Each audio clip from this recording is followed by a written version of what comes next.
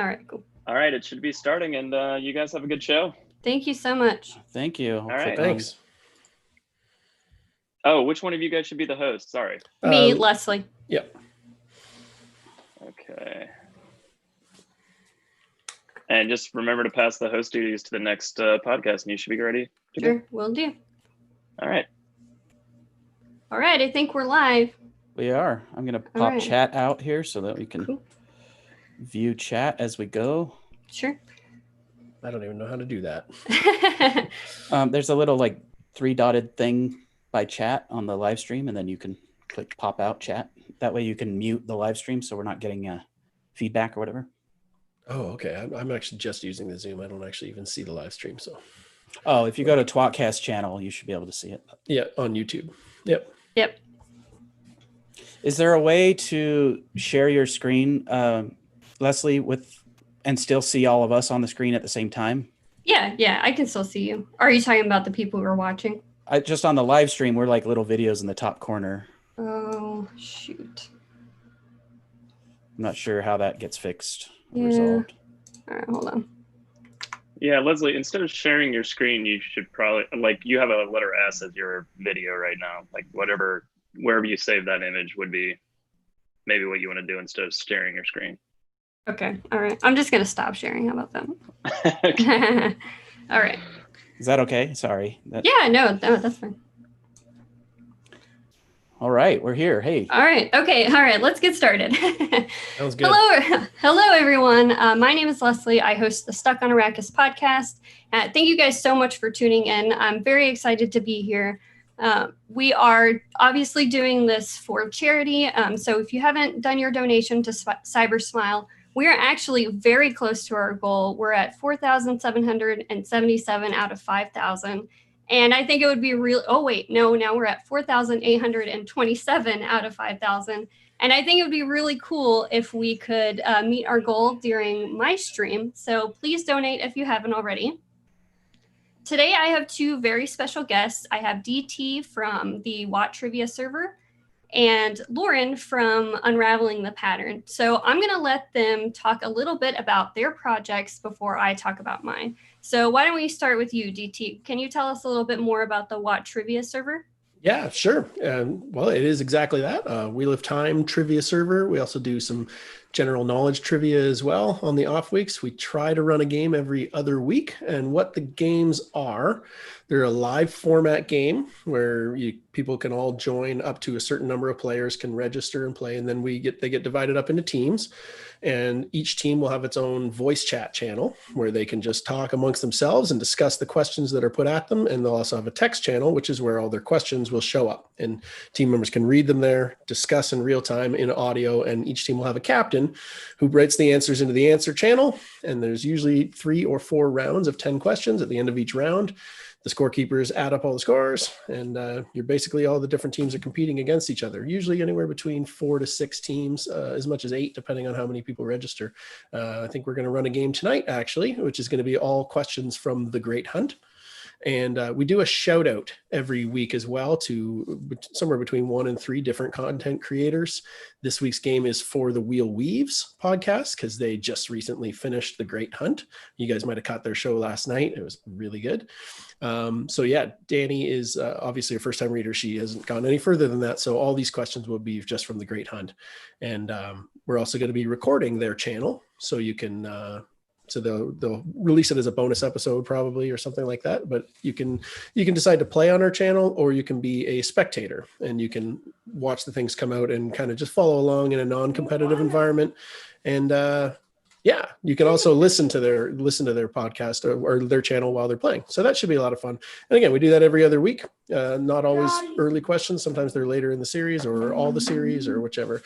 This is my son who's dropped in to say hi. Take your picture. Okay, we'll do it later, bud. Daddy! We're live streaming. Hey, this is a live stream. You never know what you're going to get. Welcome, Sheriff Woody. Okay. That's awesome. The trivia idea. It's something I haven't been able to join yet. I've been wanting to jump in. So one of these days I'm going to get in there on a Saturday evening. Just got to get my wife to go to work so that I can do it. Yeah, they're usually Saturday evenings at 8 p.m. Eastern Standard Time, but sometimes we run them at 11 a.m. We try to flip it back and forth because we got a lot of people in Europe who want to take part as well, and 8 p.m. is a terrible time for them. So we try to flip flop back and forth. And occasionally, when we can't make a Saturday to work, we usually do Sundays at 2 p.m. So kind of those are the 3 times we might end up running them. It's a lot of fun. Cool. We have a lot of time. There's also other games. Badger Reborn runs a 20 questions game on our server every other. I think it's twice a week actually. And that is a lot of fun if you guys want to do that. And we also run occasionally a drinking game, which is an invite only drinking game called Little Band of the Red Hand, which is, I like it. I get to watch everyone get wasted. Any excuse. Yeah. We've had a lot of fun with that. So. And the cool thing about it too is that you do games that are spoiler free up to earlier books. So people like me can participate because I haven't actually finished the series yet. So I think it's really nice because a lot of times people who haven't read the series can't really participate in cool stuff like that because we could get spoiled. So it's really nice to be able to take part in the community like that and not get spoiled. Yeah, for sure. Yeah. By the way, can someone just requested that we post the trivia server link on chat on YouTube?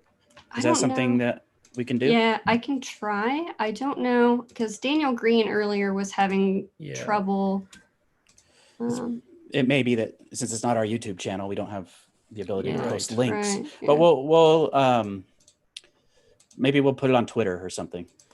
Yeah, you can follow me. You can follow the trivia server on Twitter at tWoTcast. I think it worked. We have a pinned link there as well, like where you can click on it and you'll end up in our Discord server. Awesome. All the games are run on Discord. So yeah. So it's been fun to sort of jump in to this content creator side of the community. Mm-hmm. I've been a big part of the Wheel of Time community for 20 years or something now, but more than that even. But the content creator community is just a lot of fun.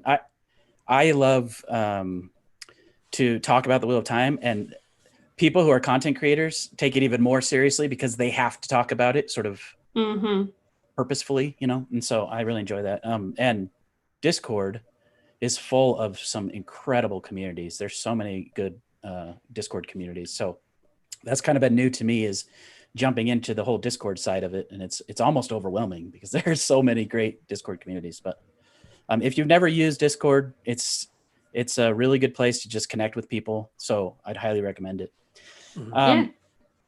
As far as what I do, thanks for inviting me, by the way, Leslie. I'm excited to be here. And it's hard to follow someone like Recapa Sedai and the White Tower podcast, isn't it? But it's exciting to be here. So, I have been creating motion graphics and animation in my career for about 15 years now. Something I love is movies and entertainment and animation. And then on top of that, I love the Wheel of Time. As I said, I've been a part of the online community for over 2 decades. So I've always wanted to start some sort of YouTube thing. And I reached out to Daniel Green like a year ago. And I didn't realize at the time how annoying that must be for him to have all these random people be like, hey, I want to piggyback off of your success, But he was so kind. He was so gracious. And he just said, look, show me what you can do. And I'd be happy to, help out if I can. And so I was like, you're right. I have to show you something. I can't just be like, hey, you want to collaborate?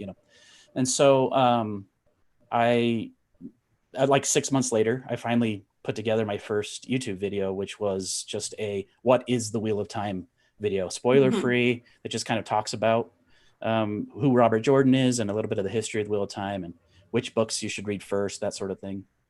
And I'm very thankful that kind of went viral quickly amongst the Wheel of Time community. And, people like Matt Hatch from the Dusty Wheel and John from What Up and Nablus, they were very kind to share it and kind of help spread the word and even reach out to me and have me on their channels and stuff. So through all that, I just realized, man, this community is awesome, right? Like, people are so nice and so willing. It doesn't matter where you come from in life. The Wheel of Time unites us all, doesn't it? It's kind of amazing, really. So I also realized I need to do the same thing. If people come to me and say, hey, let's collaborate, or if people say, hey, how did you do this? Let's talk. I need to be open to that, because essentially that's how I even got anyone to see my first video. And so Yeah. I started sort of collecting content as I do. I mean, I sit at a computer all day working on animations. I tend to consume a lot of media. Mm-hmm. I watch a lot of YouTube. I listen to podcasts, that sort of thing. And so I started just kind of gathering all those things. And I also realized my animated deep dive videos that I'm doing for the Wheel of Time are quite time consuming, and I can't release those very frequently. And so in order to kind of help my channel grow, I've tried to do what I call the Wheel of Time Roundup videos. And I'm sure I'm missing 90% of the content that's out there, because there just is so much and I can't possibly aggregate all of it.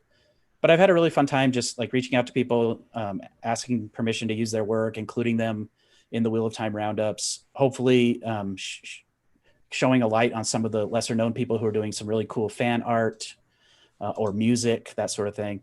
And so, yeah, about once a month now, I'm doing a Wheel of Time roundup where I just take all the content that I saw that month and I try to feature it in a sort of like, here's what you might have missed this month kind of a compilation. And that's been very rewarding and a lot of fun. And I've had some really great connections with people in the community because of that. So that's a little bit about me. Yeah, I think that's great. And, you mentioned there being a lot of content, and it seems like there's a new content creator every day sometimes, which is awesome. And I feel like our community is just going to continue to grow as the show comes out, and maybe we'll get more first time reader perspectives, like with my podcast and Will Weaves and Will Takes and Will Reads, which is, I think, great. And it's really exciting. And I think it's also important for us as content creators to appreciate and lift up our fellow content creators, because we all know, the struggles and the victories that come with putting all of our heart and soul into something that, and then putting it out on the internet, because that's terrifying, especially for me. So yeah, and it's just great. And this community has been so welcome, but I'm getting a little bit ahead of myself.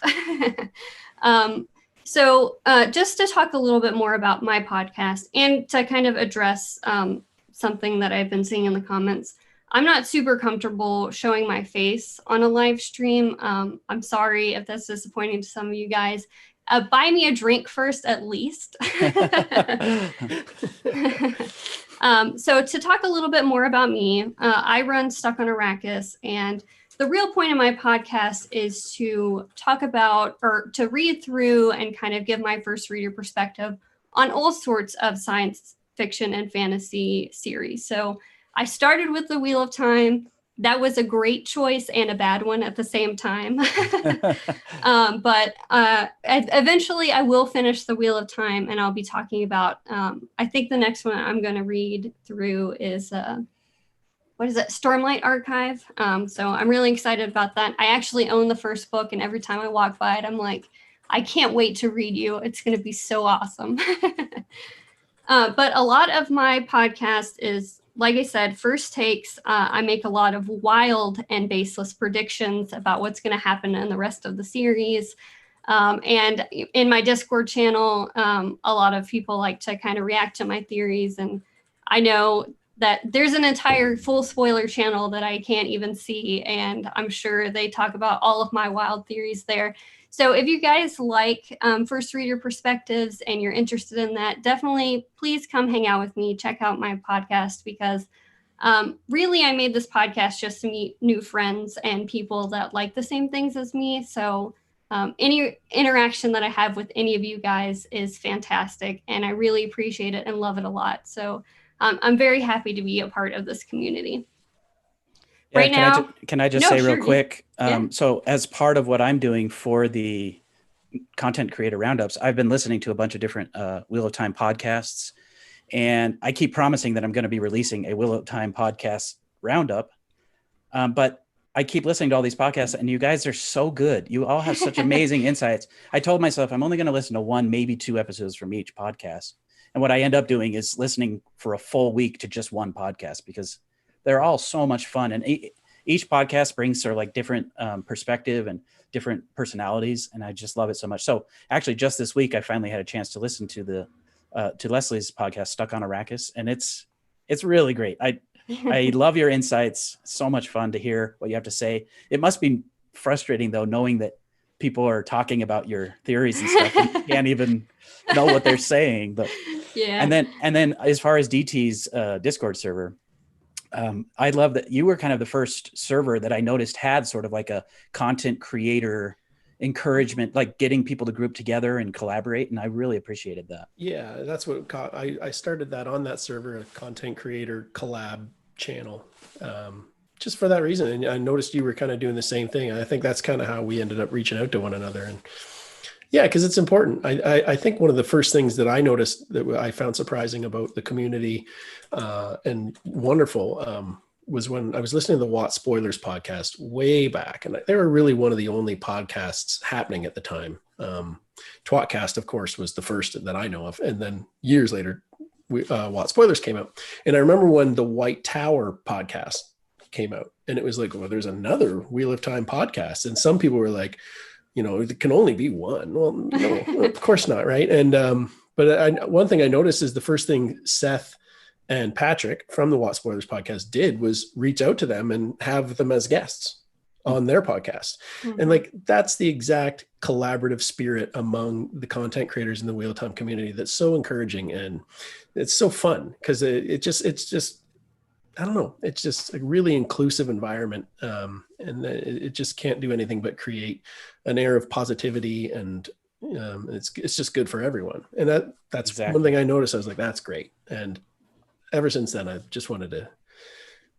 bring those communities together. The more that we can do that all around, the better it is for everyone. Absolutely. You know what I can't wait for is next time JordanCon happens. Mm-hmm. I get to meet a lot of you guys in person. I can't wait for that. By the way, I just want to point out, one of the things that makes this community so great is how kind and accepting everyone is of each other. Mm-hmm. And, you know, the charity is about cyberbullying, and we are less than $50 away from hitting the goal. Wow. So you guys, we're so close, 99% there. Yep. Just let's push it over the edge. Who's going to put us over? Who's going to put us over? DT, somebody in chat wants to see your whole shirt.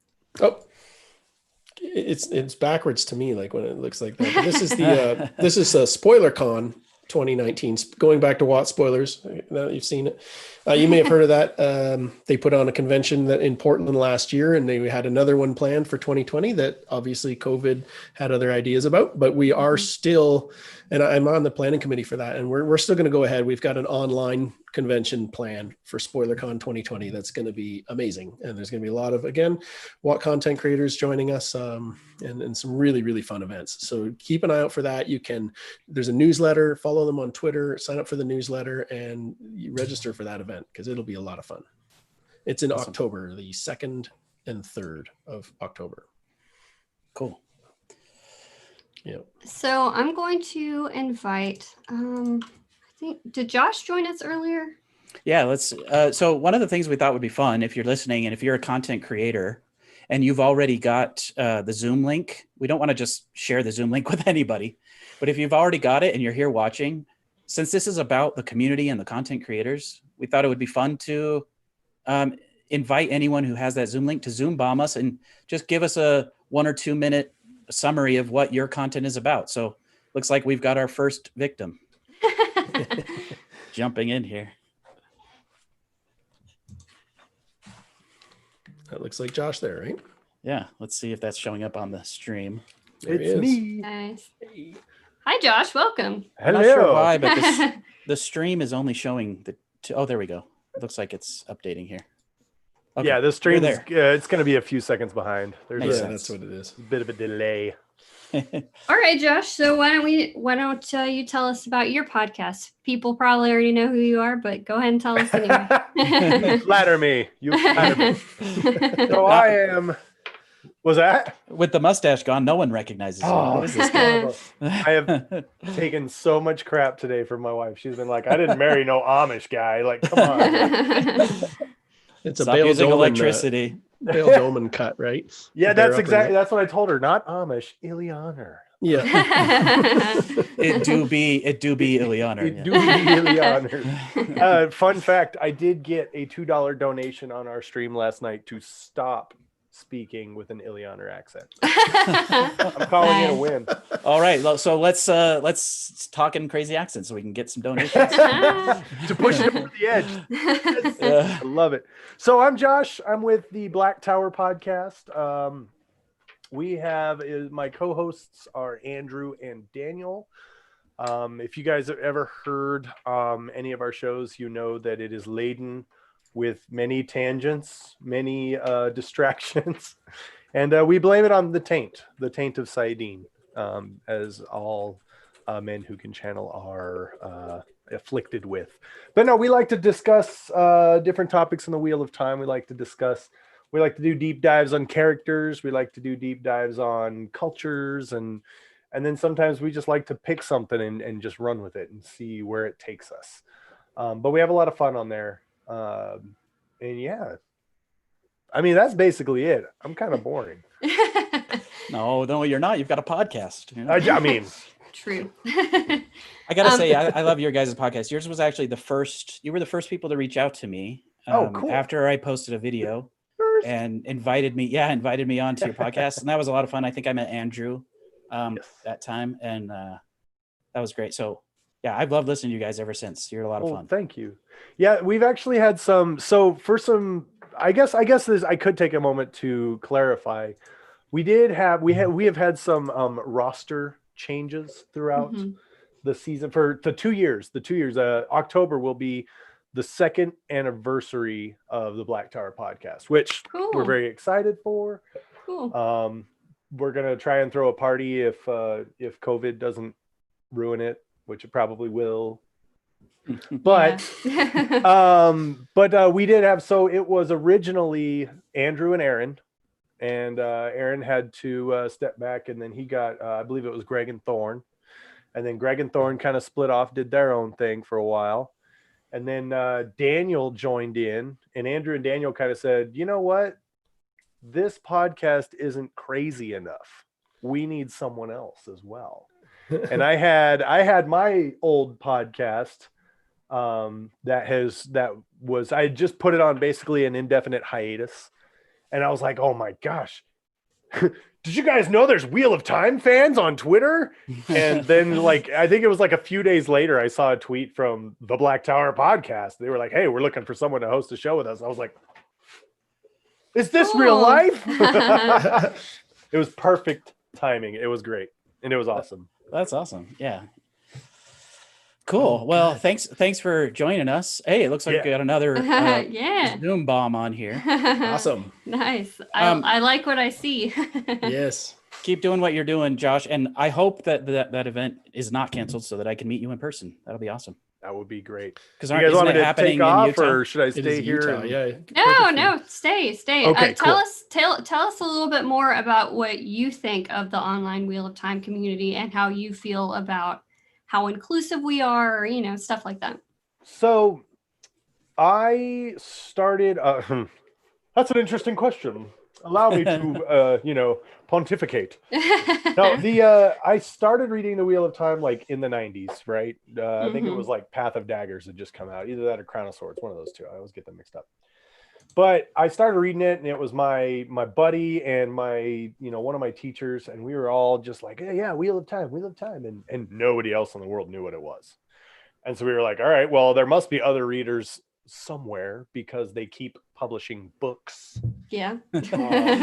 And I will admit that I found a Twitter of Time community about a year and a half ago, because Twitter was the only social media that I could get on my computer at work. And so I started messing around, and I was like, hey, by the way, some Wheel of Time stuff just happened to me. I don't know who cares. And then all of a sudden I had 8 people. Oh yeah, Wheel of Time. We're over here. We love Wheel of Time. Everything's great. I was like, oh my gosh, there's 8 people. Yeah. And then I'm like, oh, hashtag Twitter of Time. There's way more than 8 people. Yeah. And it was like, I would use the metaphor of jumping into a warm jacuzzi, because you jump in and you're warm and you're happy and you're instantly surrounded by happiness and goodness.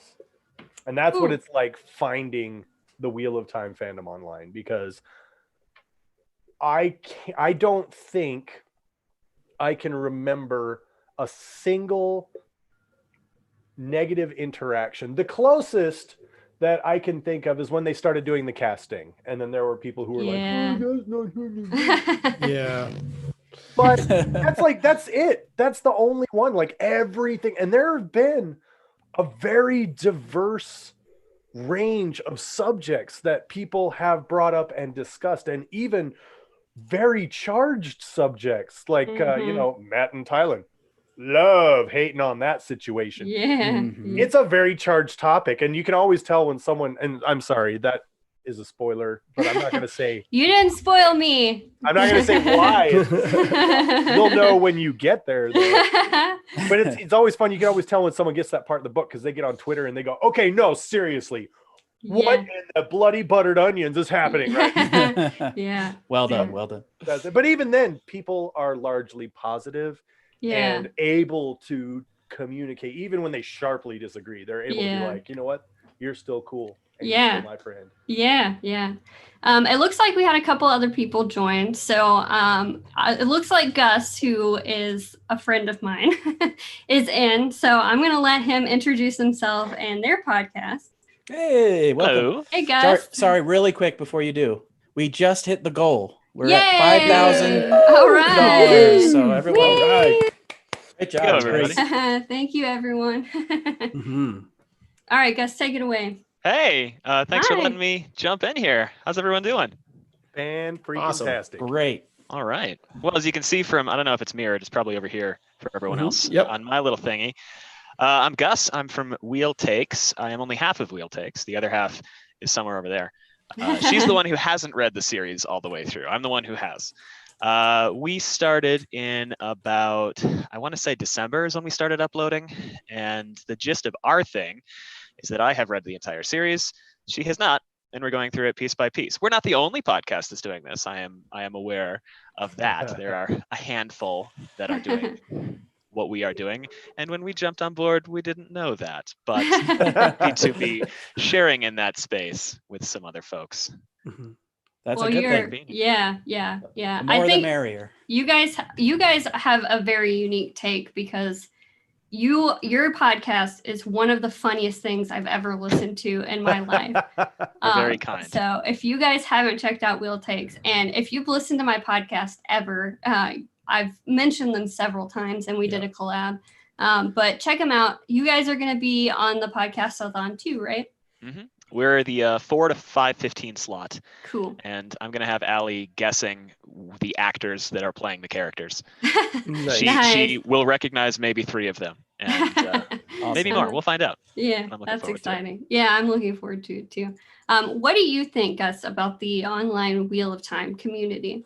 Oh my God, it's so friendly. Yeah. It's always the sort of thing, you never know what a community for anything is going to be like until you jump into it head first. Yeah. I like to use as an example the community for the video game series Doom, which you would think is going to be this really like angry, aggressive community, and it turns out it's all people who are like, oh man, you died 400 times there, I died 400 times there. You're going to get there eventually. And Wheel of Time, as such a positive and uplifting and friendly book series, is one of the things where it's not surprising to come into the community and find that everyone is just lovely and inclusive and kind.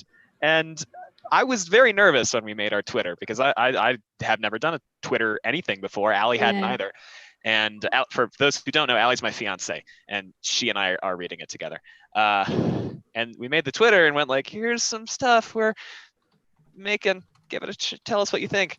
And like Narg retweeted us, and Black Tower jumped on board and retweeted us, and we had never felt so welcome in an online space. The internet can be such a scary place, but with Wheel of Time, it's really not, which was really lovely. Yeah, and it really is. Cyber smile. Yeah, cool. Yeah. And then, I'm sorry. Go ahead. No, go ahead. I was gonna introduce our other guest who joined. I don't know. Malkier, are you there? Cool. Awesome. Hey. Hello. Hello. What time is it for you? What time is it for you? It's about 6 o'clock at night. Oh, not too bad. Not too bad. Yeah. So Yeah, I've actually snuck out of the kitchen at work to hop on and see you. Wow, thank you. Awesome. Thanks for coming. Well, yeah, I was up. I mean, I got up at like 1 o'clock in the morning to watch everything, and then I joined in with the Way of the Leaf guys, and had an absolute blast. And then we had the whole debacle of everything going chaotic, which we fixed. Thank you everybody for that. Yeah, and then I had to dash off to work, so I've just been like ducking out the kitchen every 2 seconds to be like, what's going on? Have we reached the goal? And we've reached it, so that's awesome. Awesome. So great. I'm glad you joined us. Yeah, thank you for joining. Can you tell the audience a little bit more about your YouTube channel? So my YouTube channel is all about cooking Wheel of Time food. So I've done things like honey cakes, meat pies, sweet and sharp pork, all sorts of things. I did tea this week, Wheel of Time teas. Cool. All sorts of things like that. I've got some plans for cocktails. I'm making a cake for the Black Tower guys, which is quite massive. Practice that one. Life-size Black Tower. That's right. Maybe not life size, more just the amount of components is pretty huge. Awesome. So yeah, definitely going to practice that. But yeah, I've had a blast today. It's been so much fun watching everybody, and just having a great time talking Wheel of Time. It's brilliant. Awesome. Oh, so glad you could join us. The real question is, do you have a recipe for fork root tea? I do. You'll have to. It's in my video. I made a recipe for fork root tea. You just did a video about tea. Yeah. So yeah, you'll have to have a look. It's in there for sure. Yeah. I'll pass. Okay. Fair enough. Hey, who's this? Oh, Right, hey. I'm gonna dash. So Hey, thank you for joining us. Thank you Get for back joining. to work. Get back to work, you. Hey, Nablus is here. Yeah, we have another What's guest. going on, peeps? Thank you for joining. I figured I'd pop in. I'm going to be in and out of a few more of these today. So Cool. uh, Yeah. I Thank you figured for we were joining. talking creators. I'd pop in and say hi. Yeah. I'm sure everybody already knows you, but can you talk a little bit more about your YouTube channel? Well, I do lots of Wheel of Time stuff, which we all do, right? Deep dives, new stuff. I've been doing YouTube now for, I think the Black Tower and I both started at like the same time, because I remember going on there like 2 months after I started my channel. Like I think I went on the Black Tower podcast. It was like the first collaboration I ever did. Cool. But yeah, we're coming up now on 2 years and building a website. And I figured I would throw this out there because I know a couple of you guys. I know DT, I know Lauren, I know Black Tower. You guys we all have your pages made for the upcoming Wheel of Time site that we're putting out, but we're definitely promoting creators. So I don't think I have anything from you, Leslie, and I don't think I have anything from you, Gus. So make sure to shoot me a message after this. We want to promote the crap out of you. So yeah. Sure. Yeah, absolutely. I'll Too definitely supportive. do that. Yeah. Can you talk, Nablus, a little bit more about thegreatblight.com and what it is? Yeah. So what, come back.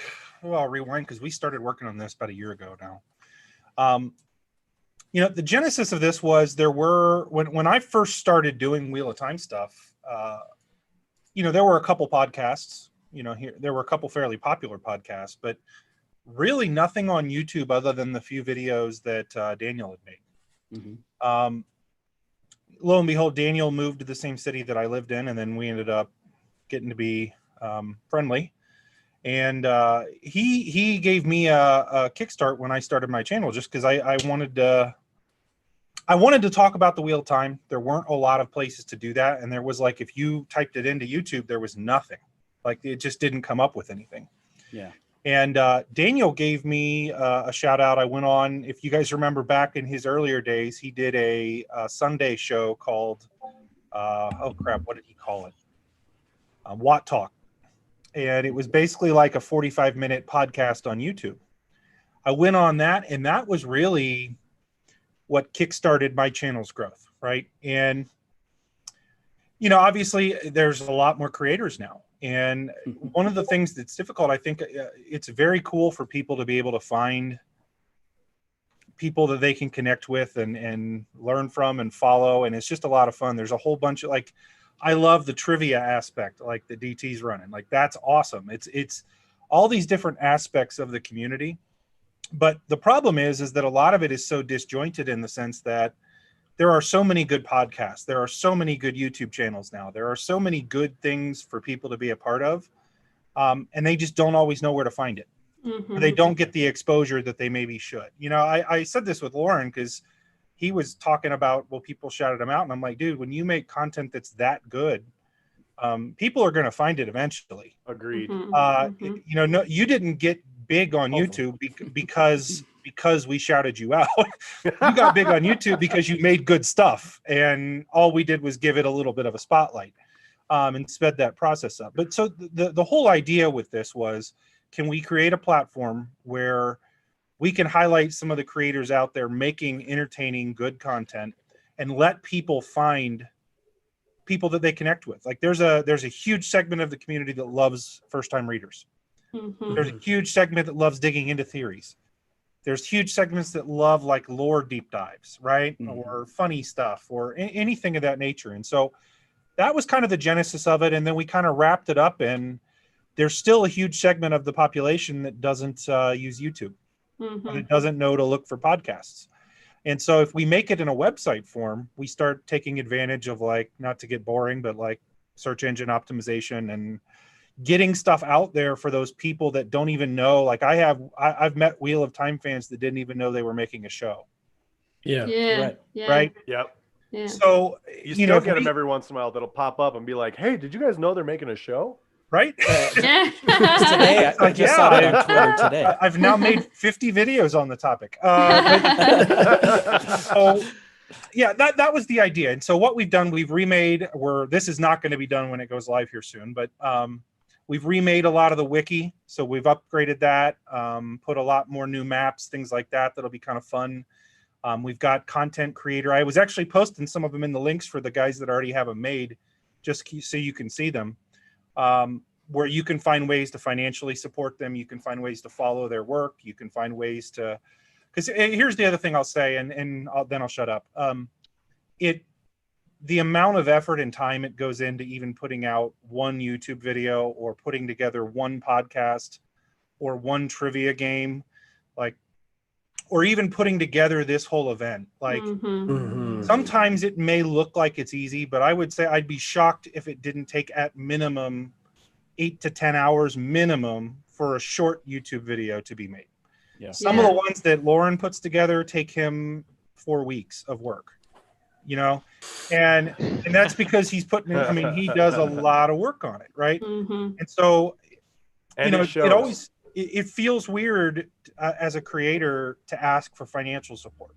I have no shame, but all the rest of you, I want to be able to say to people and make that reality. Like, if there's a creator out there or that you enjoy their stuff, support them financially, even if it's a little bit, because it does mean a lot, even if it's you're able to do $1 a month or $5 a month. And you know, obviously, when I love the fact that this community can come together and support charity. You know, it's crazy. I did a charity thing. I work with Make-A-Wish, and we did a support thing last fall, and we raised roughly about $5,000 too. And that's this community. It just comes together, and so I hopefully this becomes the norm. Yeah. It's just, okay, now what are we raising money for? What are we supporting? Because that's real community. So yeah, I agree. And speaking of the Blight, I feel like there have been a lot of people kind of coming together to try to make the content creators easier to find. And DT and I actually created the WoT fandom calendar and the WoT fandom Discord in order to do exactly that. It's a big directory of all of the content creators that we could find, as well as a calendar where you can go look at the live events that are happening in the Wheel of Time community this week or this month, or, you know, this weekend or whatever. And that's something that we're tremendously proud of. And DT, I want you to talk about this a little bit more because I haven't heard your voice in a while. Sure. Yeah. I got the idea when I started the trivia server, and I was trying to pick a time to run the first few games. And the first thing it is, I picked, like, I don't know, a Wednesday night at 9. And put it on a few servers to come out, and very quickly found out, oh, the Dusty Wheel's on at that time. Okay, I wish I'd known that. And then I changed it to a different time, and then the same thing happened for a different, I don't remember who else, but had a video, and they're like, oh, they always do it at that time. Oh, like the problem is to try to find out what everyone's doing and when. You need to be in 100 different servers and keeping tabs on each content creator specifically. And that can be really difficult. It can be a challenge. And I thought it would be really great. Like, I use a calendar on my phone, which I think a lot of people do. For myself, just to set a timer for anything. And I thought, what if we created a calendar that all the WOT content creators had access to, and they could all post, okay, I'm going to be running a trivia game this Saturday at 9:00. I'll make the event in the calendar. And Nimblis, when he was going to say have a live video out or whatever, he can do the same thing and put it in the calendar. And Dusty Wheel posts his on our calendar. And then any fan can get the link and integrate that right into the calendar that they already use on their phone. It's a little clunky at times because everybody uses slightly different hardware and software and whatnot, whether it's Android or iPhone, or they're using a third-party calendar app. But if what we're running the WOT fandom calendar off of is a simple Google calendar, and it is possible to pretty much integrate it into any one of those. So quite simply, if I click it on, it's going to add it right into my normal events. I'll see that I have a dentist appointment, and also that Daniel Green's live that night, or whatever it might be. That was the idea anyway. And it's the kind of thing that it really requires a lot of collaboration between the content creators, and that can be difficult. But I think doable, especially in this community, perhaps that, if we can get enough on board to really make it a worthwhile tool for the fans to be able to just add seamlessly into their everyday life. We're working on it, and I think it's coming along. The other part of that goes with it is the Discord server that we created called the WOT Fandom.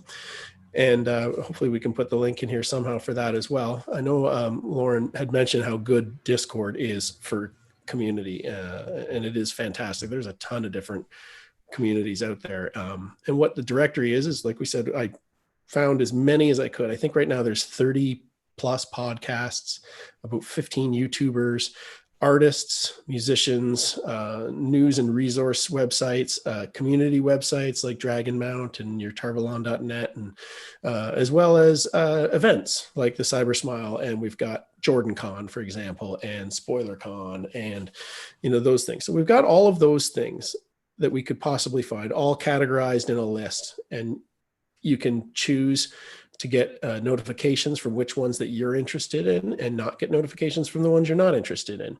And we're trying to automate it. So whenever somebody posts a new video, for example, like the Wheel Takes, we have your RSS feed in there, and it will automatically push out an update every time you guys release a new episode.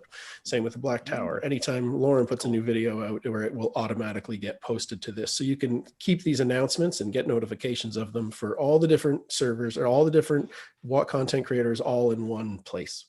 And also collectively, where the WOT content creators can all find a place where they can locally be as well, and keep all that in one place. Anyway, so that's kind of where we're going with it, and so far it's going well, and I think it'll take a lot more time to build, and hopefully a lot more people join in, but I think it could be useful for the community. I know I would have found it useful when I was starting out. Yeah, for sure. And Josh, the Black Tower podcast, also created a sort of content creator Discord channel, Discord server. Yes. Can you tell us a little bit more about that? So Andrew and I apologize for my eyes here. I got some allergies today, and my eyes are not happy with me right now. So the mustache was protecting you from the allergies. It was my last line of defense. So Andrew and I were having some delicious rum beverages late one night, and Andrew says, "Hey, what if we had a Discord where all the content creators could just come and meet each other virtually, and then we could like collaborate with each other, and we could also use it as like a tips and tricks, how to, hey guys, I tried to do this, it doesn't work, can you guys help me troubleshoot this?" And so I was like, dude, that's a pretty freaking awesome idea, let's do it. And he's like, I just did it, here, I'm inviting you in. And so then for like the next week, it was a matter of reaching out to everyone we could think of and saying, who's available, who wants to come out, who wants to join in this. And it's just really evolved into a pretty big thing where we've got a lot of people are involved. First off, all content creators are welcome. So if you haven't received an invite and you would like one, I promise you, we did not ignore you. We just didn't get to you yet, or we didn't know you existed. But we still That's a real you. problem. It is. But everyone is welcome. If you want to, you just reach out to us. Anybody, I think, Lauren, you're in there, right?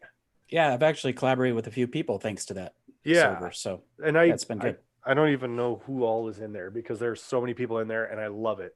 But if you're in there and you know of a content creator that's not in there, please feel free to reach out to them. If you're a content creator and you're not in there, please reach out to us and get in there. Because like I said, it's just a big place where all the content creators can get together and they can say, look, I'd like to collaborate with so-and-so on this. And you can jump in there and meet up with them. And there's also, like I said, some tips and tricks like, hey, I'm using this program and it's not working for me. You guys have a better one I can use. And we've had a lot of really great conversations there. So that's a really good one. It's called The Link. See what I did there? It's an exclusive club. It's an exclusive club open to everyone.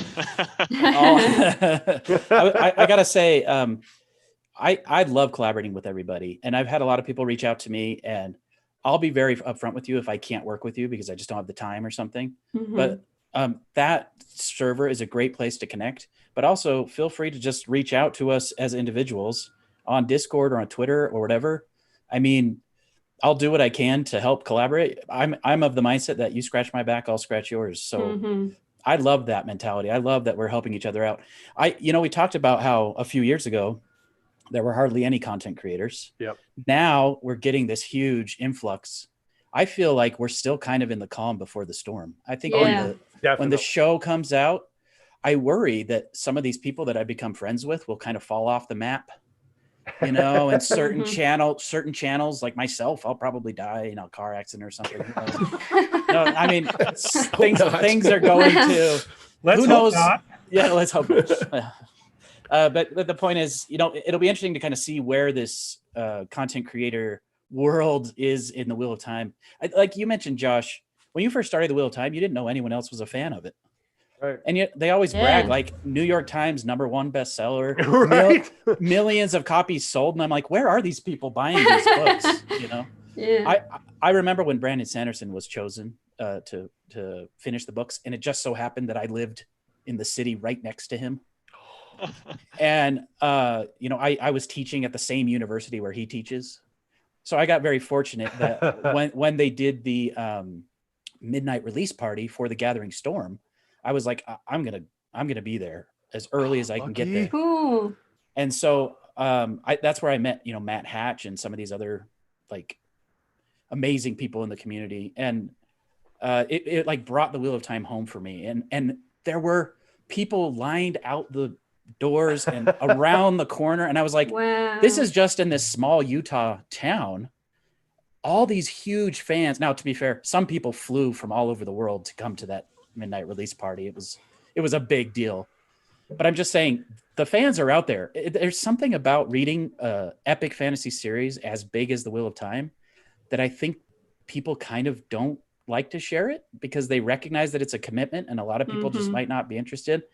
But every once in a while, you'll see a person like reading The Eye of the World or something, and you give each other that look.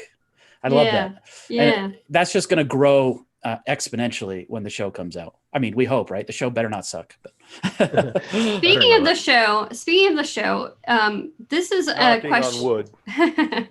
This is a question that I want to ask really all of us, and I definitely have an answer. But what is the thing that you're most excited about, or that you anticipate the most that will change in the fandom or increase in the fandom once the show comes out? So for example, mine is I love cosplay, and I'm super excited to see the costume design in the new show and to see people cosplaying my favorite characters. And I know that there's a little bit of cosplay that happens already, but I just feel like with the show, we're going to get so much awesome cosplay. And that's what I'm really excited about. So I guess I'll just go in order. DT, what are you most excited about? That's a good question. I think I'm most excited just about how much more of a household name it'll become. It's kind of, I get frustrated, the Wheel of Time, and I'm so tired of trying to explain the Wheel of Time, because it's really hard to explain a 14-book series in a couple sentences, or just to really get across how awesome it is or how meaningful it is. And I think once it's a show out there, I'm hoping that that's just simpler. Or I'm looking forward to that anyway. Yeah, I agree. Lauren, what about you? I want to see 3 seasons of Elaine taking baths, personally. That's the thing I'm most excited. In all seriousness, I know a lot of people are very concerned or hesitant about the VFX, but that's kind of what I do, and so, man, I'm excited about that. And after some of the leaks and announcements we've seen from various studios and other things that are involved, I mean, they better not do anything other than hit this out of the park. I mean, they have everything lined up to make this bigger than Game of Thrones. Now we're in a different landscape. Amazon is a little less popular and a little different than HBO was at the time that Game of Thrones came out. But I still think these great shows, they come out, and it doesn't matter if Netflix has 8 billion shows. Stranger Things stood out and everyone watched it. Right. And I really hope the same thing happens with the Wheel of Time. Yeah. But for me, it's the VFX. I want to see the One Power. I want to see traveling. I want to see wolves communicating somehow. I don't know how they're going to do that. I want to see Shadar Logoth and the Mashadar and all these things. The Black Wind. Frankly, I don't want anything to be cut at all from the books. I want the show to go for 25 years. Same. I'd be okay with that. Yeah. Josh, what about you? Oh, geez. Honestly, I was so excited.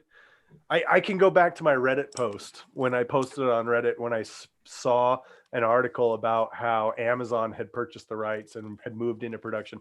And my tagline on it was, I want to believe. Yeah. Because, you hear, our hearts have been broken so many times hearing it's going to happen. And so just the fact that they're making a show really got me excited. But there were 2 moments that really threw me over the edge. And one of them was when Rafe Judkins sent out a tweet, and he was talking about the first time he saw the One Power being channeled. Yeah. And he screamed. He said, I screamed. It was just amazing. And I was like, oh, I'm so excited. I'm getting excited. And then Daniel Henney talking about in his Instagram live, talking about the sheer physicality of some of the things that he was required on set to do, things that he didn't know he could do. When they told him, you need to do this and this and this, he's like, I can't do that. And they were like, no, you can. You're going to do this and this and this. And they were able to draw that out of him. And that speaks to a very talented production crew who is really pushing to make sure that they produce the best of the best. And so those 2 things, seeing, just the physicality, because when we have, situations with like the Aiel and Lan, and now we've got channeling involved, and I cannot wait to see, sword forms translated onto screen and all these things. I'm really super excited to see that. Yeah. I think the first time I was like, oh my God, this is really happening, is when they cast Rosamund Pike as Moraine, because what a fantastic casting. That was that. Agreed. I mean, whenever they announced that, I was like, okay, so this is going to be awesome. Gus, what about you? What are you most excited about? I'm excited to see all of the new exciting ways that people spell all the names. Or pronounce them. I feel like I get plenty of that because I read Allie's notes, and she is beautiful. Elida starts with an A, which it could for all she knows, it could. I'm honestly, I am most excited about just the new fans and the people who that's gonna be great, are gonna come in and go like, hey, have you guys heard of this?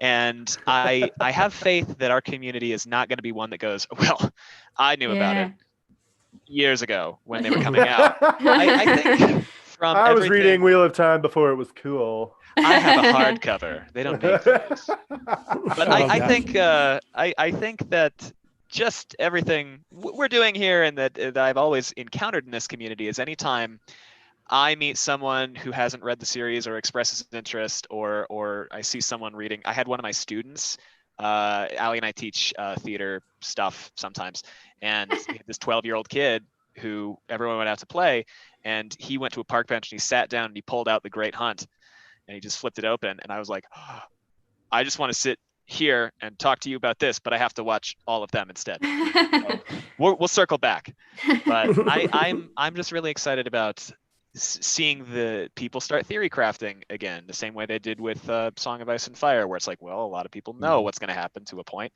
but we're not going to tell you. We want you to have fun, and if you want to find out, you can read the books. Just the vibrancy that I think it'll lend to the community. Yeah, and I feel like, I read Game of Thrones before the show came out, and like no one knew what Game of Thrones was. And then all of a sudden I had all of these people to talk about Game of Thrones with. Yeah. So I'm hoping that the same thing happens, and I'm sure it will.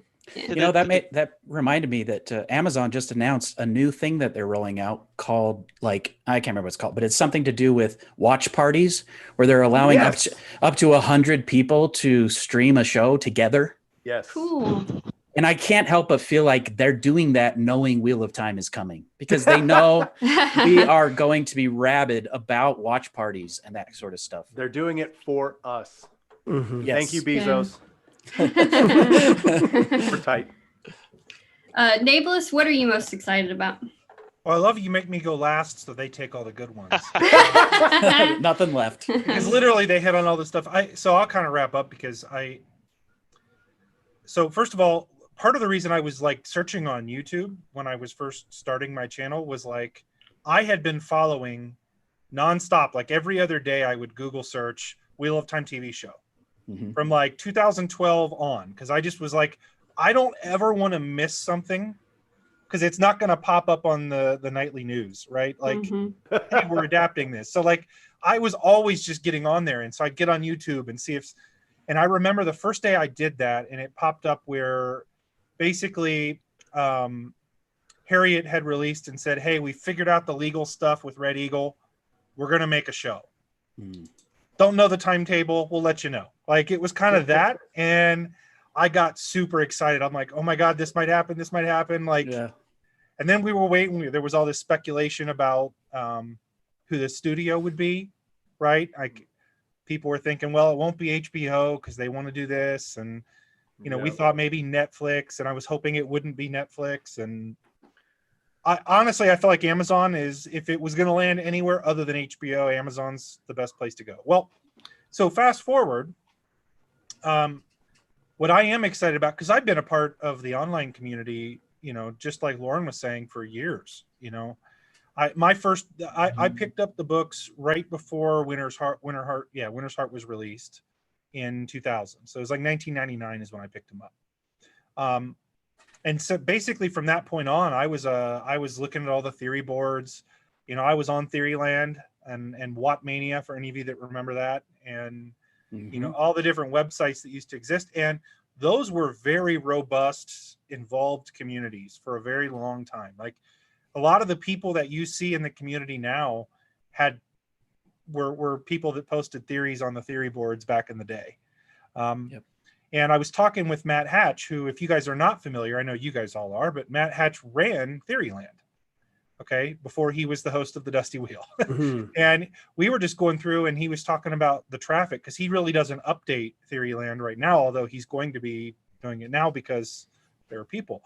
And he was amazed. He went and looked at his traffic just to see what was happening still. And there were tons and tons. I forget the number that he gave, but there was a massive uptick in the number of active people getting on and looking at old theory posts. And so to your point, I think it was Gus that had said this, but the community is going to come alive again with new people talking, people getting on websites, people watching videos, people listening to podcasts. My goal, I said this on the Dusty Wheel the other night, my hope for the series, if we look at Game of Thrones as kind of a blueprint, right? I think I'm never going to say I think it will be as popular as Game. That might have been a once in a lifetime occurrence with Game of Thrones. Right time, right place, right genre. Do I think Wheel of Time is a better story? Yes. Does it have the potential to be that? Yes. But if we got anywhere near that level of success, I know from a creator standpoint, there's going to be a lot more of us, and the ones that already exist are going to be a lot busier, and the fans are going to be a lot busier. But I am just excited in general for where we're going to have a lot of new people, like you were saying, Leslie, a lot of new people to talk about the series with. I'm excited about that. I don't know. Lauren mentioned, so he hit my first thing. I don't know how you're not, like, if you pay attention to special effects work and the companies they're hiring, like, awesome. They are not sparing expense here. Mm-hmm. Like, I know people are thinking that this is going to be the Shannara Chronicles from MTV for some reason, and it's like the budget. The budget for the Wheel of Time series for one episode is higher, most likely, than the entire season of Shannara Chronicles. Okay, this is in a different stratosphere. Yeah. Now, so they better not screw it up because they have everything going for them, right? Like, you have an Oscar winner as your lead actress. You've got some of these famous international actors. I know a lot of Americans are not like as pumped about some of the casting. That's because you don't pay attention to international actors. Alvaro Morte is as famous as they come, right? Like, these are people that are huge in other countries, and the fact that they're on this show, like, they're doing everything right, from hiring David Buckley to score it. Like, all of these things are good. We just, like, I just hope to God, like, don't screw up the writing, direct it well, and damn, this is going to be good. Like, I'm excited. So. Yeah. And I think, speaking of Amazon, I think the reception to the news that Amazon was picking it up was a little bit lukewarm. And I feel like Amazon has a lot of great shows. For example, Man in the High Castle was adapted from a book, and I think they did a phenomenal job. And I really like Transparent. I thought that was a great show. So I'm excited, and I think that they're going to do a great job. At least I hope so. But everything that I've seen so far has only given me hope. Like, nothing has upset me. So I'm really excited too. And they've got the Expanse now too. Yeah. Oh, yeah. Oh, I've been meaning. I need to pick that one up. You do. The Marvelous Mrs. Maisel. If you haven't watched that, you are missing out. That is an exceptional show. And then there was another one. This is not Amazon, but Outlander. Have you guys watched Outlander? Not yet, no. Great quality. If they have the sort of like the costume quality and sort of the production quality that show has, I mean, we're in good shape. Leslie, did you specify, like, what are you most excited about? Cosplay. Oh yeah. Costumes. Yeah. Here's another question that I thought would be fun. And I want to go through the list again, but what content creator, Wheel of Time content creator, do you think does not get enough love in our community and that you would like to boost? Nablus, I'll start with you. We'll go the other way. You're going to get me in trouble. Right off the top of my head, the first ones that come to mind are DT with What Trivia and Games, Unraveling the Pattern, Black Tower. That's so weird. Those are the ones that come to mind. Hey. Off the top of my head. Now, I feel weird saying this because, Brian is blowing up, but Real Talk with Recap of Sedai is probably some of the most original content out there. First of all, I love the perspective. I love how fucking hilarious it is. Sorry. All of that is like, I love new takes on content, you know what I mean? Like, doing something that's just different from what everybody else is doing and giving a different take. And man, I love what Brian is doing. Yeah. I agree. Yeah. And the thing that is great about Recap's channel, and I'm going to sound like a broken record, but I cannot say enough how much I appreciate people who mark spoilers and try to make content that people like me who haven't finished the series can also enjoy. And it's getting a little bit easier for me to avoid spoilers as I get through the series because less and less spoils me. But it's really important for me because, there are so many great podcasts that I literally haven't listened to because I absolutely cannot. Yeah. You don't physically have enough time.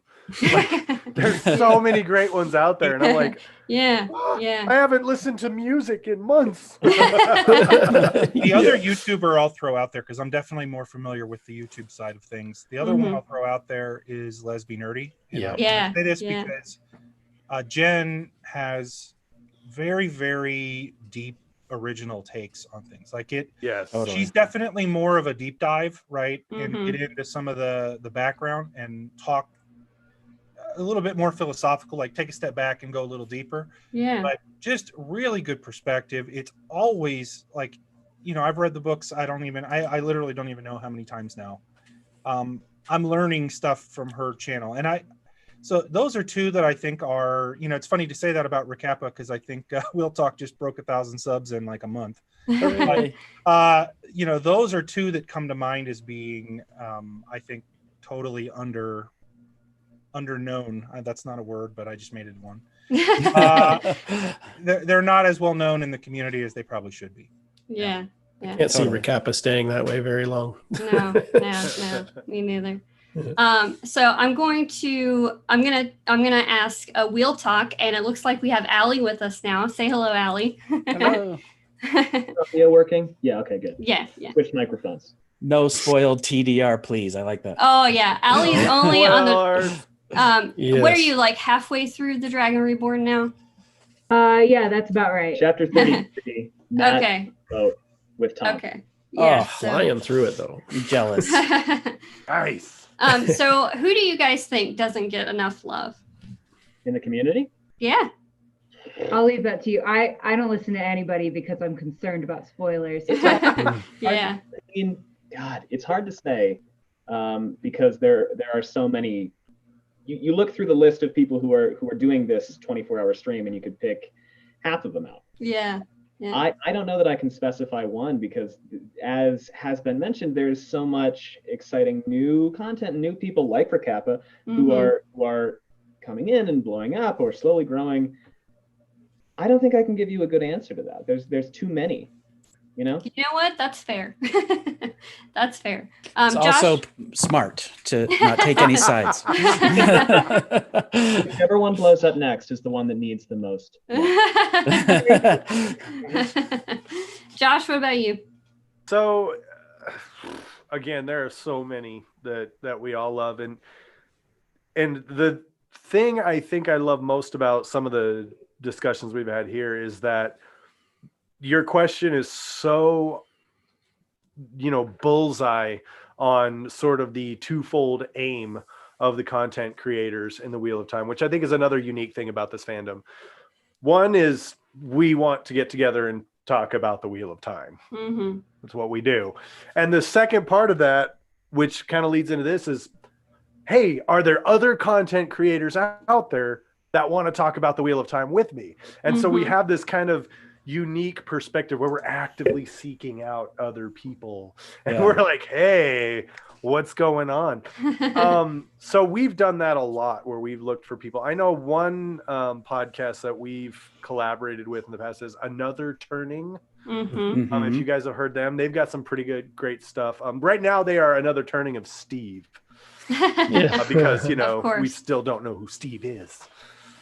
But really, we all need love, right? Yeah. Go out, find those content creators. You guys, if you're toying with the idea of becoming a content creator, reach out. I promise you, I have not yet run into someone who will tell you to pack your bags and get off their doorstep. It's been so amazing knowing that I can go, hey, I'm going to reach out to this guy and see if they want to work with us. And they're like, let's do it. It's just great. I love it. Yeah. Lauren, what about you? We got like 2 minutes, I think, right, to wrap up. So sorry. No, not at all. This has been so much fun. Thanks again, Leslie, for inviting me on here. Yeah, of course. I agree with everything everyone has said, and I love all of the content creators, and I could never pick just one. But no, I do think Rick Capacity, Leslie Nerdy are awesome. More people need to subscribe to them. But another one that I've enjoyed is they're pretty new to the scene is the Way of the Leaf podcast. One of the things that makes them fun is they decided to kind of do a podcast / YouTube channel, and they decided to just do like puppets because they had a bunch of puppets for some other reasons for their jobs or something. And man, it is so much fun to watch them. They're two brothers who just really enjoy the banter, and the puppets are hilarious. And they've been doing these political ads recently where they're trying to do like who should be the mayor of the two rivers, and they're so hilarious. They are. And so I wanted to give them a shout out. They're a lot of fun. Cool. DT, what about you? Well, actually, you guys have taken some of my off my list, and I couldn't give you one either, but I could give you a couple more for sure. One of them is the High Inquisitor on our trivia server is Morgan the Grey Warder, who is the podcast of the Dragon. She had a segment in the middle of the night. I don't know if you guys managed to catch it, but man, I'm so glad she started a podcast. She is like an encyclopedia knowledge person on this series and has just a real depth. Like in her, I think the podcast is called An Analysis of the Wheel of Time. That's really an apt way of saying what she does. She's not doing the same thing anyone else is doing. If you listen to her podcast, you'll pick that up pretty quickly. And I really, really enjoy her stuff. So she's definitely one I would look for as well. One that isn't on this list that I've come across that's doing something completely different is Wheel of Mind podcast. And what they're doing is they're going through the series, but following specific perspectives. So I think the first one they did, I can't remember exactly which perspective they did because it's been a month or so since I looked at it. But like, for example, they'll start with Matt, and they went through the whole series just following the Matt POV. And when they finish, then they go back and now they're doing Rand or whatever. So that's just neat. I know people have talked about reading the series in that order. I don't know anyone who's actually done it, but they're actually doing it. So that's kind of cool. That's cool. And another one is the Wheel Reads, who's I see joining us right now. Fantastic. And I'm really excited these guys are following us, and I'm looking forward to listening to that. Nice segue. So we're going to turn it over to the Wheel Reads. Thank you to all my guests for coming and also popping in. I appreciate you guys being here because otherwise it would have just been me talking. Which is not a bad thing. Thanks for inviting me. No. All right, so we're going to turn it over to the, hold on, I just unplugged my headphones on accident. Over to the Will Read. Got a technical malfunction. In the last minute. That's right. All right, so thank you guys so much for listening. Please check out my Discord, check out my podcast, follow me on Twitter. Thank you guys so much, and Will Reads, take it away. All right. Thank you guys so much for the intro. See you guys. Thank you, Leslie. Bye. Alan looks so professional. Thanks for the shout out, guys. Yeah, that was great. So it looks like we got Chris driving, so don't get in a car accident.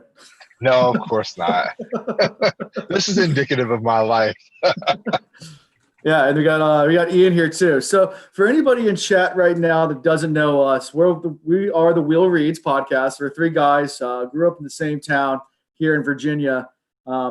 Myself, I'm a veteran Wheel of Time reader. I've read the series one time all the way through, and currently working on a few rereads at the same time. And actually my first listen through with the Michael Kramer audiobooks. But Chris and Ian, who are also here with us, going by Honey Badger as Ian, they're first-time readers. So as far as I know, they're not watching the chat for the YouTube. So I'll be monitoring that this entire time, but they can't see. So feel free, unless there's first-time readers in the chat, leave that up to you guys. But where we are on the books, we've got through Eye of the World, and we're about 10 chapters into The Great Hunt. So kind of just getting our feet wet with everything. But before we get into what we have planned for today and things of that nature, just wanted to kind of go back to talk about why we're doing this. I know every content creator's come on. If you happen to be on late last night, you saw a couple of us sing a really horrible rendition of Creed with the Leaf Brothers. I was on there, I think at 3:00 in the morning, my time. So I'm a little tired. Coffee's been my friend today. But yeah, it's been a lot of fun doing this. Of course, the the puppets did strip for donations as well. But what we're doing this for is a charity, and that's Cyber Smile. So I'm sure you've heard a lot about it all day long. If you're just tuning in, it's a great organization. We're still raising funds. Last time I checked, we went through our goal of $5,000, but we could always do more. So yeah, keep donating, donate often. And I'm going to let Chris and Ian introduce themselves and talk a little bit about themselves as well, just so you can get to know them a little better, and then we'll just go into. So guys, talk about whatever you want. Tell them who you are. Ian. So I'll start with, man, I'm probably one of the most technologically illiterate people that have ever done something like this. Case in point is just now when Alan was doing the intro, you probably saw my mouth move a couple of times because I had a funny joke to interject, but I was muted. So, and I was like, dang, Alan just keeps talking over me. I guess he doesn't want to hear what I have to say. Although one of them, he was talking about how we're first-time readers, and I just want to clarify. Chris has read many books. This is his first time reading Wheel of Time. This is actually the first time I've ever picked up a book. So technically I'm on my second book. And the whole letters thing turning into words, like, wow, it's blown my mind, really. But it's kind of cool, you know. A couple chapters a week I get to escape into this fantasy world, and it's a pretty awesome one. So yeah. I love how you put it, a couple chapters a week. Yeah, I know. That's absolutely correct. We probably have plenty of people watching that maybe haven't followed our podcast yet, but we talked about it early on, and it comes up in Discord all the time. Alan is a dark friend, and he tortures us. And most of you all probably read this series like I read books or have read books in the past, and just plow right through it. I know it's 15 books or whatever total, but I would, within a couple of months, probably finish this series if I wasn't doing this podcast. But Alan will give us 2, sometimes 3 chapters, and the way he divvies them up, sometimes it's very difficult to stop, and it's extremely painful. But it's also interesting at the same time. I've never gotten this in depth in any book ever before. Normally I go so fast I miss a lot of good stuff and have to go back and reread, or somebody will tell me something that happened in one of the books I just finished, and I'm like, no, bro, that never happened. And I flip through it, I'm like, yep, yeah, it happened. I totally missed it. I was going too fast. So this is different. Yeah, loving it. Yeah. Well, Chris, introduce yourself. Yeah, so my name is Chris, and I am the resident busybody. So you have to excuse my you have to excuse but excuse me, having some audio problems. Hold on one second, let me get reconnected here. So sorry, guys. Okay. A little technical difficulties. We have he's our tech, of course, he's Chris our tech driving, guru doing too. everything at once. Chris stays busy, so indicative of what we normally do. We have to reconnect the coupling. Yeah, reconfigure the power couplings. Reconfigure the power couplings. So again, my name is Chris, and I am the resident busybody. I'm actually going to be doing a multitude of things while we're on today, one of which is training with my church for some audio visual stuff. Believe it or not, they're putting technology in my hands at church. But as Ian alluded, I thoroughly enjoy being engaged in readings. I've read fantasy books for as long as I could read. Of course, all-time favorite being Harry Potter, because that was like one of the gateway drugs to fantasy in general for people my age. And then it kind of evolved. I took a shift and wanted to find something a little bit more adult, so I started reading some of the Dungeons and Dragons books and ventured my way towards reading Margaret Weiss and Tracy Hickman, who do a lot of Dungeons and Dragons. So I've probably read at least 55 books there, if not 60. But when Alan came to us with this opportunity, I really just laughed at him.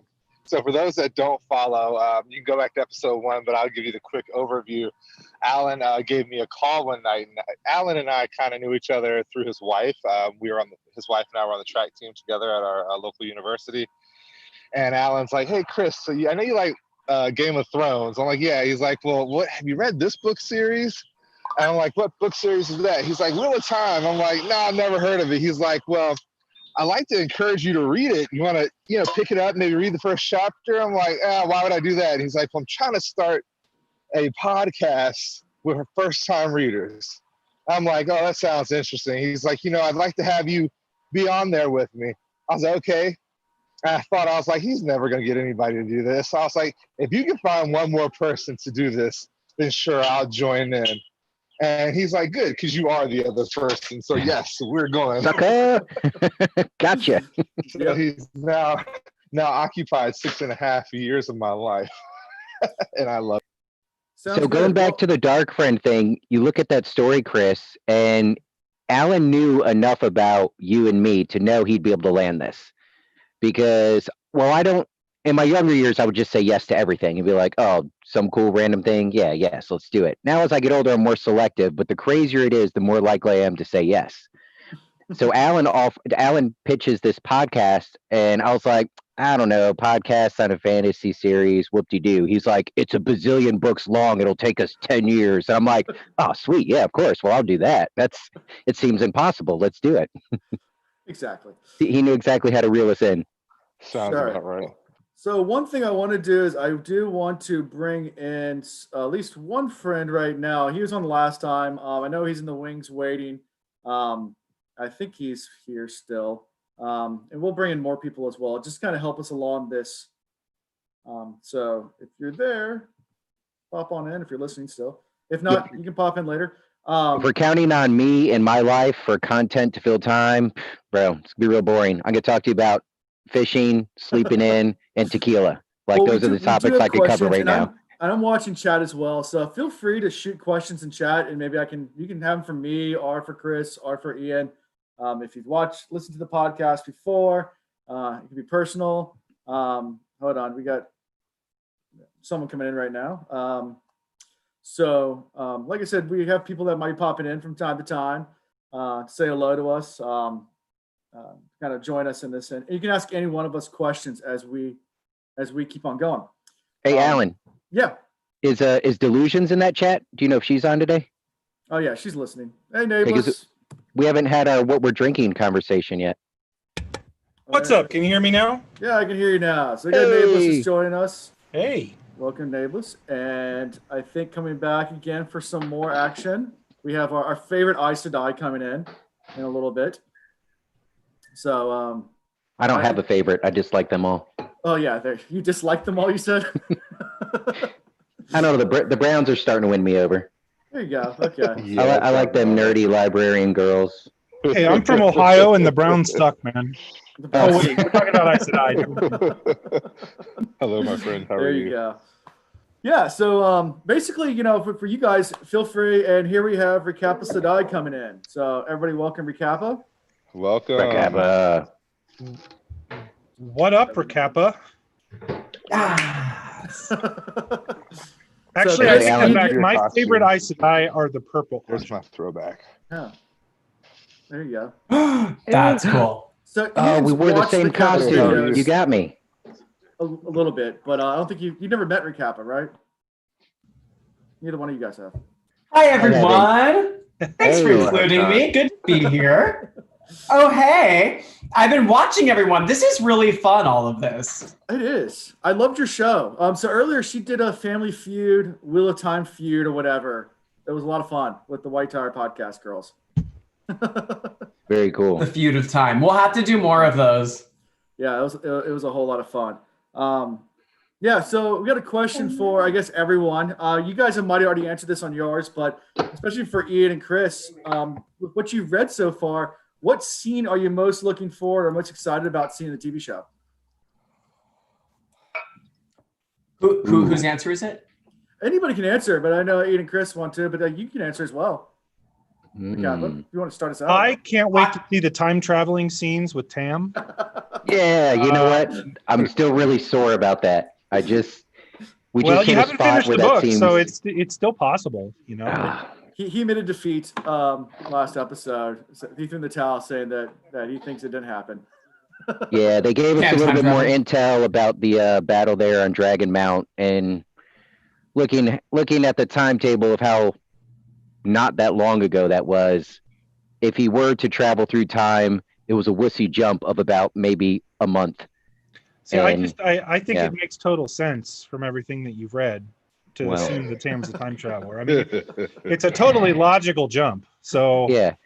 Even though I cried for about 10 minutes after that episode, there's a part of me that's still hanging on to it, and I'm going to rock the t-shirt when we make it. So Yeah, because that is some serious merch to sell right there. So I think my watch that be our favorite top part is seller. going to be, I think my favorite part is going to be when we have Moraine using her powers for the first time when they are battling off the Trollocs, because it's just going to be epic. I mean, it's going to be the first battle scene that we see. If that's not epic, it's going to set a weak tone for the rest of the TV series. So I'm really hoping that it's just so flashy and thebomb.com. I think everybody's mentioned that that'll probably be in the first episode. And that's going to be the real hook for the TV show. And my second will be the love connection between any one of the tribes. It's all about the love connections. Nynaeve and everybody, apparently, according to Chris. Exactly. Hey, how I far must along? have missed this. You need to fill me in. Who is Nynaeve supposed to be in love with? Yeah. Chris has made a lot of predictions over time, but it's been Egwene with Everyone. Perrin, Egwene with Rand, Nynaeve with Lan, Nynaeve with I don't know. They Yeah, the Nynaeve turn Land around is to one of every my single favorite to possible see. connection. How far along You are know, you the guys? will weaves and it Sure, weaves in yeah. a So weird we're way. through chapter 10 of the Great Hunt. Okay. So just starting. Yeah. Still listened, early on. I listened to You're almost almost. your last Eye of the World episode this week, Oh. and I think Nablus, you were on that, weren't you? Yeah, I was on that one. Yeah, that was a lot of fun. I loved hearing your predictions. I'm not entirely sure what this whole Tam time traveling thing is, but man, you guys are spot on. Really amazing. Yeah. Tam travel. Yeah, Tam travel. Tam travel. The Wheel of Tam. And we have puppets join us. Oh, So finally. You Gentlemen, got the whole crew Oh. there. we are more than puppets. Oh Are my you They're naked gosh. still? sentient beings. Come You on, still be not put your kind. clothes on from last night? Ryan's had quite the night. It has Okay. I been a rough. enjoyed last night. I hung out for a little bit. Thank you guys. We felt that if people are going to be up from 3, maybe even 6 a.m. anywhere in the nation, we felt we needed to bring it. It was great. Yeah, I'm good sorry I plan. missed it. I'm gonna go we back have and watch another. it. We have another request. Can we make Ian drink beer out of a shoe? Is this for a donation? That was a question Oh. that we had. Beer out of a shoe. Alan, you should tell him that's not much of a challenge. I Yeah, have it's not much of a shoes challenge for Ian. I mean, specifically gotta- made gotta up for that a drinking out little of. All right. The challenge is selecting the appropriate shoe. So yes, we can get Ian to drink beer out of a shoe. What are the donations at currently? So yeah, let me check. $5,197. Awesome job, everybody. Are, Yeah, are that's we able to awesome. see individual amounts? Because I'm thinking I may give something away if somebody makes above a $50 donation. Well, there was Yeah. someone who gave $1,000 yesterday, right? Well, okay, so if somebody Oh my during gosh. this stream, guys, During top run. this is a Let's do it. let's call this a very, very light tint of yellow spoiler, guys. So maybe Chris and Ian earmuffs. I will give away a red rod terangrial from the store to somebody that donates more than $50 during the show. If we could track that somehow. Oh. First person. Yeah, that yeah, you does can it. see. So if someone does this for, you'll give away. Oh. Okay. Sounds good. Wait. You guys heard it. Wait, I can't do this. I got to get out, guys. I can't do this live stream and get in there in time. What does a puppet need with a red rod terangrial? That's what I want to know. They've already got Good 5 question. fingers. Wait. Puppets can get pretty freaky. I wouldn't. Yeah, they- Hey, already we're really intimate already, huh? Yeah. Hey, you're the one with your That's shirt how off. we We're roll. close Have you not friends, listened I to It's see. the just an episode? object of the power. I'm not sure where you guys are all.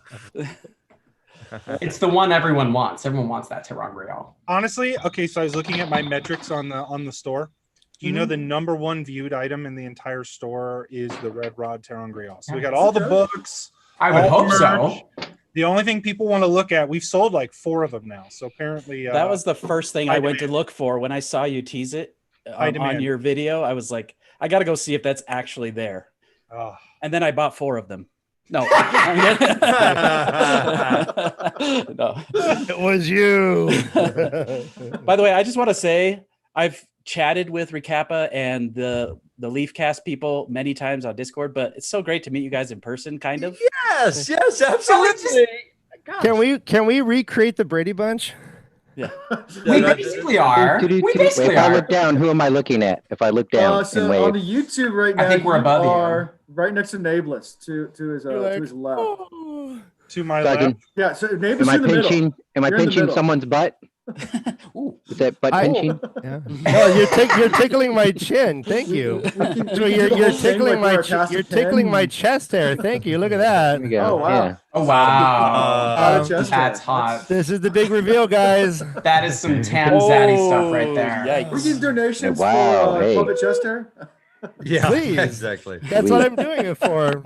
And what basically, but I'm also kind of plagued with this. I shave it every day. It comes back. It just comes back. Just comes back. Yeah. You might want to see a doctor. That looks kind of tumorish. It looks I don't know. a Rastafari. Right. I'll pray for you, man. It's getting dreaded. Hey, I want to hear. I want to no, but hear Will Reed's guys. I want to hear what your craziest theories are. Then the time traveling is crazy. Yeah, so that's probably the craziest one we ever came out with, time traveling Tam. But I'll let Ian and Chris kind of talk about their theories because they have all sorts of ones. I've written them all down, so if they kind of have a brain fart moment, I can go back and tell you. My favorite right now is that Tom the White's going to come in. Yes, because Tom Clearly. is not good. And he is going to swoop up Moraine. They're looking for Kill crazy her off. theories. That one's obviously going to happen, Chris. That All right, is Ian, give us that a is crazy the one. Give us a crazy one. Rand is going to play Padden Fane, also known as Mordeth, in a game of stones, essentially to save the day in the final book. That's how all of this, that's literally going to happen in the last chapter of the last book. Game of Stones I wins like it. that. That is awesome. You didn't read this book. I mean, but you're okay. All right, but you're spot on, man. Clearly, I cheated and jumped to the end. The last battle was just a game of stones. If Rand doesn't stop, Very intense. if Rand doesn't stop obsessing about Egwene, he's going to lose his legs. It was really Yeah. specific, like just his legs. Like it wasn't, Right. very, very. Getting in his legs chopped off. And they were like, metaphorically? And I was like, no, literally, they're going to get chopped off. Now, I did say it'd be like chapter 4 of Eye of the World, so I was wrong on that. But I still think if he doesn't get unhung up on this girl, he's going to lose his legs. It's going to happen at some point. That wheelchair Terangrial is really cool. Right. like Well, hence the rocket title Wheel of Time. It's a wheelchair reference. Wheelchair of Time. It takes a little bit more time to go up the ramp, and it's Did you guys get to the part in the book where Rand starts going by Lieutenant Dan? I sensed it was coming. Last time we were on the spray, I was like, "Hold up, wait a minute! I've felt this scene before. I think Forrest Gump might have borrowed it." So. Lieutenant Rand. Lieutenant Rand. Hey, That do be my boat. You still chasing Egwene? Because you ain't got no legs. Yeah. So I could be wrong on that one also. I'm not as set on that as I am time traveling Tam. So if that doesn't come to fruition, I don't think I'll cry about it. And apparently Nynaeve was hooking up with everybody, right? That's Chris, yeah. Yeah, Did you guys get to the part Into where it. Meryn leaves Bran for Nynaeve? Yet? You guys Wait. get there yet? What? Meryn Alvear leaves Bran Alvear for Nynaeve. Yeah, Looking for some wisdom. Oh, you haven't gotten there yet. Drama. I'm so sorry I spoiled that for you guys. It's The Meryn Nynaeve dramas in town. my bad. It's all about the honey cakes. Yeah. It's like the movie. It's like the movie Chocolat. She Oh, puts her seriously. love into the honey cakes, and then Rand feels it. Yeah. Beautiful. I'm a Nynaeve very goes red nuts for person. those honey cakes. I'm a very red person, but I am like so pink right now. It's so funny. Well, Everything it's you my- guys You are look saying. like you're. Yep. My new theory is So that good. that is not your real face. That you have a digital face like Lesbian Nerdy, but you just have great graphics. Yeah, you are the best at No. graphics. Look, if these were graphics, I would have picked a better face. No, you no, Oh, come on. Oh my goodness. So Nameless, it looks like we've had 2 donations, one $50, one $75. Yes. Oh wow! Which one was first? Yes. That was the $50 one from Josh at the Black Tower. Okay, they'll just have to share the Did red. that- they'll okay, have to so share. Josh at the Black Tower. Ian's drinking out of a shoe. Josh from the Black Tower, you got to message me after this so I can get you your free Red Rod Terran No, they have to share it. They just have to share it. Yeah, the entire Black Tower. I don't know if that's sanitary. You don't want to you don't want your Terran Grial to be shared by multiple people. I don't know. I think if you're gonna share a Terran Grial, that's the one to share. Is it? Yeah. I just feel like it's a share. Yeah. Just wear a mask. You'll be okay. Wear a mask. There you go. I feel like Christopher is searching for a Terran Grial right now. Oh boy, has he found it? Oh, Alan, did you secure a donation for that boot chug, or did I jump the gun? I think you might have jumped the gun, but Well, tell him I'll do another one because that was delicious. It has a little Zambia flavor in there from the last time I wore those boots. That's great. It's a swamp stout. Yeah, it's a little tangy. Tangy. Oh no, I thought you were gonna say a hint of cheese. Oh wow, yeah, that's in there also. Savory. It's a savory beer. I'm gonna say this is the most out of control one of these I've been on today. Well, that's kind of what we planned on having this. And I thought Recappa and the White Tower would be out of control. I was gonna say you didn't watch ours then because I watched some of it. I got there for that was a filthy fest. I was offended from start to finish. Was it really? I live on Cessna. Yes, that was insane.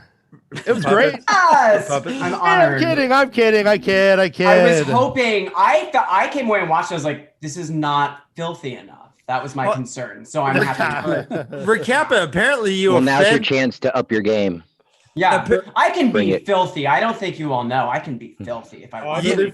Recappa for another boot chug. Can you top this? Recappa. I stripped on camera. Nothing tops that. You just offended a puppet with a Sonic Youth cap, with no shirt, just flaunting his chest hair, and he's offended? When I say that I can be filthy, I am not talking about puppets. Puppets can be filthy. Puppets can be way filthier than I can. Second to puppets, I like to try to be up there. So, I like to be a little. I mean, considering that Ryan has a Justin Bieber puppet, that is filthy. I mean, very. If I had a Justin Bieber puppet, you should probably tone it back. It's weird. Chris is in church right now. We should probably tone it back. I know. You guys are fine. Oh, he's at church. I'm gonna chug another beer. If he spontaneously combusts, then we'll know what happened. I'll save my Lego joke then. Yeah. Yes. What? Legos? Kappa, he said, let's keep it clean. We're in church. I said, I'll save my Lego joke then. A dirty Lego joke is like all my favorite things combined in one thing. I mean, I respect people's religion. Oh no. Oh, so no, you'll have to send me your Lego joke. Yeah, he'll DM you it. I will need to hear that. I know you're a Moraine lover. How hard was it hearing all the Moraine hate? So I don't know how much of our segment you talked about, but I actually got into this with Jen because she's been talking about not liking Moraine, and it's been making me think about how many passes I give Moraine. Because I fall in love with her in book 1, and then I give her a lot of we got to stop. We can't go past spoilers here, but... Okay. Yeah, you can't go past chapter 10. No spoilers, unless you really but want to. I start loving Moraine, and I think that the amount of love I have for Moraine at the end of the first book colors how I see her later on, because I give her a lot of passes for things I probably shouldn't. I'm pretty sure our guys they think that Moraine's a dark friend. So, well, hold on. It was deeper than that. It's not necessarily that she's a dark friend, but she's at a level where she's willing to do whatever it takes to see done what she thinks needs to be done. So if that involves getting involved in some ways that others might frown upon, it doesn't necessarily make her a dark friend, but I could see going forward that she'd be willing to make, I don't know, maybe cross lines. some compromises to her morals here and there if she needs to get the, the big picture squared away. Yeah, which I actually appreciate more. Like she is principled to a fault from what I'm getting right now. So I don't know.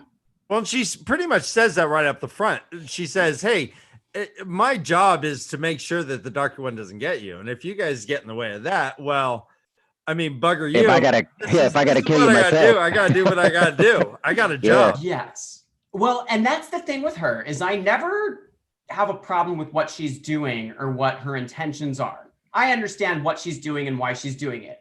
But when she says things like when she threatens the boys, and this isn't a spoiler because it's the first 10 chapters, I think we're sure here. But she says to the boys, "I will destroy you before I let the Dark One have you." And I understand what she means. I get it. I even respect it. I don't think it's smart to say that to the boys. And that's the kind of thing with Moiraine is she's a smart character. And sometimes she says things in a way where I'm like, that wasn't the smartest way to go about that because you're making yourself look sketchy and dangerous. But I love Moiraine and I love what she does and I respect her. It's interesting that in the later books, I sort of brush off some of the things she says. Yeah. One of the problems, well, it's one of the brilliant things of the series is everything we hear is from the perspective of a limited individual who has a worldview that is very often not accurate. And when it comes to the Two Rivers people in particular, aside from Egwene, they're all extremely biased against Moiraine from the start, right? And so, I mean, they've been taught essentially that the Aes Sedai are the worst thing there are, aside from male channelers. And so then this Aes Sedai comes along and she is immediately crushing some of these stereotypes that they've been building up all of their lives. Now, unfortunately for Moiraine, she chooses to keep things too close to her chest, probably. She only tells them what she thinks they need to know, right? And this immediately becomes a problem because they already don't trust her. And now they're like, she's keeping things from us or whatever. So, but isn't that what all of our women do to us in our lives? No, I'm kidding. Welcome back, Chris. Where is my wife here? Oh, no, I've been in here. I've been waiting. In the house of God, he just laid that on us. Oh, boy. Okay. So Ian, Delusions of Grendel said she already gave $75 for another show. But she well then she has a choice. Does she want IPA? Or does she want another Make Ultra? Oh, the IPA. Have an IPA. I'll wait and see what she says. IPA out of the boot is probably going to be really bad. Yeah, it's probably not going to taste any different. That's how I feel about IPAs. That's true. It is ice cold, so yeah. Solid burn. They're the best. There we go. I mean, these are steel-toed boots. You're not getting a lot of hops in these. That's that was my attempt at humor, guys. Please, someone pretend to laugh. About the IPAs. So I don't know if all you guys stayed up to see the Leaf brothers do their election last night, but we elected a new mayor of Emmons Field, and since we have we did. We elected a new. Yeah, we did it last night. The elections were last night. We did have some celebrity electioneers that were there that helped us vote, and the winner was Alan. Do you remember? Yeah, the winner was Narg. Narg won as the new mayor of Emmons Field. Narg is dead. Narg's smart. Narg's smart. I like the idea of Narg's corpse. His corpse is just sitting there in the town square rotting, and he's the one running the place. Well, it turns out that Narg not only IPA, by the way. IPA. Oh, well Are you timing me? Oh my God, that smells horrible. It smells like an IPA in a boot. Do we say something? Is this a ritual that I don't understand?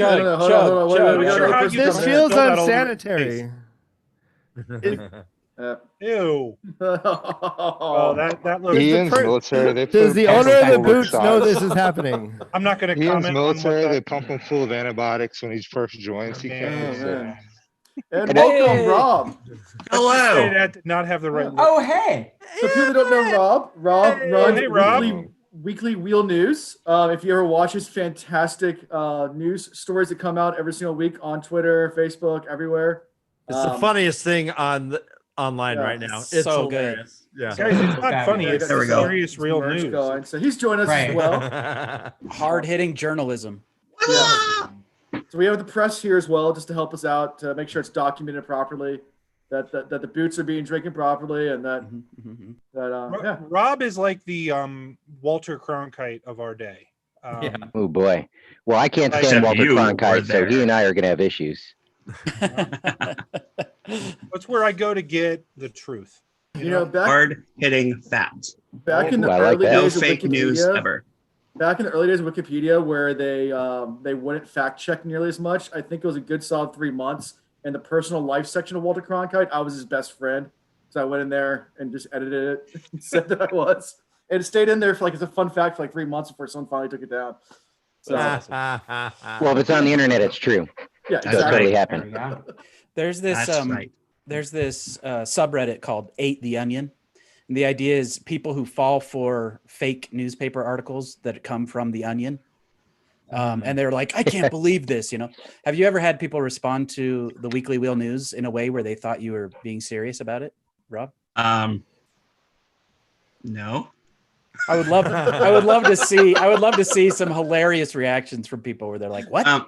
This happens? No, If you notice, Alan just took notes, which means he wrote that down as an idea, which means you're going to get some ridiculous responses now to your news. I have gotten, Courtesy of like, Alan. when I've done like fake casting announcement news, you know, like people have been, wait, what? Really?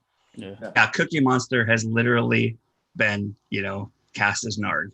Like, Hey, we don't talk about Cookie Monster in these parts, okay? Oh, sorry. Guys, there is some beef. There is some beef. I legit did a video casting Bella way early on, in which in that casting video I said Daniel Day-Lewis and Meryl Streep had been cast to play the front and back end of Bella. That would be amazing. Commented on that video casting. like, I don't think that's true. Why would they do that? They're both Oscar winners. So I will never believe that anybody, people are people on the internet. Sorry if you're one of those people out there watching and you're one of the dumb people on the internet. Wait, you were lying? But this on is the internet? Unfortunately, We all it ended know. up not being true because they ended up casting real horses. But I really thought Daniel Day-Lewis and Meryl Streep would do a good job. I agree. I think so.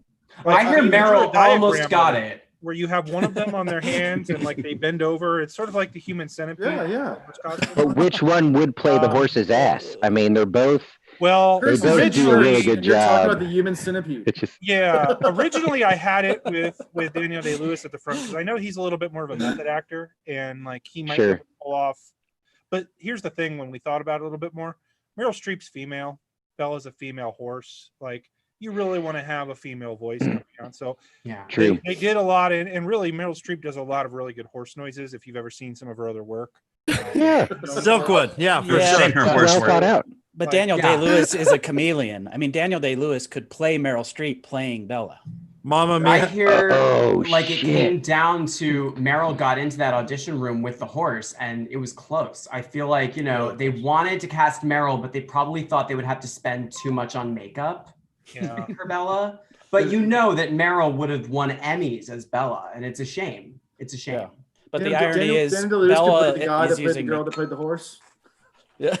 I don't know. Alan showed me a video the other day of some woman going into an audition room with a horse, but it was totally different style of movie. Like I it don't was, know that I want to hear. I the don't rest think of I this could talk story. about it on this because I mean my kids might watch this at some point. So This There is was this breaking casting news. couch. Yeah. now Bella I'm has been species swapped. I No think longer a horse. I think we should point out just how classy where Kappa is. Most celebrities are not as gracious with paparazzi. However, being on the front page of the tabloid here, Yeah, twice. you're being very, very gracious with the Well, press thank here. you. Yeah, Well- no, this should be commended.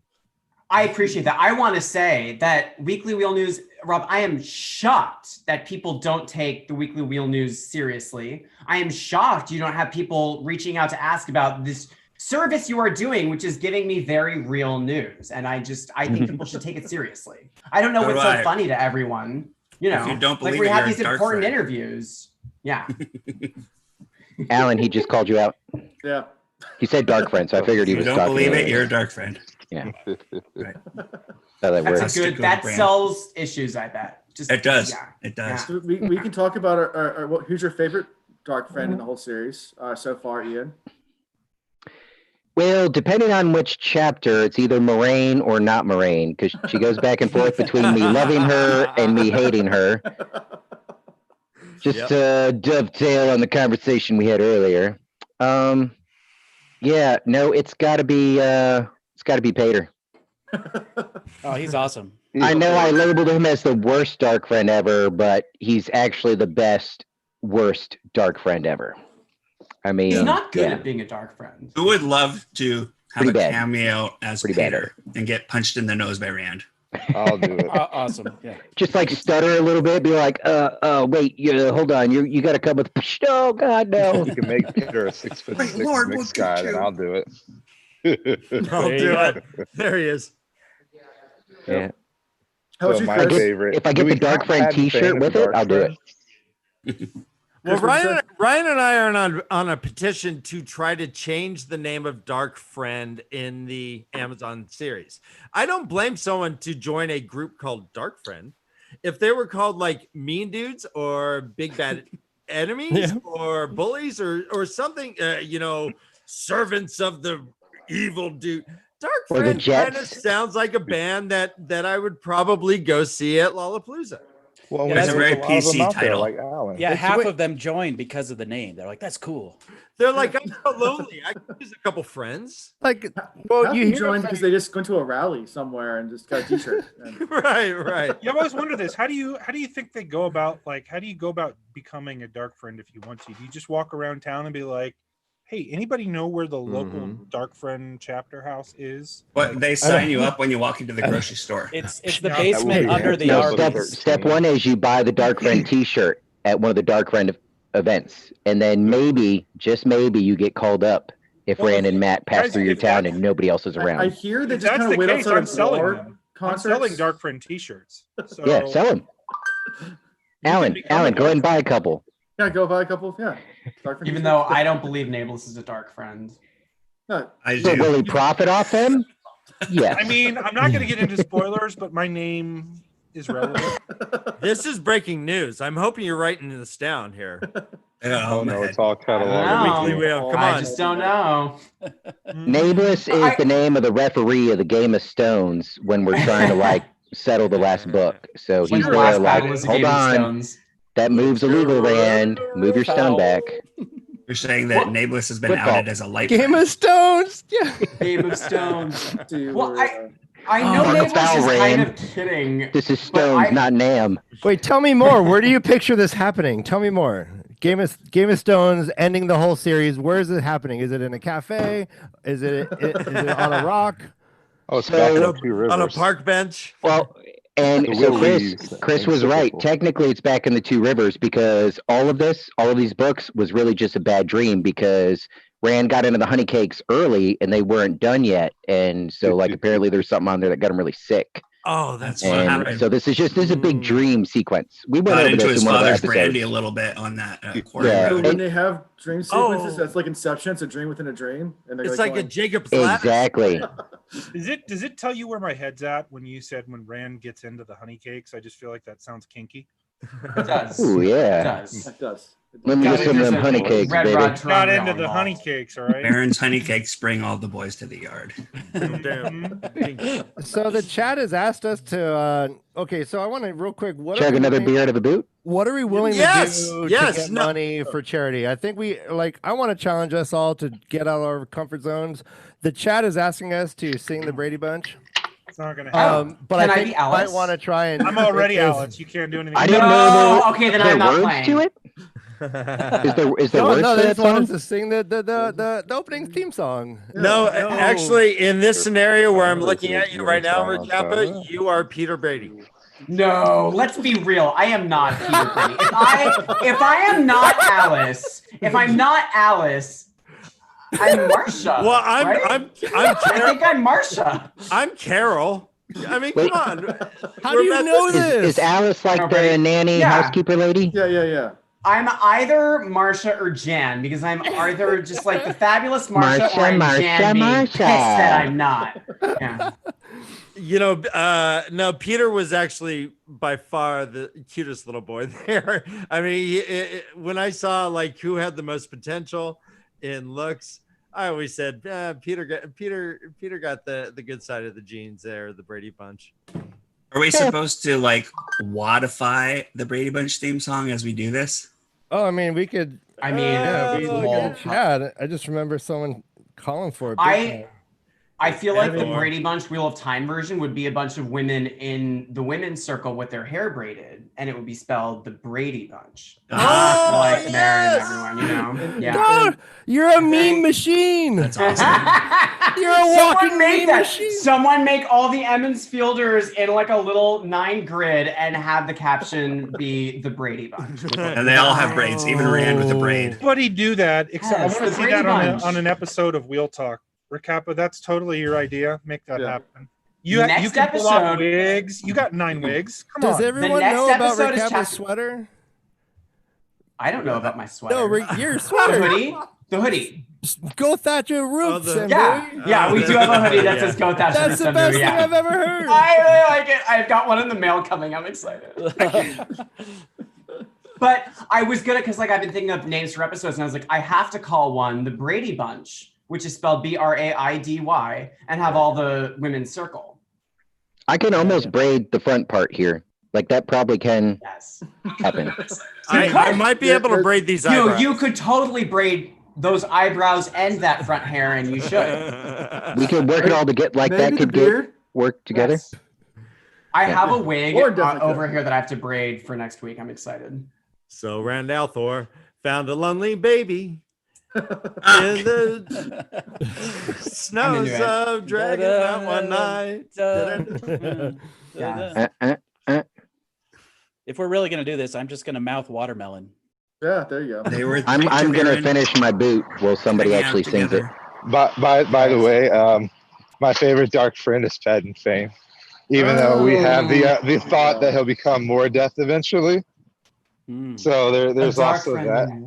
Pen Fane's a little punk. I Yeah, I he may guess be, in but the like I world said, of he's Dark gonna Friends, become he's doing more it the death, best. Like he's doing it the best so far. Remind me again what chapter you're on in the Great Hunt. 10. So what's Right. that chapter called? The hunt begins. Yeah. So you're past Blood Calls Blood. Yes. Okay. Yeah. Pot on Fane book 2 is a lot of fun. Yeah, We anticipated that. Egwin Yeah. loves him. Egwin's like, I just miss home so much. Go chit chat. With her, you're right. What is wrong with her? Let me go hang out with the baddest guy we've run into. Like he's super bad. On this reread with Real Talk, I keep being like, I'm gonna defend Egwene, and then we get to stuff, and I'm like, I can't defend Egwene here. What the hell? And that is a moment where I'm like, girl, everyone knows this dude is evil. What are you doing? I can give you the church's number, but there's nobody here right now but us, and we're just doing audio stuff. Oh. All right. I thought he was talking to us for a second. Yes, sir. All right. We could pray for him. I wanted to Got say stopped right by now, the cops. every time I see someone pull out the Dusty Will mug and drink it on camera, I just want to say, Yeah. it's rude. It's I a don't wheel- like- we it's don't a have wheel flex. one. I It's feel a like wheel it's a flex. humble brag. Yeah. Well, the Will Reeds doesn't have a Dusty Wheel mug, but we do have Das Boot.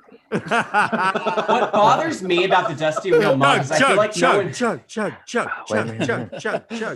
How come no one drinks wine out of the Dusty Wheel mug? Yeah. That's the Kappa, first. I'm gonna send you a greatblight.com wine tumbler. Nice. Honestly, I went on the site. I was like, I should get something, and that was the thing that I was like, I'm probably gonna get one of these. That's awesome. Brenda ordered I was like 9 thinking. of them or something. I mean, that's the way to do it. But I was thinking, I was like, how come no one ever drinks? I bet people don't know that you can drink wine out of a Dusty Wheel mug.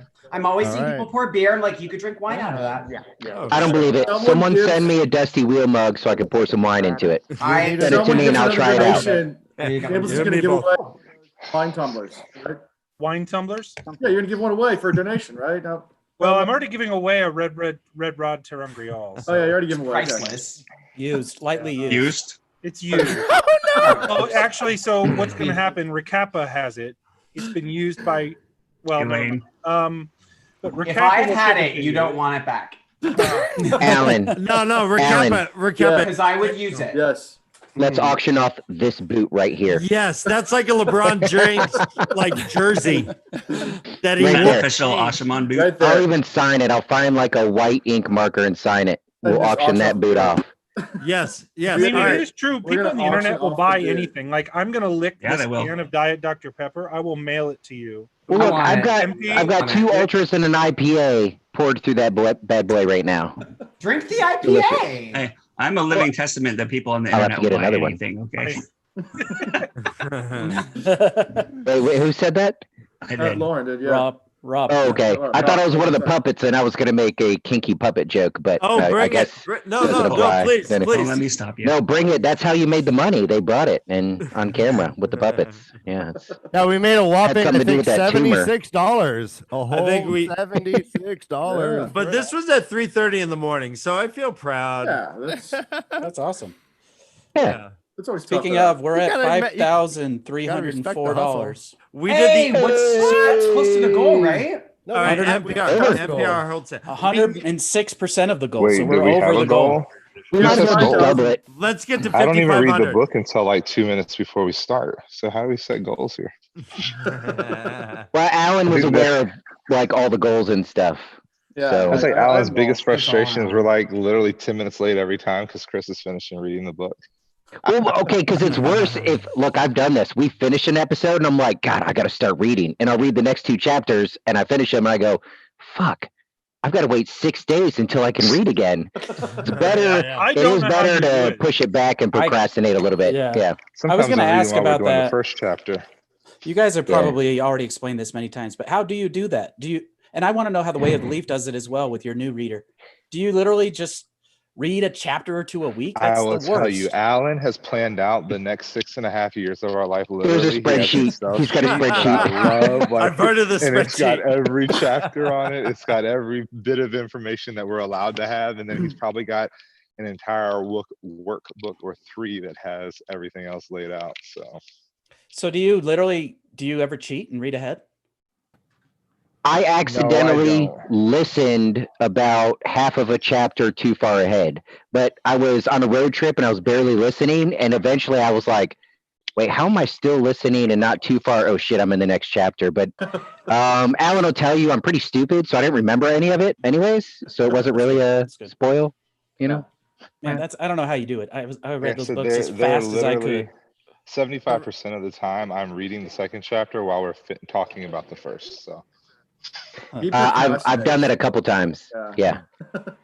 I can say How is the slog gonna feel to you guys? That's what I'm worried Yeah, about. I've wondered, but at the same time, because we're going so slow and so analytical, I don't know if it'll matter. I don't know. I don't think it's gonna matter because I don't feel like it's gonna matter. I don't feel like the slog really exists for new readers unless they're really good. See, you say that, but there's been chapters already where if you're a podcast listener, you're lucky. For the most part, if I find a chapter absolutely boring and I have nothing to contribute, Chris will find a way to put in some good info, or vice versa. But if there is this thing, you'll call it a slog? Is that what it is? Yeah. And Alan's mentioned it. It's not real. Yeah, Just so making that up. I'm telling you, like, if there's shit chapters, we're gonna get on there on the podcast. I can go, Alan, these 2 chapters were a waste of my time. This happened. Everything else is useless. And then we'll probably spend 45 minutes bullshitting about our lives in general. Or maybe those are the ones we'll invite, Recap to come on and do like a Lego segment because it's amazing when she does those. I'm working on the prologue. We're gonna do more Legos. Oh my gosh. That's the thing, though. But while you please. bring that, like, I have to say that it is really fun for me as someone who's read the series a few times to experience content creators that haven't finished the series, because it takes me back, and it's something that once you finish the series, you can't personally go back to that. So it's fun to really listen to someone else go through that. Totally. And as you're saying it, I'm like, oh my God, I should have them on to talk about their predictions and then have them on a book later to point out how you were wrong. But it's just fun. It's fun We're in right. a fun way. Maybe Like, we were right. No. And I think that with the show coming out, Yeah. Well, with the show coming out, a lot of us are making predictions, and yet a lot of us are people who have read the series a bunch. And I think it's this feeling that, for me, I want to be back in that place where I'm making predictions. I think it's so fun, and I kind of miss it. I miss waiting for the next book. So it's I'm kind of like reliving it through you when I watch. That's awesome. You can come on and tease us anytime. Please feel free to come on. That'd be fun. Come on and tease us anytime you want. Well, I'm a little jealous of y'all's experience. So I got pretty much 8 books from my brother all at once, and I read them as if they were one book. I just gobble. So I didn't really have the analysis that you guys are being afforded. It wasn't until I started reading Game of Thrones and then getting into like that online community that really got deep dive that I thought, I bet you I'm missing a bunch of stuff with Wheel of Time. And with this reread, there's all kinds of stuff that's being missing. But so I kind of wish that I was able to stop after each chapter and kind of go, okay, let me digest this one chapter or 2 chapters. Let me mull on it. Let me write down notes. Let me do these things. And who takes notes? Does one of us take notes? I occasionally highlight, and sometimes I write WTF in the margins. Highlight. I sometimes highlight, but every page. Highlighting is not the best idea. No, I've done that before. There have been whole pages like just a giant asterisk going, what the fuck? Way too much credit if you think we take notes. Well, because we want it to be, and this is what we talked about with Alan, like there's a balance. Like we don't want to get so analytical where every single line we're just digging into it and taking crazy notes. We still want to have the flair of a first time read. We're just not going at the speed of the average first time read. Right on, so let me tell you, I filled up one of these already with notes. But you're in charge of stuff. Chris and I are very off the cuff with the recordings. Let me tell you, Ian has children and Chris has 4 jobs and volunteers in 3 different places. So and I'm working on a license and a certification at the same time. Guys, that deserves a donation. Come on. Please donate while we're talking here. Come on. Throw some cash. NPR. I will take my shirt Alan, Alan, is Dean on the chat? Because for Dean, I have an IPA and a Mick Ultra for Dean, but it'll take a little. Doesn't have to be a giant donation, but a little push to the purse. You know what I'm saying? For the next donation of 50, we'll give a signed T-shirt. We're not going to tell you what the T-shirt's going to have on it, but it'll be a signed T-shirt. Alan will ship it to you. Does anybody I get the feeling like, so Chris is in the church right now, and I'm just feeling like, have you ever come across like the little the televangelist fundraising broadcast that sometimes come on where it's like plant a seed? I feel like we should start doing like plant a seed here, help your faith grow. Money. Yeah. I need another private jet, so as much as you can donate. I'm just trying to think how to pull that off. But are you going to auction off one of your yachts, Nablus? Well, guys, I actually own a yacht. First of all, Recappa's. It's not a boat; it's a yacht. The money in YouTube is so crazy. Like every video I release, I make like $4. I'm joking. It's more like $1 million or $2 million. Yeah, a couple million more. At least you make money. I'm looking at the digs behind you guys and the cool swag you got around you, and like I've been bugging Alan to be able to get us a wardrobe like what y'all got, but he's like, it's not in the budget. So apparently, podcast world, we're doing it wrong. No, I apologize for my internet. I'm broadcasting from my yacht. I'm in the middle of yeah, we're all bouncing. Exactly. Like I got to borrow Wi-Fi from the church. Yo ho, yo ho. The Mediterranean is having sketchy Wi-Fi right now. Sorry. Look at that map. That's international water. Sorry, guys. I want to see Badger in a Badger onesie. Oh, I've got one. On. Alan told me I shouldn't do it yet. He said save it for JordanCon, but yeah, for the right donation, hit me up in my DMs. Just DMs. Yeah. Should I sell Wheel of Time lingerie or like? Yes. Yeah. Well, no, it has to be Strafe. I mean, you have to do like Wheel of Time lingerie. But Right. yeah, I think if you sold like some Grendel Strafe, I would buy it. Street, Like a little like thong with the dragon fang on the front. I mean, who doesn't want that? Right? Isn't We that what the live for Amaryllis that. stole is? The Amaryllis stole is just lingerie, right? Hey, I thought we're not doing spoilers. You guys are. Sorry. Wait, Amaranth Stoll isn't it the white thing she wears? What? Yeah. Yeah, it's sexy. Yeah, yeah. That's I pictured it as very sexy. So someone in chat says that Nablus has a yacht question mark. Wow.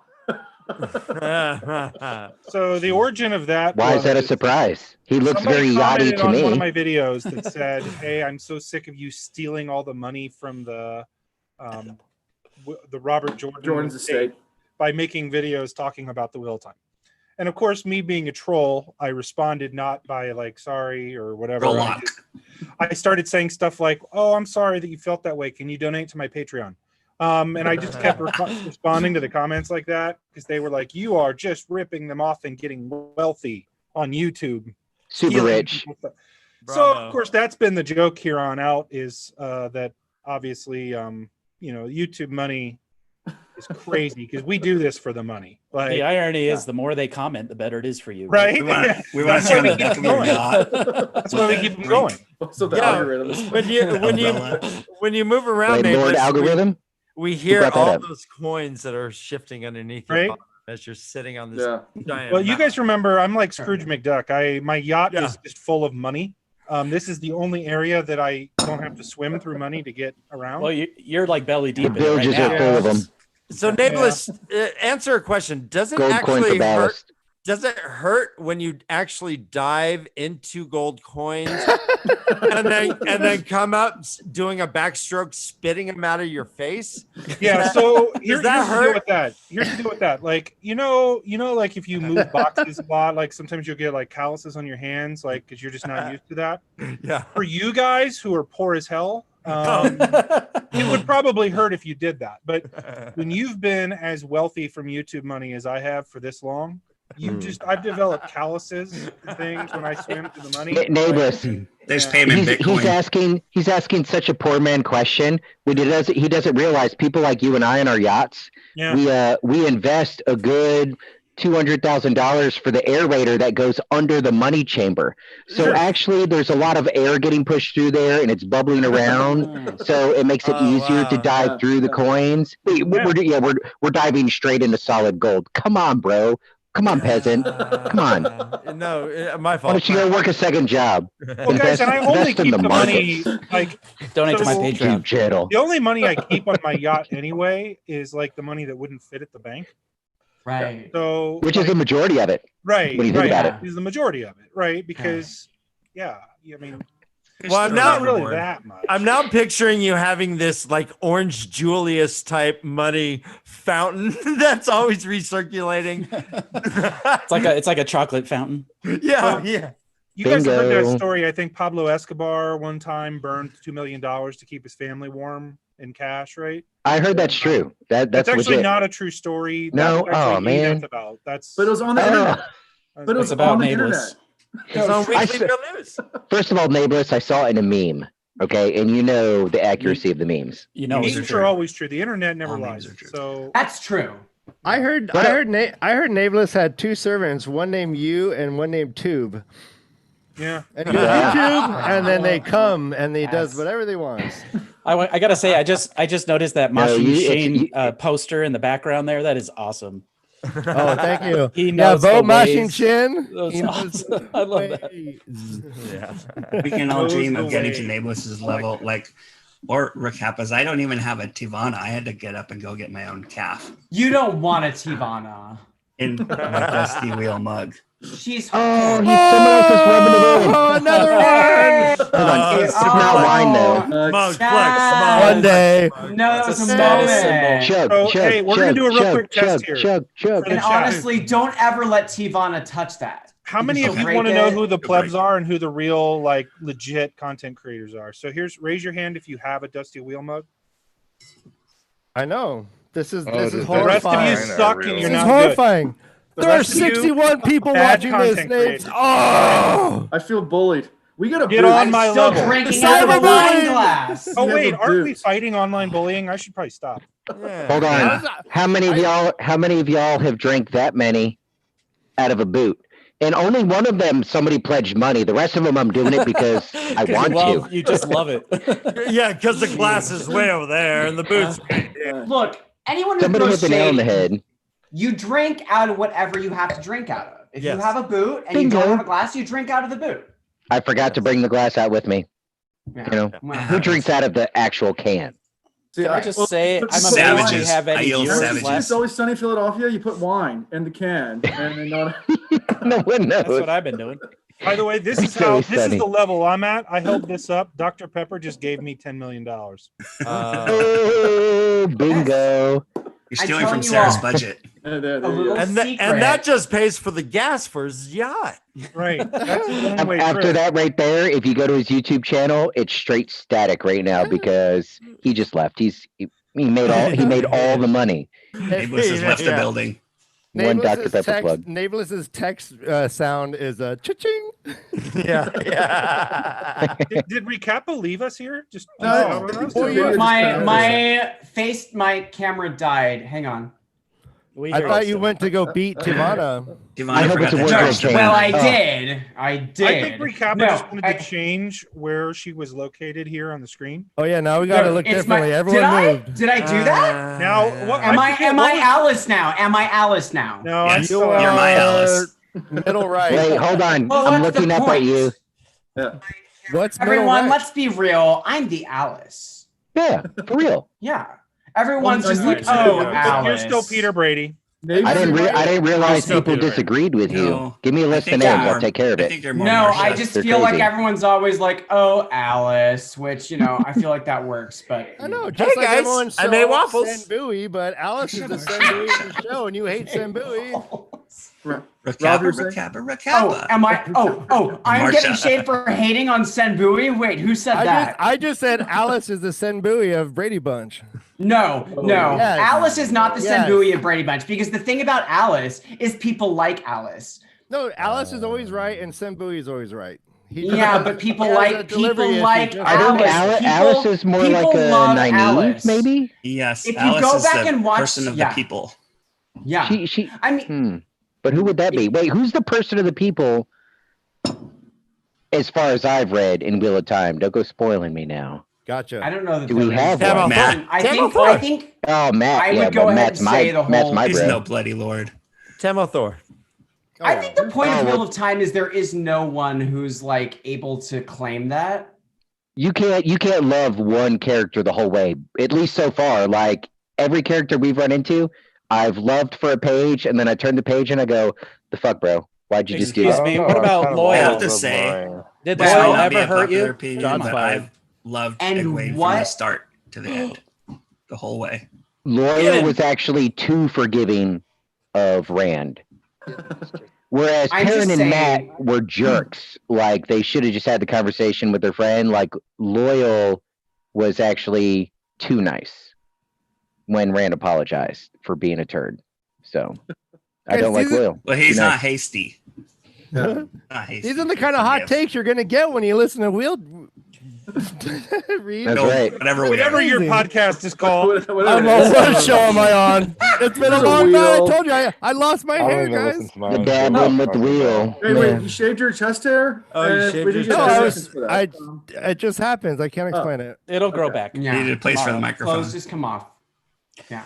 Dude, I'm telling Well- you, that's a tumor. Like I've been around. That's It's not a you should- tumor. You need to get that scanned. We had what was it last night? The Black Tower podcast. Oh. They shaved their mustaches off and left their beards for a donation. So it was pretty. Oh, that goes to the Speaking, alien. speaking of which, Alan, I do I that could every shape day. this up. We could go handlebar. Go handlebar. Does the I could go Van Buren, the old up and over. the Do it. No, I think you should all go full Doman. full Like, dome lose just the I'll mustache. Abraham donate Lincoln this. I'll donate Full this to pirate. become a wig for either Recappa or Nablus, whoever wants it. Oh Bro, wow! if I could grow a Oh, beard like wow. that. Wants it or needs it. Oh, I'd Hold be on, doing a no. different Let's show. get back to that Lauren offer. Just Hold- kidding. No, I my do want to kids point out, don't guys. even know what I look I'll like buy, under I'll here. buy that beard. If man. you want to shave your beard and send it, I will wear it. But I won't do it before. Promise. $1,000 donation right now. Let's go. Dun, dun, You know how dun, many dun, dun, ideal dun. characters I Yes. could draw out of that beard? It would be fabulous. I would love to have your beard. I could Kappa, do you might be way assuming more that that's characters. beard hair, but it might. Well, Look, I don't think- look, I'm these not going to hairs- ask questions. just saying, I'm like, it Kappa. might not I be don't beard think hair about that you things. get. These No hairs one's going to close ask up. any I was gonna questions. say, I'll send you an envelope full of hair. I'm And, just saying, if I you could go can on just red decide where it beard, came there would from. be more options for what kind of looks I Now, could I do serve. want to apologize to anybody watching this that does not like appreciate this content. We're sorry here at the Black Tower Podcast. I have to say, I've been looking at chat and I feel like it's sort of 50-50. Some people are like, what is this madness? And then the other half are like, this is amazing. Keep it going. So I don't really know what to do. If you loved it, this has been the Will Reads. If you hate it, we're sorry here from the Black Tower Podcast. Right, exactly. I have to Find someone that is skeptical and direct message them. Hit them in the DMs and be like, how much for Ian to do this out of this? Just drink it. Yes. Just drink it. Who are we kidding? He's No, gonna How do much it do I anyway. have to donate for you? Because I'm so scared to do it. And if they donate, I might. Come on, guys. Come on, It's guys. not that bad. It just tastes like a boot. But I don't even know what a boot tastes like. I don't know. And Rob I wants to say think You only need 3 pairs. Yeah. Exactly. I think our community should be aware that goals does not represent potential. And just because we hit an arbitrary goal that was awesome, this does not represent our potential. We can do more. If you want to see this man drink a horrible Michelob Ultra from a boot, come on. From a boot. Let's go. If some let's say there's dark friends out there that are like, why should I have to choose? Tell them to put the Ultra and the IPA in the boot and then drink it, At the and then same I'll time. donate $20. Yeah. I'm not Shame sure if has it's no worth price being when it paid comes to to the drink cause. Michelob Ultra anyway. I've been a beer Mickey drinking Ultra is a competitions valid in beer. junior. Like, I'm not worried. I mean, hit me with your worst. Guys, we got in the Mickey. chat. It says $50 if you Steve that beard into a Wheel of Time culture style of your choice. Pretty sure it says shave, not Steve. Shave. We're a little I limited here, though. like in the Steve. culture We to understood talk what he about meant when he because said spoilers. Steve it. I will Steven. shave my beard into any Wheel of Time style anyone wants. Just let me know. It's not long enough to get mustaches. I can't Well, quite get we don't two. know if I shave. Yeah, no, I think I you might could be able probably to. do a better Wheel of Time beard. I think So anybody. unraveling the pattern could probably get mustaches out of his. There's a way to grease it up a little bit with the I double want to layer. talk about like a beard There you go. frontier because I think like Ian could pull The off oiled a beard, tier yeah. like oil pointed, but we can't like that's a little further ahead than where they're at right now. Darling, yeah. You know, this is my third beard of COVID, actually, because I've had Wow. to shave a couple of times for my reserve stuff. So since St. Patrick's Pretty Day, crazy, dude. this Like, is my third beard. It's not too That's a lot of shabby. beards. Not bad. That's a lot of beards. It's Yeah. a lot of I've only got beer. one. I'm a This is gay my man second and I beard. haven't had that many Okay. beards. This is my Summer second- showers Nice. and summer growers, you know what I mean? Some of us can, yeah. Hey, Macarena. That was good. So, okay, so this is a good moment because there's probably people out there that are like, I wish I could grow a beard, and they're a little upset that they can't. The thing is, when you start getting a little stubble, you have to stop wiping your chin. And if you have a little bit of facial hair, you can nod your head in agreement here. Something happens when you get hair on your chin where if you're eating cereal or soup, it dribbles on your chin. You can't stop it. Like, it never happened before when you're clean shaven, but magically you have hair in your face and you dribble. Yep. The mistake people made is that they clean it up. They put a napkin on it. You want If you're beard gonna grow a dreadlocks. tree, Gotta you leave gotta water all it. the Oh, little it's pieces in there. fertilizer. If you're gonna grow a garden, you have to feed it with sun and rain and nutrients, right? So if you want to grow a beard and you spill a little Yeah. soup on your chin, just let it simmer. This is like beard singing 101. Didn't right? they do some Beard study singing. and they proved that like men's beards have a bunch of feces in them? Oh yeah, they're Uh-oh. super nasty. That's a Oh, thing. only Bunch those of of us who That's a thing. Yeah, good. because if you do that, it's gonna obviously get on there. Yeah. Welcome to the madness. Wheel takes. Yeah, Will Tex is coming in. We have like 2 minutes left, so thank everybody, No. content creators coming out for our crazy madness hour that we have. That was so fun. Guys, we really appreciate it. I do. We appreciate all the love. But it was fun. Yeah, I want you guys to know we did not get through a quarter of Alan's list. I haven't seen the list, but I know we haven't gotten through a quarter of it. You can tell by his disposition. He's like, yeah, this is great, but he was prepared for no content. He was like, I'll just keep talking. Ian and I are like, oh, we're just gonna do whatever we do. But Alan had a plan.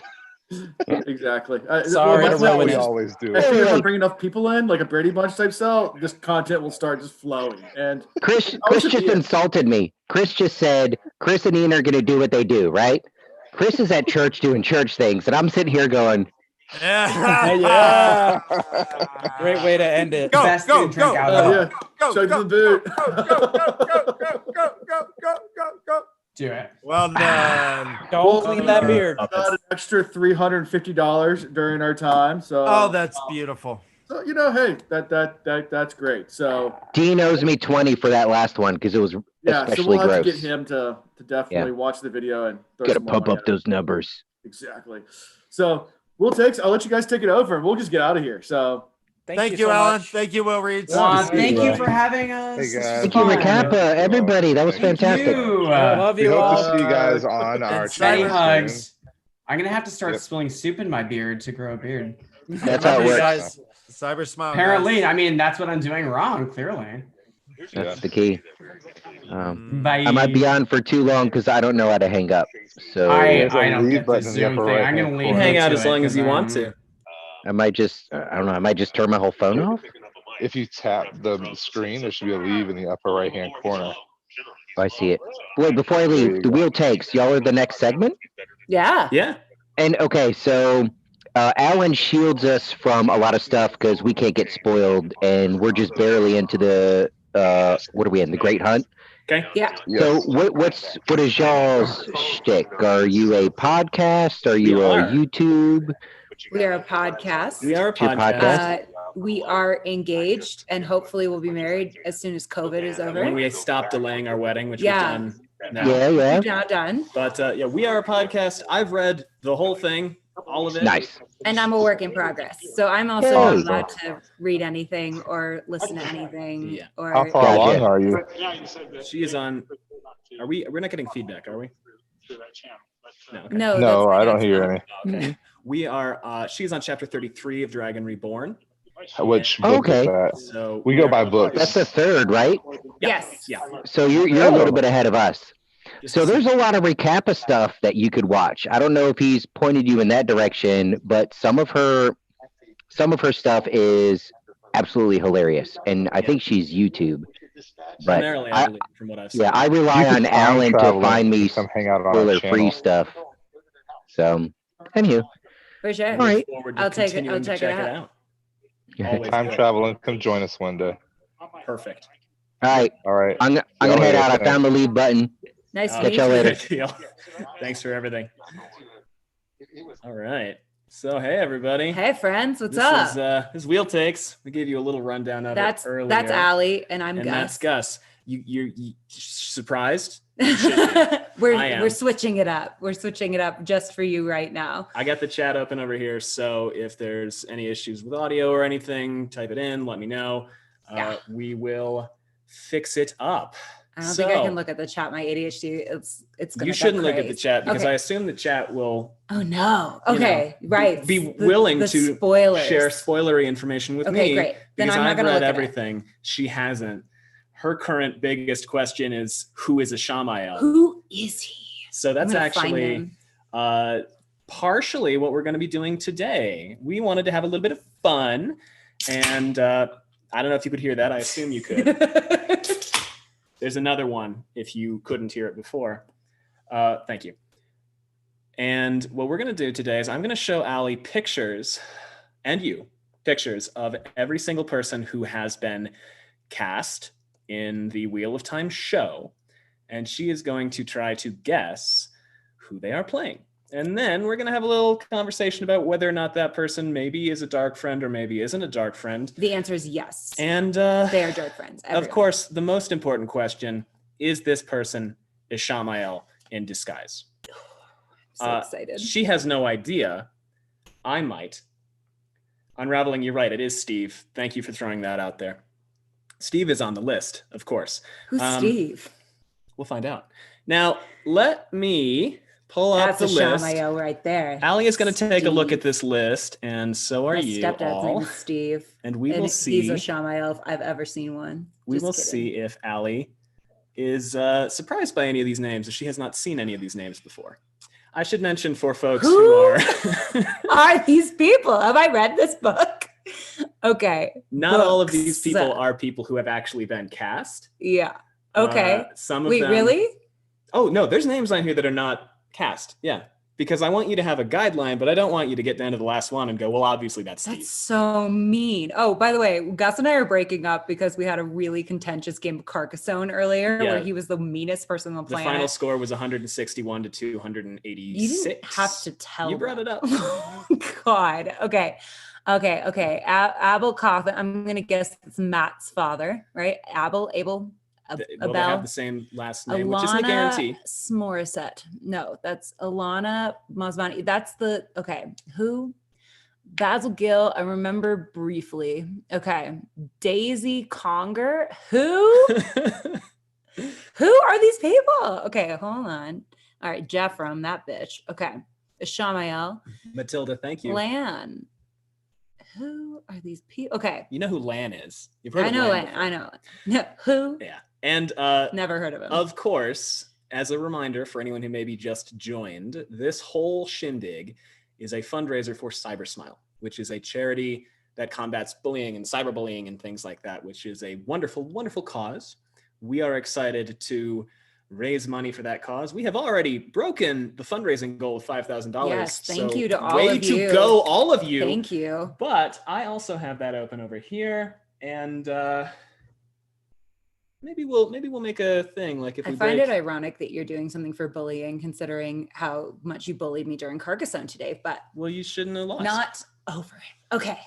Anyway, you shouldn't have lost. yeah, it's called Get Good. You're So we may not get through all of this. I Okay. should also mention some of the images of folks that I'm going to be showing also are not actually cast in the show. 5 of them are duds. bless. Okay. So. Oh, and what are the rules of this drinking game? Right, Gus? of course, I forgot. If Allie gets it right, she gets how many guesses? 2 guesses? 3 guesses? I get 3 guesses. Allie gets 3 guesses. If she gets it right, then I have to take a drink of my Stone Delicious IPA. If Allie gets it wrong after 3 guesses, she has to take a drink of her Stone Delicious. No IPA. ad, but if you want it to be an ad, Stone Delicious, hit us up. Yeah. Okay. And Allie, what happens? Can you grab our other prop? Okay. And in the event that either you get 10 in a row right or I get 10 in a row wrong, We stole my dad's Tito's. we took her dad's big bottle of Tito's vodka. We're also not sponsored by like we're in Tito's, high school. We stole my dad's Tito's. but we will have to take. If she gets 10 in a row right, I have to take a shot. If I get 10 in a row right, she has to take a shot. So I might die today. Yeah. We'll find out. Now, Okay. before we go any further, always drink responsibly. We're not condoning binge drinking. I am. And No, I'm not. No, I'm not. Okay. And if you want to play along and you are over the legal drinking age in your home zone or wherever you are now, we would love to have you join us. It's 2:00 somewhere, right? It's 2:00 right now. It's 2:00 somewhere. It's 2:00 where we are. It's 4:00 in where my parents are, and they're watching this. Close enough. And it's other times, other places. All So, right, ready? Allie, Let's do it. let me refresh this and make sure that everything is all right. Who? What? Who the Allie, hell is this? Okay. is this gentleman? Are we screen sharing? Can they see? Okay, great. Oh, wait, let me make sure we're screen sharing everything. Screen share, screen share. Okay, here we are. Who is this gentleman? His name is Abdul Salis. Well, I'm almost lost in his eyes. Like, wow, those are some beautiful eyes he's got there. Okay. Ooh, he's older. He's got a little older. salt and pepper. Mm-hmm. He looks like he might be. Matilda. Oh, we're a little bit behind. Oh. Getting some in the chat that says we can't see. I think it might be a screen sharing issue. Let me see where we are. Ah, okay. We're fine. Can they see him? Yeah, the YouTube video is just a little bit. Okay, good. All right. He looks very wise, like a leader. A leader? Yes. I think Okay. he might be Gwen's dad. Egwene's dad. That is incorrect. Damn it. That is one guess. God damn it. Okay. Then he looks very wise. I would Mhm. trust him to lead me. I will give you a hint. I would No, not. oh! Okay. Then I will not give you a hint. Do not, they'll say we're cheating. Okay. He's soulful. He might be reading a book somewhere. Give me loyal. It is not loyal. God You have damn one guess left. it. I'm already killing. Would you like a hint? All right. He looks like he could be disappointed in me. I will give you a hint if you would like a hint. I do not want to. He looks like he could be disappointed in me and a little bit tired of his life. Give me Elsie Grinwell's dad. No, I'm sorry. No. Allie, this is the actor playing. Where is he? Eamon Valda. Who? Eamon Valda is why I was willing to give you a hint. Eamon Valda is a white cloak. He is the white cloak. That sweet looking man is a white cloak. He is the white cloak who wanted to follow Elaine to Tar Valon in book 2. I'm shaken. Mhm. Apparently, I'm not going to like him very much. But look at those eyes. I know. I am very now. Another thing that part of this Swim in game those. is this Okay. person a dark friend? Oh, gee, with white cloaks, it's hard to tell because they're just the worst. Mm. Period. Is this narc a dark friend? A narc friend. A if you will. narc friend. God damn it, it was right there. Okay, a narc friend. Ooh, I'm gonna say no, just a jerk. All right. And is he a Shamael? No, Ishamael would not hang out with the white cloaks. All He's right. too cool for that. So Or let us would he? move on to Alexandre Willaume. Oh, hello. This is a handsome Blue fellow. steel over here. Okay. You will notice I'm not using their cast reveal headshots. I know. This is mean. Okay. He is. Preslove, I'm happy to give a hint after the second wrong answer, but only if she wants it. He feels like wrathful. Wait, is this Tom Maryland? That is Tom Shut Maryland. up. He definitely assassinates some folks for sure. Yep. He's got. To go back to our refrain that we use in the He can podcast spin a tail and spin a knife. not Am I right? infrequently, Tom fucks. Tom absolutely fucks. Tom fucks. And this guy could fuck. Yep. Yeah, I'm proud of him. Is Tom Maryland a dark friend? Based on this cast? Absolutely. 100% no. No way. No. But is he right in there? Ishamael? No way, Jose. All right. Is he a Shamael? No. No. No. All right. I'm going with if we've gotten inside their head and they haven't gone, I'm a Shamael, probably not a Shamael. All right. Let's continue. You know who my theories are. I know who your theory is. Yes. Gareth Brashama. This is Alvaro Morte. Alvaro Morte. It might be Alvaro Morte. I might be mispronouncing the name. This is a handsome cast. My goodness. The Mm-hmm. thirst traps in here, the trades. Okay. Ooh. I slipped. Okay. He's giving me jean jacket realness. Jean jacket realness. He's got Not- a Will not Turner necessarily vibe. older, right? Oh, this is That's powerful. Oh, who's the sad man? Who's the one who The has sad man? the power and then he loses Logan. He's Logan. Is this Logan? Yes.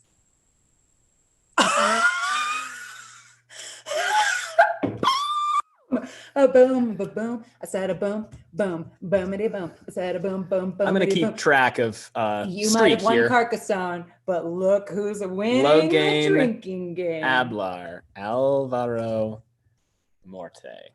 Okay, Now, Allie, and Morte sounds like a death thing, which I'm really into for this. this character. is, I believe, I think one of the Logain most. is going to be a big deal. Well, they announced his casting right away. I right? know. That's Now, what I'm saying. This guy is also incredibly famous internationally, less well known in the United States. But- I'm here for him brooding. I'm gonna be all about this sad boy. Thank you, Matilda. He just what was looks I gonna so say about broody. Logan? He does look broody. How doesn't could he not? And Apparently, he's got great hair. Of all the announced My cast, goodness. he has the largest social media following. Oh. Now, Then they're going to do something with him. Is this guy, is Logain, a dark friend? No. No. I don't think so. I think he is just broody. Is he a Shamael? No. No, a Shamael would never let himself get gentled. That is probably true. Yes. That is probably true. Unless he's faking. No. Can that's you not. fake that? Do we know? Can you fake that? I mean, can men fake it? All right, Barney Harris. It was right there. Okay. Barney Harris. Barney. All right. So people are still naming their kids Barney, huh? Delusions Okay. of Grendel. Good We're to obsessed know. with you too. Okay. He's giving me a lot of sass in this photo. Sass. All Yes, right. a lot of spicy, like sass quality. Mhm. Something in the pursed lips, I think. He's got this very gelled hair. Yeah. Looks like he cares a lot about his appearance. He's got a nice little which, he's an hook actor, so right like there. duh. Is that a hint or is that just you? That's just me commenting admiring on his his Superman appearance. curl? I think that he's a very handsome fellow. Oh, I recognize this. You do. I recognize this man. This is Matt. This is Matt Cotham. Yes! Yes! Man, he looks so different in that photo, but he's definitely got that devil may care attitude. I can Mhm. tell. Is Matt Cawthon a dark friend? No. But he is, according to you, A a moron. dumbass. Yeah. But I'm Because starting she to is feel on like book maybe I'm 3. really hard on him because we're similar as people. Sometimes you like hate people who are like you. I'm starting to feel that. He Is loves Matt to Cawthon dance. a He's Shamael? a little annoying. Is he a Shamael? No. No way. All right. So No, that's he's not smart enough to be a Shamael. that's 3 in a row. I'm getting a little worried. Too bad we don't have a Lord. All right, Oh. Billy Zane. Wait, Billy Zane is in this? Is he? That would be my dream. Oh my God. He once came to Second City. I used to work at Second City, friends. And Ellie's on chapter 33. and by he the way, was to answer the chat so rude to the wait staff. Okay, let me tell you, he tried to come in like 45 minutes late and we were not having it, and then he was like, do you know who I am? And I'm pretty sure the gal behind the desk was like, you haven't made a good movie in years, sir. Anyway, Billy Zane is not in this. Is that your final That's answer? my final answer. Fucking hell. Now, here's what I will tell you. This Wherever you are, This is you a will screenshot. not be in this show, my friend. This is a screenshot from Winter Dragon, Oh shit, I shouldn't have drunk that. Okay, sorry. which was a pilot that Red Dragon or Red Eagle Entertainment or something made as a rights grab, essentially. It is very bad. And he plays Elan Morin Tedranai, who is that guy in the prologue. Oh. Remember that guy in the Oh, prologue? so they did try to like They made a really, cast- really, they really did that. They really not tried to very cast Billy good. Zane. He was playing. Remember that Elan Morin guy? No. Do you remember Dragon Mount? Yes. When That's when Lou Theron comes in and he's like, Elena. Yeah. Yeah. This is the guy who was like, "Be healed." We should watch it sometime. It's a mess. Oh, I wanted to watch Apparently, it. he was super into it though, which good for That's him. cute. I like that for Billy Zane. All right. I root for Billy Zane. Don't get me wrong. Absolutely. I just don't agree with being a dick to wait staff and night staff. So, next up, Oh, Christopher Syref. Christopher Syref giving me like he's mad. He's not mad. He's disappointed. Winter's face. Dragon. Thank you, Valerie. He's giving me not mad, just disappointed. Okay. He's too old to be Lan. I should color code these. Also, is Shamael is on this list? Is he cast? Maybe, maybe not. Okay, we'll find out. I'm going with Gareth. No. Is Gareth Bryn already cast? That means he's going to be a big deal, probably. As a reminder, several people on this list have not, in fact, been cast. Oh, fuck. Okay. I'm gonna go with. Let's just fucking do it. Let's just fucking pee into the wind. Okay. I got to bring the picture back. Thank you. He's not mad. He's just disappointed. He is a white cloak. Okay. Jeff from Bornhold. Jeff from Bornhold? That's my guess. No. Strike one. You don't have to drink every strike or else you'll die. I thought I was supposed to drink every strike. Oh. You well, can if you want. I don't care. I'm gonna drink every strike. Okay. Just seems unfair to me. Peeing into the wind. Okay. What? Never mind. Yeah, like when you're just out there peeing in the wind, you don't care where your pee goes. Second guess. Not Jeffrem.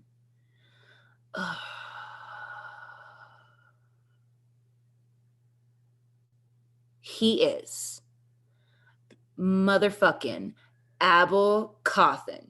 Abel-Cauthon? Yeah, because that'd be the face I would make if that was my son. Not mad, but disappointed. Yes. I'm amazing. Maybe we should go down to 2 guesses. Okay. Just to be fair to you. That's fine. Okay. All right. Let me make sure that He just I'm not looks lying. like- Yep. And he looks. He I think also he looks looks a lot like that boy, Barney yeah. Harris. They really went for like familial casting Yeah. on That's some. Yeah. That's some solid. He could fucking have casting. birthed that child, but not vaginally, because obviously he's probably a man. I don't know him. But We don't know. Sorry. Gender is a spectrum. Gender is a We don't know. construct created by society. There shouldn't be a 1 here. All right, you got 5 in a row, so I'm shook. All right. Shaken. Daniel Henney. No, I don't know who this is. Definitely not. Okay. He's He's- handsome. He's like, he could be a Ken doll. He's so handsome. Rugged, right? That's looking. Lan. Fuck, I shouldn't have said rugged. What the fuck is wrong with you? Fucking idiot. Get prepared to drink some Tito's. What a terrible fate that will be. Yeah. All right. I That's should've 6 gotten in you, a like, row. some Oh, we forgot, Allie. Fedga or Is something. Abel-Cauthon a dark friend? No. No. Is he a Shamael? I think if he has a son, he's probably not a Probably Forsaken. not. So no. Okay. That's my guess. What about Daniel Henney? Daniel Henney. He's not a dark friend. He's not a dark friend. No. You went through But a he phase is- in he- book 1. Well, remember? I thought he was going to be like a Severus Snape Snape kind kinda of like, are you sneaky. good or are you bad? Because I wasn't sure why he was there yet. Uh-huh. And then he started like getting the feelings for Nynaeve, and she started getting the feelings right back. And I was like, oh, it's the Bachelor. And he could be the Bachelor. Look at this guy. He's a handsome fella. Ooh, Nynaeve. And what I appreciate understand. too is he's kind of a young Lan. Yeah, you he's know? on the young side. Which goes because Lan But is I'm I think Lan's okay with 42, Yeah. which goes I against mean, if the I weirdness still look like that at 42. of Lan and Nynaeve having a 20-year age. Nothing wrong with that, of course. It surprised me a little bit the first time I read it. Yeah, they've got a little May, December. Mhm. No, more like an April, July, August romance. Mm-hmm. Something Okay. to that degree. All right. So, am I missing anybody here? Oh, Billy Zane. You got Billy Zane. Get fucked. Darren Clark. Oh my god, he's giving me Littlefinger vibes. though. Littlefinger vibes. Am I see it. just lumping in all the bald men together? No, I see it. I mean, he gives a little bit. He's got the smooth forehead. He's got that classic like head. This got to be a headshot, right? This is a headshot. That's got to be a headshot. That's what I'm saying. He's definitely older because it's a black and white headshot, and Okay. nobody does black and white headshots anymore. That's All true. my We're- actor we're friends both- out there know what I'm talking about. We're both theater people / film people, Yeah, so they want to see your face. Yeah. They want to see what They wanna color see it in you color. are. Specifically, that I'm whiter than the sun. now okay. what is your guess for Darren Clark? He's got that like actor half smile, like I'm a little mysterious, but his eyes are very kind. But I feel like that's a ruse. He's got to be someone mean. Delusions of Grendel wants to know if you're related to Elizabeth Banks. Are they saying because I look like her? I don't know, maybe. God bless you. Oh my God. Oh, God, whoever you are, you're just way too kind to me. Okay. Or is it because I'm funny? Either way, mwah, love you. Okay. Jeff from Bornholm. Jeff from Bornholm? Yeah. it's Take a from- drink. No. Really? Take a drink. I thought he was going to intimidate me for seasons. You've got this list here. I'm looking at the list. I have nothing else to look at. I can't look at the chat. That's Is he true. Steve? No, wait. That's not a real guess. Shh, quiet. Take a no. Now we went down to 2, so if you don't get it this time, you got to take a drink. Oh, Shooter Per McGavin. your request, not mine. Shooter McGavin. Allie, why do you even talk? Okay, Basil Gill. Fuck you! Are you fucking kidding me? God fucking damn it! Are you kidding me? Get fucked. Oh, I spilled all over my white pants. Okay. That's what you get. That's what I get. I have white pants Oh, on. God. Why I even own this Fucking pair damn of white it. pants is All right. it's the dumbest thing in the world. How did you get Basil? How did you do that? I don't remember who he is, and that's when I went off. He was like, do not remember who that is. Probably one of those sexless innkeepers. I'm gonna go with Basil Gill. Basil Gill is the innkeeper at the Queen's Blessing in Camelin. Is he the skinny one? No, that's Samuel Hake. Okay. I'm gonna like just fake Vogue for a second about how that was the Now question. is this guy, is Basil Gill a dark friend? Oh fuck, I can't remember. No, Basil Gill was a good guy. All right. Is she? Nah. No, Ishamael's gonna be in like somebody's court. He's gonna be a high up guy. I think he's High Lord Salmon. High Lord Salmon. Salmon. Because we our next week's episode, we do a reread for me, first read for her.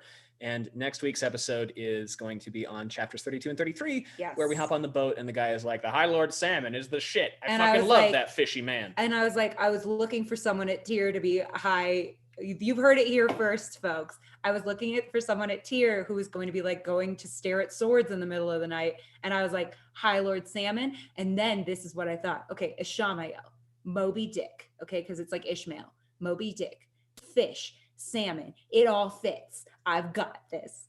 I'm on it. I've got this. Okay, continuing on. You've heard it here first. Who I think is Ishamael. I absolutely thought that was going to break your streak. It did not. So we should warm up the Tito's because you're at 7 in a row. Oh my God. Daryl McCormack. Handsome. Hello.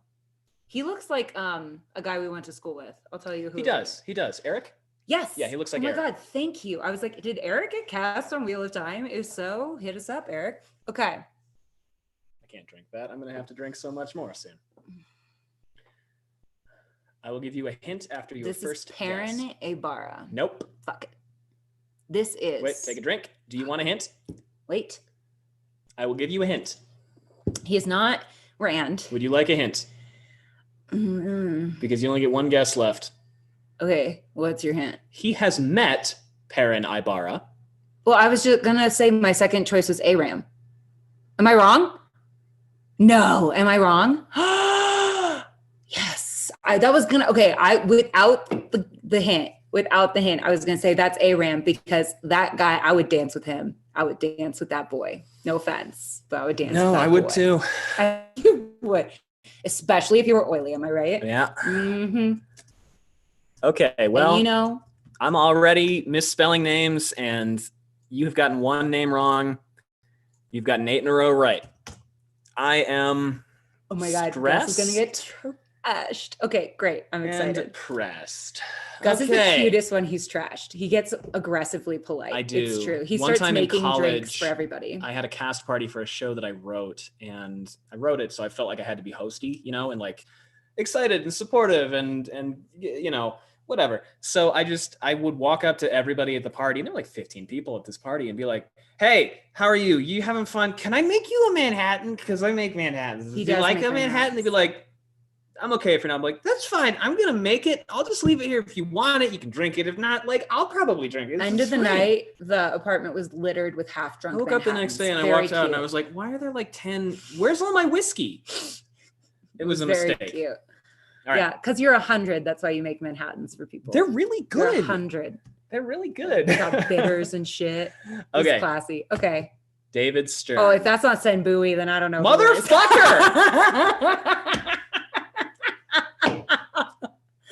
Shut up. Am I right? Yeah. How do I keep getting these? Okay, in your own defense, how could this man be anything but Sen fucking Like I looked Bowie? at him and was like, He's either Sen Bowie or he's Tom in the chapter we covered last week. Were I a casting director, which I am not, that would be like my first choice for Sen Bowie. Look at his face. Fucker. That's a Sen Bowie face. He's giving me Sen Bowie face. He is the most Sen Bowie man. Okay. To ever. Now, we're falling behind because we keep fucking around. Is Aram a dark friend? Is Aram a dark friend? No. Okay. And no on Ishamael. What about Sen Bowie? Sen Bowie? You know what? He's a solid maybe for me. But I'm not gonna go with maybe. I'm gonna go with yes. Because you commit. I'm gonna commit. I'm not gonna middle ground fancy Fencerton. I'm not doing that. Okay. Okay. Is he Ishi? Ishi. No. Ishi would never have a All hairline like that. Now, No Allie, offense to Ishi or to you- Senbui or to the actor. if you oh fuck What? Shit, I'm gonna have to take a shot. All right, if you get this right, I have to take a shot. Who is I don't know how to pronounce his last name. Hamad Animashon. Ooh. That guy looks like he likes to read. That's giving me loyal vibes. Bring it over. Yes.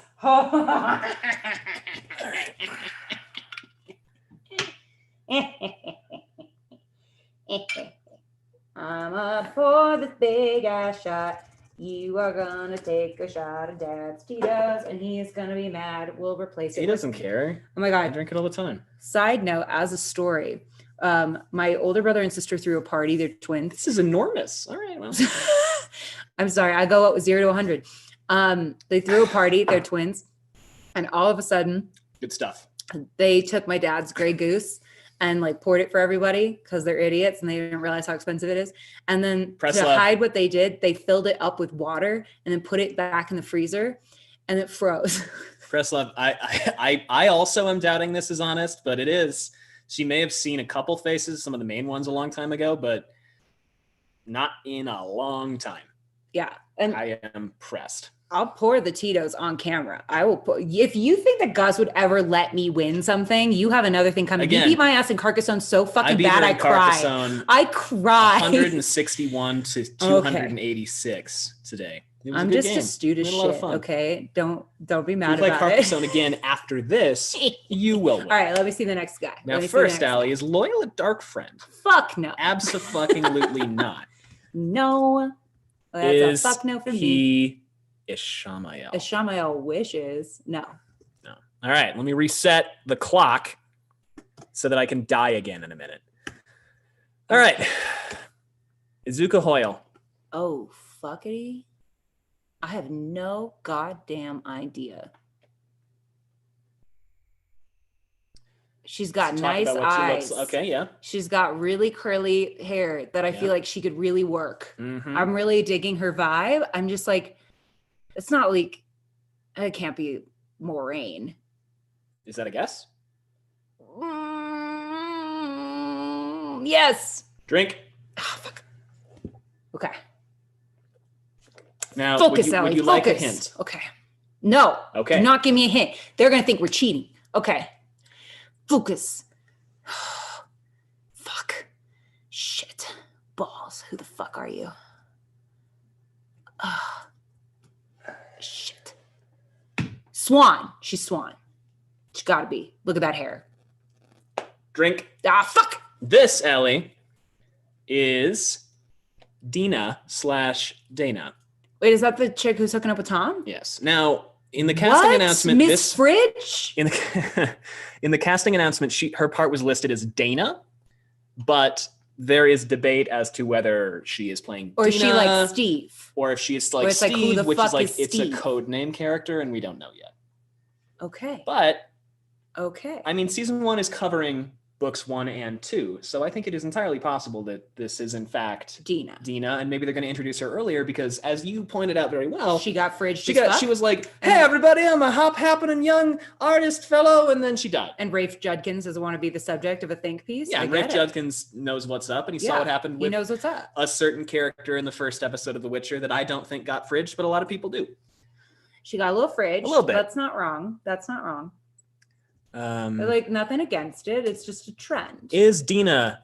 I mean, she's dead where we're at. No, but is she- she's not a dark friend. And she can't she's be. definitely yeah, not a Shamael. A Shamael would never let himself get killed. yeah. All right. Well, not so easily. Damn it. Allie, next on our list. Okay. Who? Jennifer Chon Garcia. Oh my God, she's serving me looks right now, though. She's beautiful. Okay. I just think everyone is so beautiful. Oh, and Chad is pointing out that a lot of people think this is in fact Swan. Or a lot of people originally thought when she was leaked as being on the show, but no one knew her. Well, she's got such a like Dina to me is this woman is the powerhouse. I can just tell by the look. I think she would be an excellent Swan. Yeah, like I would back that. I would back that. Okay. Now, does that mean that Swan's not cast? Or does that mean that they were proven wrong when Swan was cast? Because she's not serving me Dina vibes. I don't know. We'll find out. I mean, it is possible if it turns out later that Dina was a code name for Swan Sanche, then I stand corrected. Then I will have to take a shot. Then I will make you someday. You know will be God knows where, and I'll have to where. Here it is. Okay. Okay, give me the next one. Okay. Jennifer Chun Garcia. She is beautiful. Okay. I have the list on my phone. She could also be Swan Sanche. Take a drink. Damn it. Now, would you like a hint? Okay, she's small, maybe. I don't know. Her picture's small, so I'm just going off of her picture. I'm like, her picture's really small. Would you like a hint? She's got dark hair. She's got a regal ass face. I will give you a hint. No, I don't want a hint. They're going to think we're cheating. Okay.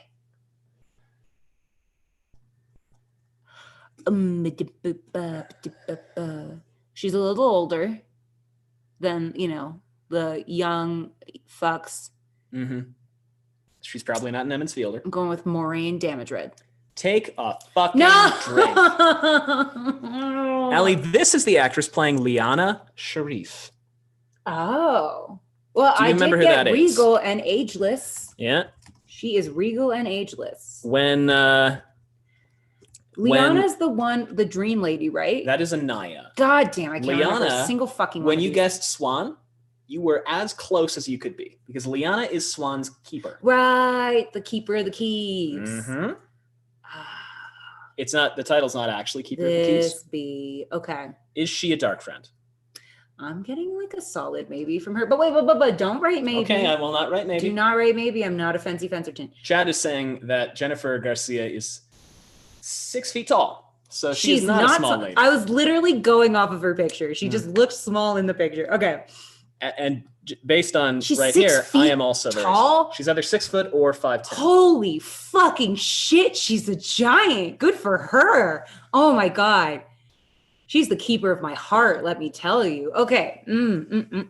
Is she dark friend? I'm excited about this model that's going to walk into our midst. Oh, is she a dark friend? Yeah. I get a solid maybe from Leon. Okay. I need a yes or no answer. Okay.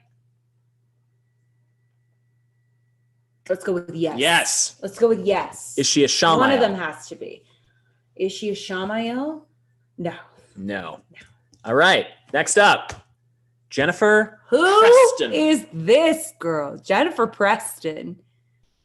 I should point out, by the way, for anyone curious on how this is arranged, I have this list, as you This can chick tell, is Maureen Damage Red. alphabetical by character name, and the folks are coming up alphabetical by actor's first name. And take a drink. It is not Maureen Damage Red. She looks like she could be small, and she's got dark hair. Okay, bitch. Okay. Would you like a hint? Oh, no, bitch. Okay, then I will Sorry, not give I didn't you a mean to hint. call you bitch. You can call me whatever you want. Okay. I love you very much. Look at this girl's eyes. She's playful. She's playful. You might need a hint on this one. Okay, give me a hint. Because I was about to go with This character shows up very, very, very, very briefly, and you love another member of Because I was their going to family. go with, is this Mama Grinwell? This is Mama that was such an Grinwell. obvious hint. Okay. I'm going to call him out for that one. That was an All right, I'm going to count that obvious against you for shot purposes. Fine. But where is it? Here it is. Jennifer Preston. Jennifer Preston. Now, you Allie- know what? She's playful. She could have a daughter like Elsie. I'm really fucking upset that they haven't announced Elsie's casting yet. Because they're waiting for it to be me. Because they're waiting for it to be you. Obviously. I don't know how you'll be great. Thank you. Surprise, it's me. For those who have not listened to our podcast, Allie's favorite character in the Wheel of Time is Elsie Grinwell. She's my And soul sister. when it came out that Elsie Grinwell had been put out of the tower, Allie cried for 6 days. I'm honestly still devastated by it. Mhm. It hurts my heart. I can't talk about it. Please respect me at this time. We're about halfway through right now, and I just want to remind everyone this is a fundraiser for Cybersmile, a wonderful charity that is anti-bullying and anti-cyberbullying. And if you would like to donate, the link is justgiving.com/fundraising/the wheel of time. Justgiving.com/fundraising/the wheel of time. You will put a smile on our faces. We have raised very little money since we started, and I would love it if we could push past 5,500. We're at 53-54 right now, and if we break, you want to just commit to doing another 5-episode week? Oh, sure. Yeah, if we break 5,600 during our slot, we'll do another 5-episode week. In August, we will do 5 episodes in a week. An episode every weekday. I can't believe I just All right? agreed to that. Okay. So do it for the kids. I'll do it for the kids. Do it for the kids. For the kids. Now. I like kids. I teach sometimes. Okay. You got that one. Mm-hmm.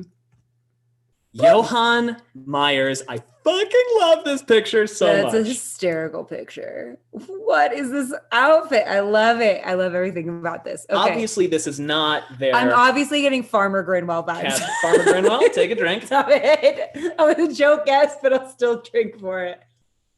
Mm-hmm. That's Pad and Fane. That is Pad and Fane. Look at the eyeballs. Yep. Because I did see his cast photo, but he looks so different in this that I'm actually shocked that I got that. Okay. All right, and we're gonna clear the board. Clear the shot board. Go to hell, Gushlan Bush. Go to hell. Is Pad and Fane, Allie? This is gonna be a real head scratcher for you. Is Pad and Fane a dark friend? No. Yes. Is she? No. No. He is Mordeeth, though. He is, in fact, Mordeeth. Oh, yeah. Is he Mordeeth or Ordeeth? Was it Ordeeth? He's Mordeth. He's Ordeeth. Yeah. He's just like. My name's Callie. If All a right. dude with a large nose who is sketchy shows up. Ooh, Honey Badger's here. Honey Badger, nice to see you. Okay, next one. What's up, Honey Badger? Just hanging. Just hanging out? All right. Witnessing. So. My dominating Gus. Let us continue. Excuse. I don't know if it's Joshua or Ooh, Yosha. moody. I think it's Yosha Stradovsky. Serving looks on this rooftop. It's Rand. That's Rand. Oh, he's got Of reddish course, hair. that's Rand. He's got reddish hair. Come now. Randy. Is Rand a dark friend? Nah. Well, like kind of middling, right? Kind of like can maybe like be, could be, might kinda. end up as one. Would right? root for that. No, I'm just kidding. Is How many wives is he gonna have? No, he's not a Shamael. is He's got too much to do. No, okay. He's got a busy plate.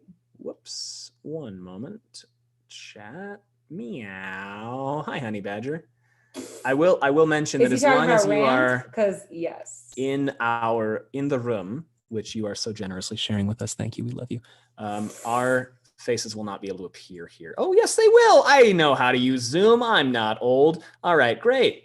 So Nothing has made me feel more like I'm 100 than the fact that we have to do this. yeah, Allie and I both teach with middle schoolers, and We have to do this all the time. We're and they know more than bad us. They know so much more than us. And it's really embarrassing because I'm It's only 27. wild. I don't think I'm that old. All right. Excuse Whoops, me. I lost. Oh, we don't need to see Apple Cawthon anymore. Okay. Okay. Gimme. Juliet Ooh. Howland. She looks like she could be on Downton Abbey. She's disapproving. She does, doesn't she? She's very Mother doesn't agree. Okay.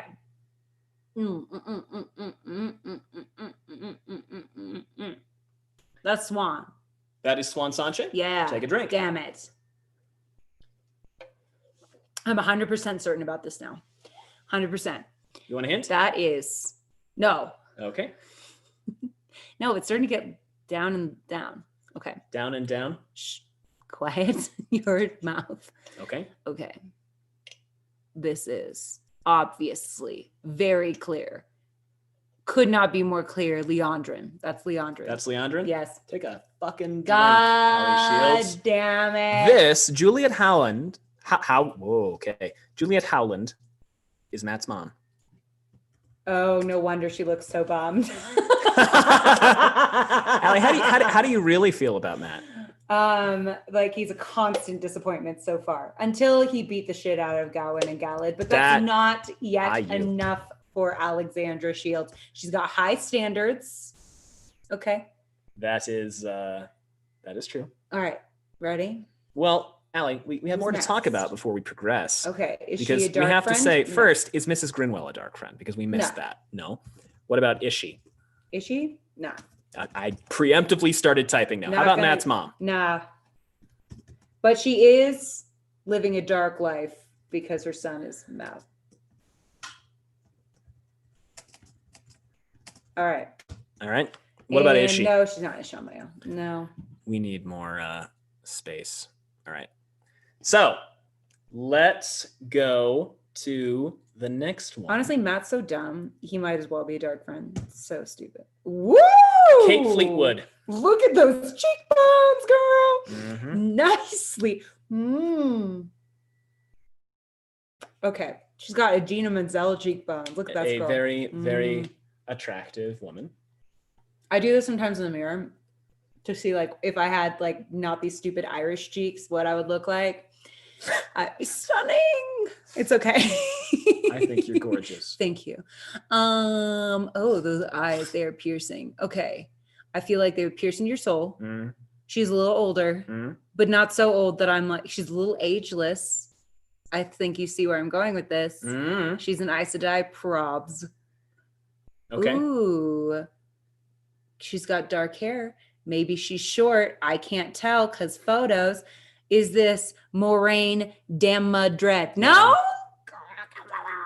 I will mention that they are not following. I'm Pac-Man guzzling this beer right now. It's my Okay. favorite Cards Against Humanity card, but we can't say the rest. I'm not guzzling. Yeah. Okay. Okay. So She's got cheekbones for days. I will say that Maybe she's fished before. I'm going with the fish lover herself, Swan Shanchan. Drink. Damn it. This is Leandrin. Are you okay? Knows who was gonna guess next. I need my three. You want to go back to 3? No, We can go back to 3. I don't want to go back to 3. I don't want you to give me things. Then I won't. Okay. I literally like spit take. This the thing is Leandrin has honey colored hair, right? They In the can dye. books. They're gonna dye it. But also, who the fuck cares how they're described in the books? Also, like, right? Who the fuck gives a shit? All right, there's my take. Good. There's my wheel take for you today. I don't give a fuck how It's they're a book. described in the book. It doesn't. Is a key component of her character that she has? Is this some No, but those eyes, can you imagine? when she Baratheons sells them marrying into Lannister slavery? shit? Oh my god, she is going to be. Can I say that right fish. now? Yeah, we're Okay. everyone knows. Can you how imagine far- when she sells them into slavery? Like, It's gonna be great. look at those eyes. There's a great Look, Instagram look post. at her eyes. Just look at her eyes. Everyone right now, it's an exercise. This bee will sell your ass Right, right fuck into slavery. You are those money. done. She does you are not gone, and she will care. make you think that it's a good idea. She does not give a She will fuck. go through the ways with you, and she will make you cook her and she dinner. will not give you cheese. Oh, she will not give my you a cheese plate. God, Christian Lehman said she's part of another Brady bunch, which I appreciate because she has braids in the show. All right, Does she have braids in the show? Kira Chansa. There's a child in this show. Now, I will say, Who the you fuck need is to this? know this is a character aged down. We don't know why, but this is a main character who has been aged down. Okay, here's my stupid theory. Hmm? This is a stupid theory. Do not come for me about how it's will stupid. not I already come know. for- yeah, you're fine. All right, bless. This is what it is. Min's first vision. Go. It's Min. It's Min. Yeah. It's not Min. It's Take a drink. Nynaeve. That's you're gonna burn both your guesses just like Mhm. bam, bam, back to back. Mhm. You got to drink a couple times then, hun, because that's young Swan Sanche. What? Yeah. Oh my god, we're gonna see when she was first, like, and she had to get shipped away from Tyr. I am so and excited. there will be for that. 80 tears for that. Yeah. I am really excited to see Okay, so now I have an idea of at least the ethnic makeup of Swan Sanchin. So stop erroneously guessing Swan Sanchin. Some are saying that this might be a rumor. It might be. I thought it was confirmed. I could be wrong. Well, now, regardless. Allie, Mm-hmm. let's go back because we missed. But that child is adorable. Let's Is just Leandrin discuss. a dark friend? No. Still to this day. Still, you're gonna stick by that. Still to this day, she was framed. Yes, of course she is. Is she? No. How about She Swan would be way Sanche? higher. Is Swan Sanche? Sanche No. a dark friend? No. But she is going to get Swan assassinated. No, but gonna die. Yeah. Swan Is she a assassinated. Shamael? No. Okay. All right. Preslov has a great point that That's- Swan went to the tower when she was in her mid-teens. This and child this is girl Steve, is like 11. aged This is down. Steve. You are. I am only working on the information that I have. It is entirely possible that this is not Swan and this is just some kid. But I think that she would be a really cool young Swan. Just Well, as a she's private serving personal me thing. looks as a child. Like I don't have that kind of swag, and I'm 27. Fishing in tear flashbacks. Yeah. I think so. And then Could be. she's gonna like magic a Pull a fish out of the fish water. up, She's yeah. gonna be like, Well, like she's a water bender. Do women typically manifest channeling powers that young? No, but Swan is a prodigy. That's true. All right, she let's keep went going. through the ranks really quickly. Oh, Lolita Chakrabarti. Lolita. Chakrabarti.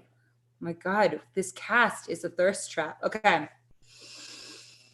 she's a little older, Mm-hmm. from what I can tell. She's got eyes where she's like, I've been through some stuff. I'm going with Gwen's mom. Gwen's mom. Yeah. That is Marin Alvear? Yes. That is Marin Alvear. Fucking, let's go. Let's go. Fucking shit. Okay. All right, here it is. There she is. Marin Alvear. Lolita. You're writing her name too fast. Okay. And is Marin Alvear, No, who she's not a dark friend. tragically is hunted down by What's her that face? new wisdom in Nynaeve's accepted test. Scary wisdom. Is she a dark friend? No. No. What about his shaman? No. All right. If she's not a dark friend, she's not a shaman. Hey, I don't know, man. Anything can Right? happen in the lightning round. Or- Madeline Madden. Oh my God. She's got like a mermaid. Holy shit. That is Egwene Alvear. That is abso-fucking-lutely Egwene Alvear. If that's Marin Alvear, that's Egwene Alvear. Wow. I That is a shot. love She her. is I also follow her on gorgeous. Instagram, and she's Of course you do. Look super at her. fucking cool. She's just like very, very vocal about her opinions, and I agree with most of them. She's very cool. Sorry, I'm telling myself to stop drinking because this is not the point. The point is not to drink. The point is to be right. Yeah. Now That's true about me always. People have asked like, who's your favorite casting, and I usually say Perrin, but I think Madeline Gwen. Madden is absolutely my second favorite. She's giving me casting right now. mermaid just washed up on shore realness right now. And Mermaid I just am and also like living for. I also have never rocked a V that deep, and I always like look at that and I go, "Good for fucking you." she seems like the kind of person who has goals. She does. She looks Right? like she does not want a sheep herd her whole life. No. She wants to go She do doesn't want to something just move to Terran Quarry. else. She wants That's to not go be the wisdom somewhere with like a telephone or something. So, Allie, Egwene Alvear, dark Uh-huh. friend? No. No. Hell no. Oh, that's 2 for you now, isn't it? Occasionally possessive, but not a dark friend. Is she? No. No. Okay. Mandy Simons. My goodness. That's a lot of hair. It is. I'm jealous. Ooh, how does a girl get that much hair? Okay. Give some to the rest of us, por favor. The thin-haired broads of us. Some great discussion in chat right now, reminding everyone that it's a fundraiser for Cyber Smile. And if you want to support the wonderful organization of Cyber Smile, why not drop a donation at the link that the hosts put in chat? If you can't see chat, It's justgiving.com/fundraising/the Wheel of Time. We would love that. It's such a good look for you. If all we of break us, all of us. 5,600, we'll do a ton of Cyber episodes next month. Okay. This chick. Oh, That's only $200. wait, I don't see Varen on here. They have not announced Varen's casting yet. No. Why are they doing this to me? I know, it's sad. Okay, then she's someone's mommy. Take a look through your list. See who we've got left, who she might.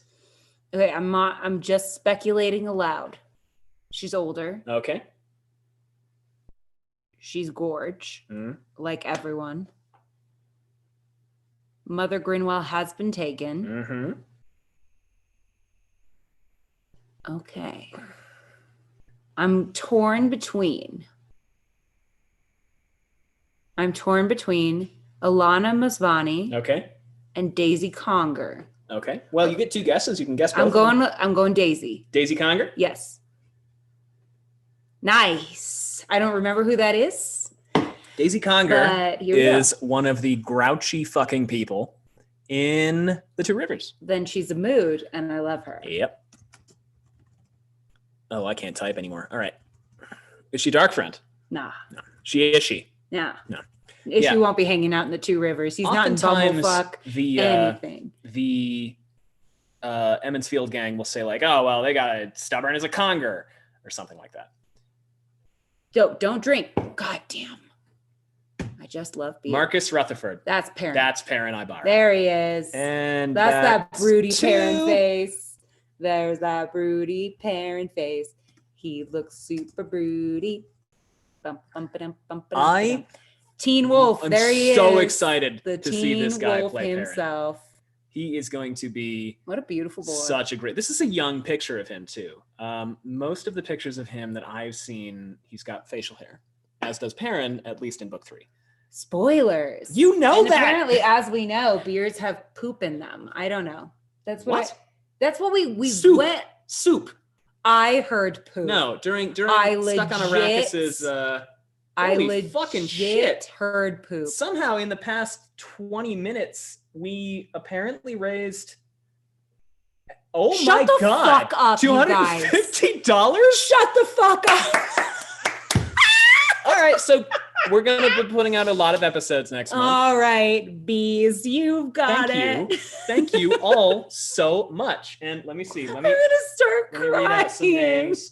That's so Oh my stupid. God. I'm gonna start crying. Chug from a boot, life goals. Thank you, Honey Badger. Cheers. Bless you. I'm not drinking though. It's part of the game.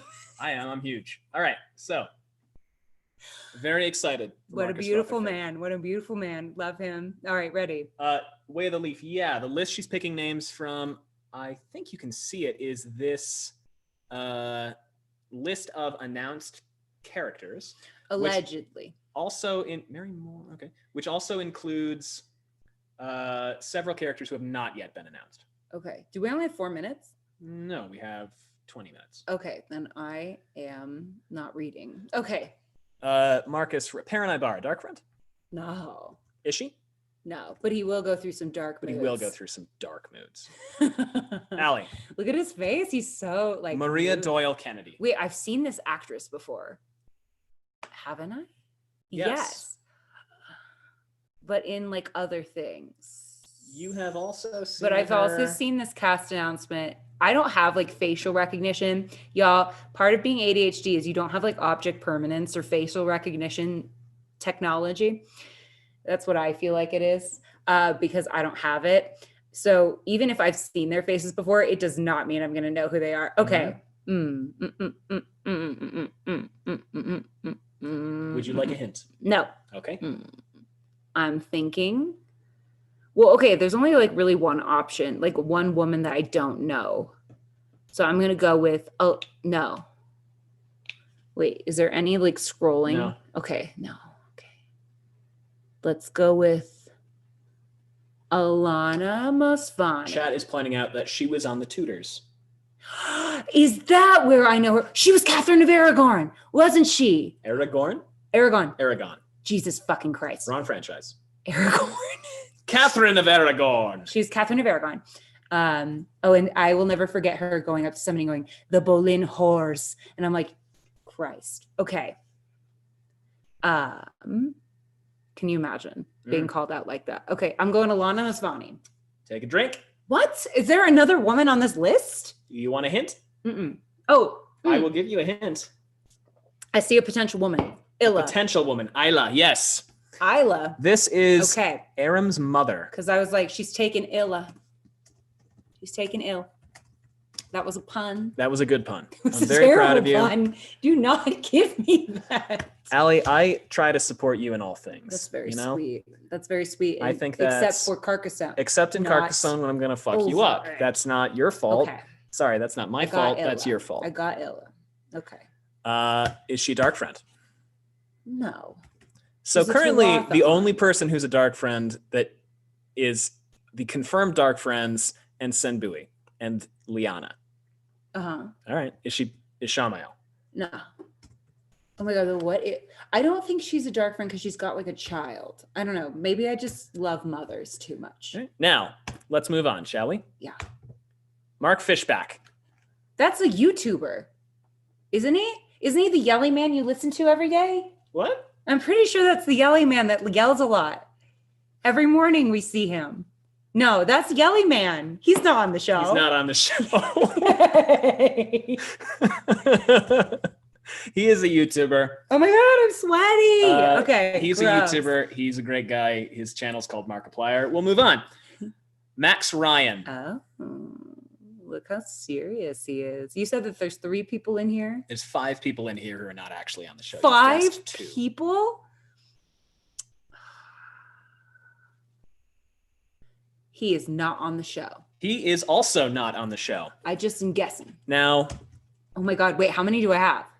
Too many. 1, 2, 3, 4, 5, 6, 7. We're supposed to meet my mom after this. Do you recognize this? That's Billy Zane. That's Billy Zane. Yeah, that's why I thought This that's Billy Zane. is Luz Theron Telemon on Winter Dragon, which he's not. We should live stream us watching someday. Guess what? 'Cause it's bad. That'd be so funny. Okay, but guess what? I realized today in my Catholic school education. Okay, Telemon, Luz Theron Telemon. Go tell him on the mountain, because he turns into a mountain, and then it's like over the hills he killed his wife, which like which is not part of the song, but before it fits perfectly. Anyway, Oh my God. All right, Michael. That's Bruce Michael Hatton. Bolton. He's not on the show. Drink. What? Oh fuck. Bruce Bolton's on the show? Mm-hmm. Oh shit. Who is he? He's got to be a White Cloak. He's got to be. He's got to be Jeffrey Bornholm. Jeffrey Bornholm. Drink. No. Oh, hey, what's up? Hola. How's it Fundamentally going? devastated. I don't know. Who is I he? got a message that somebody said I should join the party going on. Come drink with Oh. us. We're Oh, well, doing hold on. some guessing of who is what. So if you want to I'm stressed. cheer Allie on, I just lost everything. Am I going beer? you can or- go whatever you want. Currently, what we're doing There's every time. there's a cab inside of there. You can't see it, but that's Cabernet. Ooh, That's I a can wine. tell. That looks good. Oh my God. That's such a mood that you have it in a little, what are those called? Polar bears? What are Yeti. they? Yeti. Yeti. Thank you. This one's actually a Yeti, but it's a small Yeti, so we're pretending to be pretentious. Good. You know? Amazing. Yeah. I Into love that. Now, who is he? Is he that- Gareth Bryn? no, this is Tam Althor. His Rand's This is dead. a very different daddy. Yeah, This is a very He's a different time daddy than traveler. Bruce. he is a time traveler. Tam Althor, really? Yeah. But he's such a White Cloak. How could this be? I want to hear the White Cloak theory. Wait, hold on. Yeah. She's ahead of us. Maybe don't tell me the White Cloak theory. She doesn't know anything about Tam that you don't know. No, I'm just saying, like, Bruce Bolton, like, The he's actor. serving me White Cloak realness in his face. Like, look at him. How could he not True. be a White Cloak in this show? Very pretentious. He's going to Yeah, be, you're right. this is an acting challenge for him. He's going to be like a nice person. I don't, Now, it's not Allie, right. Now I is think he's a dark Tam friend. Althor a dark friend? I think so now. Yes, because he's Bruce Bolton. Is he a Shamael? Yes. No. He's also No, a he's not Shamael. No, he's not a Shamael. Shamael. Okay. Allie's current favorite thing. Can we pause? Because I'm not the only one that's having a heart attack because you just called Tam a dark friend. Like, I can't be the only one. There's other people out there right now like catching their breath. I have no idea. This is pure speculation. Presslove, you are right in chat. Speculate, sister. Speculate. Presslove's right in chat. Isla is Aram's grandmother. Isla and Ryan are his grandparents. That is the youngest, hottest grandma. I think they're cycling it down to be parent because she looks not that much older. Yeah, she looks like she could be. I was going to say my mother, and then I was like, no. Now let's. Though my mom is a dime. Continue Let's on. be real. Michael Tuhane. Who the fuck is this? This guy's giving me a Shamael realness. Look at his face. My favorite thing is to speculate who could a Shamael be, which I have no idea. I have theories, maybe. Okay, but this guy's giving me like he could be a sinister little person. Give me Gareth Bryn. Take a drink. Damn it. Give me Jeff from Bornholm. Take God fucking damn it. Allie, Michael Tuhane is playing Bran Alvear. Of course, he's like the nicest person on this place. Yeah, Okay. you are super wrong. Well, I knew it the minute I said he looks like he's giving me a Shamael realness because I don't know who this fuck is. That's red. And What you up have is entering our two. chat. Hello, Yes. what up? What's up, what up? Come join us. Come drink with us. We're having the Grendel, best you time. are right. Bran Alvear is a zaddy. He is a zaddy. Let's discuss. Zaddy. Why is this entire cast zaddies and thirst traps and trades? Matilda, for your clarification as to Gareth Bryn is sinister, Allie's current working theory for who Ishamael is that Ishamael is masquerading as Gareth Bryn. Yes, or as we call him. Well, no, it's not my theory anymore. But at one point, I was like Gareth Brishamael. Am I right? But now I don't know. I don't know shit. Now, Allie, I don't know. Sam Bowie's here. Oh shit. Oh, he's mad at me because of the comment I made about his Oh hairline. shit, dude. Here he comes. Men are very sensitive about hairline comments. I know. I know. I haven't read all the books, but I know that to be true across every storyline. Yeah, I did talk some mad shit just now. let's and progress. it's just the beer, Sen. It's just the beer, Sen Bowie. Narinder Who Samra. is this? Hello. Are there more fathers? There is at least one father in there. I forgot to make the screen. Okay, I'm struggling to read. Narinder Samra. If you need to see any of the people we have already deduced to figure out if they might be related. No, I'm here. I'm here for the fact that he is Egwene's father. He's got to be. We already got him. But we already got him, so now he I'm can't be. fucked. Okay, not Elaine Tricand, obviously. Okay, I don't know. I think he'd make a great Farmer Elaine. Grinwell, that could be. Is that a guess? Hold on. Excuse Not to rush you. Excuse me. It's Steve. No. Okay, I'm going Farmer Grinwell. Drink. God damn it. Just kidding. Really? Wait, really? Is that drink. Farmer Grinwell? No, wait, drink. Yeah. Fuck. Sorry. Get my hopes up. Get me all excited. Okay, he's no one's father. This was a trick. I never said he was. You implied largely. You asked me, are that there this dads left? man And I was a said, father. yes, there's that dads this man left. had birth spawn. You had implied it. You know Birth this. spawn? Birth spawn. Oh, okay. Birth spawn. Jeff from Bornholm. Take a drink. Ah. This is Aram's dad. Whomst? Aram's dad. Oh, Abraham. Okay. Oh, Honey Badger, this is important. I never get anyone's name right. She does not. hmm She never has. She never will. There's a key that I have of my nicknames for Let's people. drop it down to 5 wrong for a shot. We're close to the end. We only got 10 minutes left. Okay. All right, yeah. We're supposed to see my mother. Okay. Pasha Bokari. Look at his eyeballs. It's going to be socially distant for anyone who's concerned. Okay, look at his eyeballs. Look at his little smirk. Can I give you a feel good real quick? Yes. Chris and I, we're first-time readers. We butcher every name, every location, every word. We screw it up like 4 or 5 times before we get it right. And we have people in our Discord trying to correct us, and we still screw it up. When I was first But we reading, try. Kyrian tripped me up so much because it's Cairhien. What? I was like, Kerheen, Korhinen, Oren, Corona? I don't know. So you're okay. You do your thing, girl. I don't we're even all try. making Like, it up as we go. not that I don't even try. I try very hard. But I told everybody right off the bat, I was like, do not expect me to spell it right. Do not expect me to get people's names right. We And actually have a key. I think setting that up as an expectation has made it so every time I do get it right, everyone's like, she's a genius. Yeah, the bit.ly for our key is bit.ly/wheel takes key. Yeah, it's excellent. Because we call Morgaze mayonnaise, or if she's feeling particularly aggressive, aioli. Depends aioli, on the day. Yes, when she's spicy mayonnaise that day. Now, Ali, you're delaying because you don't want to guess who Pasha Obviously, Boker I have is. no idea who this is. Okay. He's got a little smirk, like he knows something he shouldn't. I'm going. He looks like he could be broad.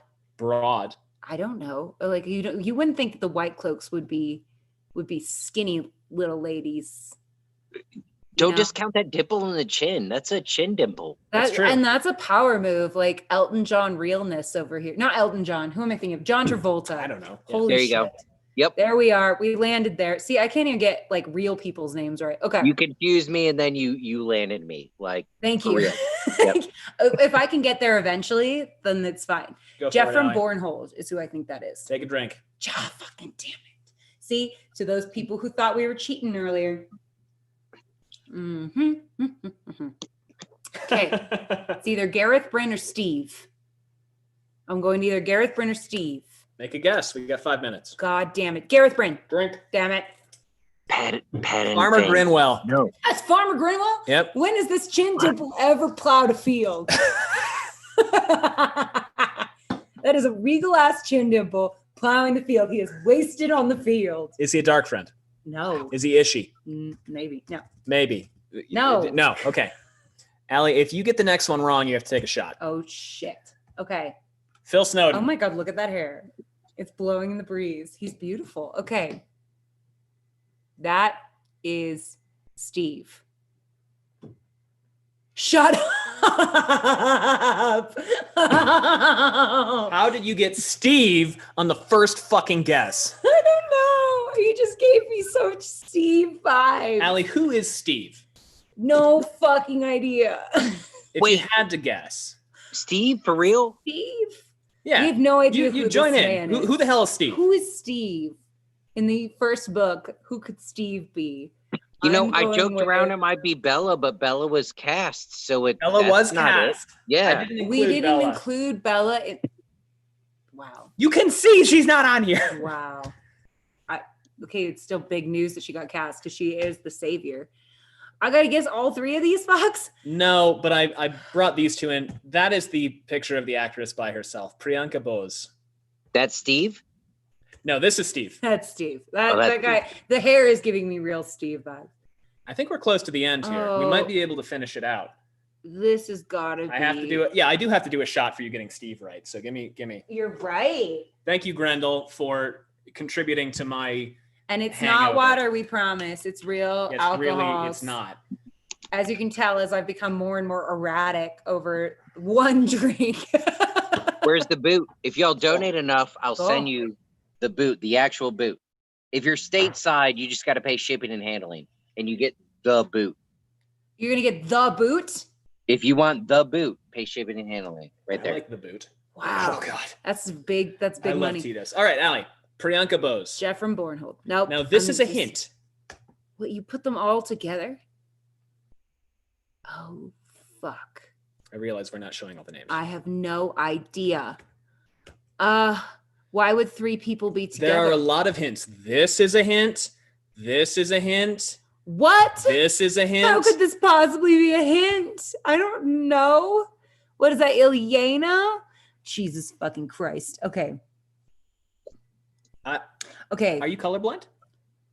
What are you talking about? just Am curious. I Are you colorblind? colorblind? Green? She's green Aja? What is she? Alana Mosvani? That is Alana Mosvani. Oh, Jesus. And these are her warders. I was Oh. not going to include her warders. I can see why. Because they are the warders. yeah. Whoa, I can't type anymore. I root for her. Because Automatically she's not got a two dark warders. friend because she's got the hottest warders in the place. I didn't give them their own Nope, entries. fail. because Everybody's a dark friend. Everybody. Oh, yeah, that's true. I expected everyone to be a yes for Ishi, honestly. I'm surprised. I've been eliminating people. Now, Process Allie. of elimination. Is Alana a dark friend? No, 'cause Alanis her Morissette. warders are too hot. Alanis Morissette is not a dark friend. You Alanis Morissette? gotta know. Because her name's Alana Mosvani, which to me looks like Alanis Morissette. No, you're right. A couple left. You're so onto we might be something. able to That's legit. Yeah, You're and right. you ought to know she's not a dark. Let's rapid fire through Okay, the rest. ready. Is she? No. No. Okay. Rekha Sharma. Oh. 10 seconds. Oh my God, it's too scary. Okay. Guess. Maureen. Nope. Naive? Nope. She's not in the show.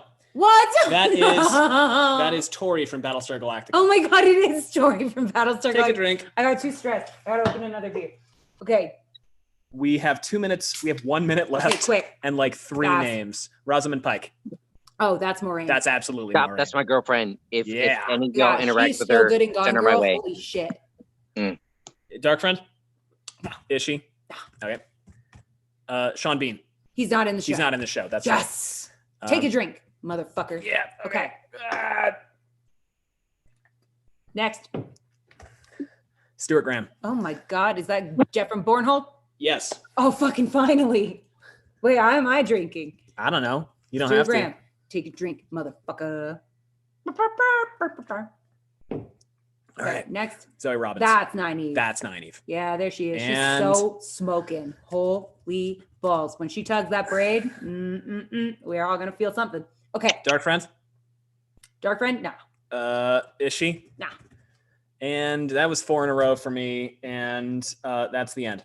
Ugh. These you have should not drink another been shot cast. just 'cause. Balsam has not been cast. Elaine has not been cast. Gareth Bryn has not been cast. Gawain, Ishamael, Luz Theron, Min have all not yet been cast. No And- Gawain? No hot redheads for us? Is Do he you want me ready? to take another shot? I will if you want me to. Do it. Take another shot. Do He it. owes one. I would have gotten Yeah, the the next kids. one right. I would have gotten it right. We're doing Going it to for the kids. Tito's? Yeah, come on. One Oh more. my God, I would be You're- so dead by now. Thank God I'm good at guessing. You should do one too. All right, fine. You go first. Ew. Wait, I have a swig left. I'm there with you. Okay, ready? We're all going to do this together for the We children. can't do it together. We have one shot glass. All right. Well, Wait, did she plug her nose for that shot? Did that happen? Obviously, it's the only Well- way.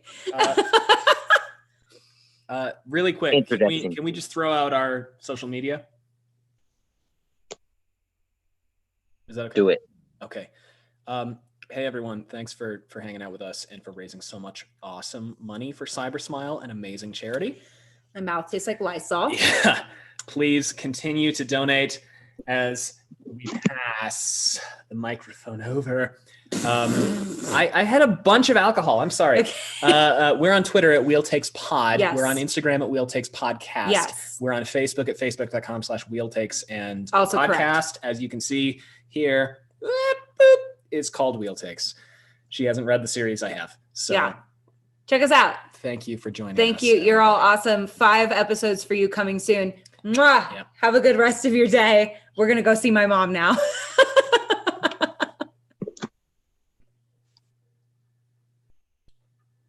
Yours.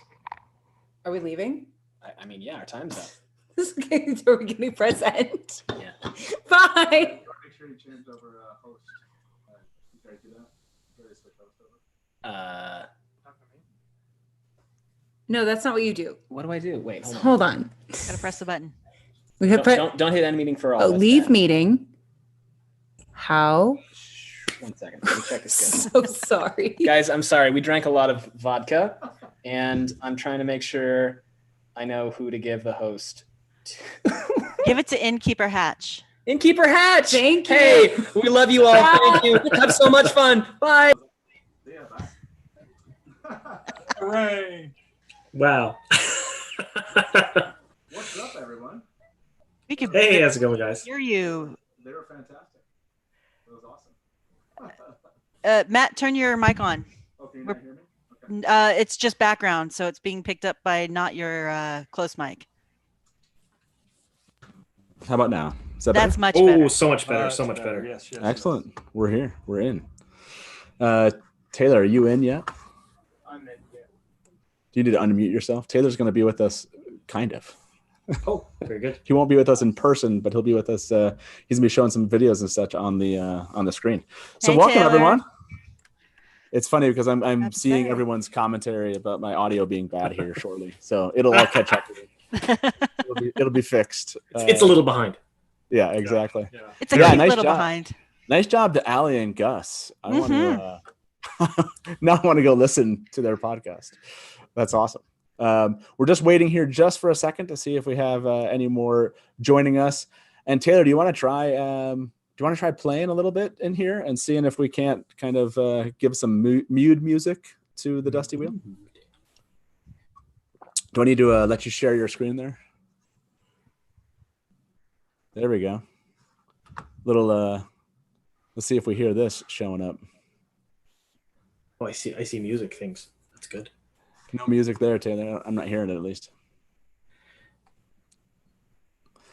Looks like. Yeah, I guess we'll find out if everyone hears in the system. Yep.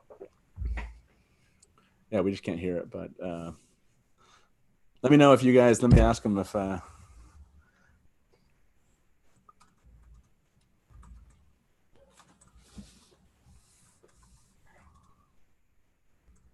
We'll see. Okay. We'll see if they can. All this stuff that's going on right now, this is why the Dusty Wheel is usually 5 minutes late. Because They we can't- were doing all this beforehand.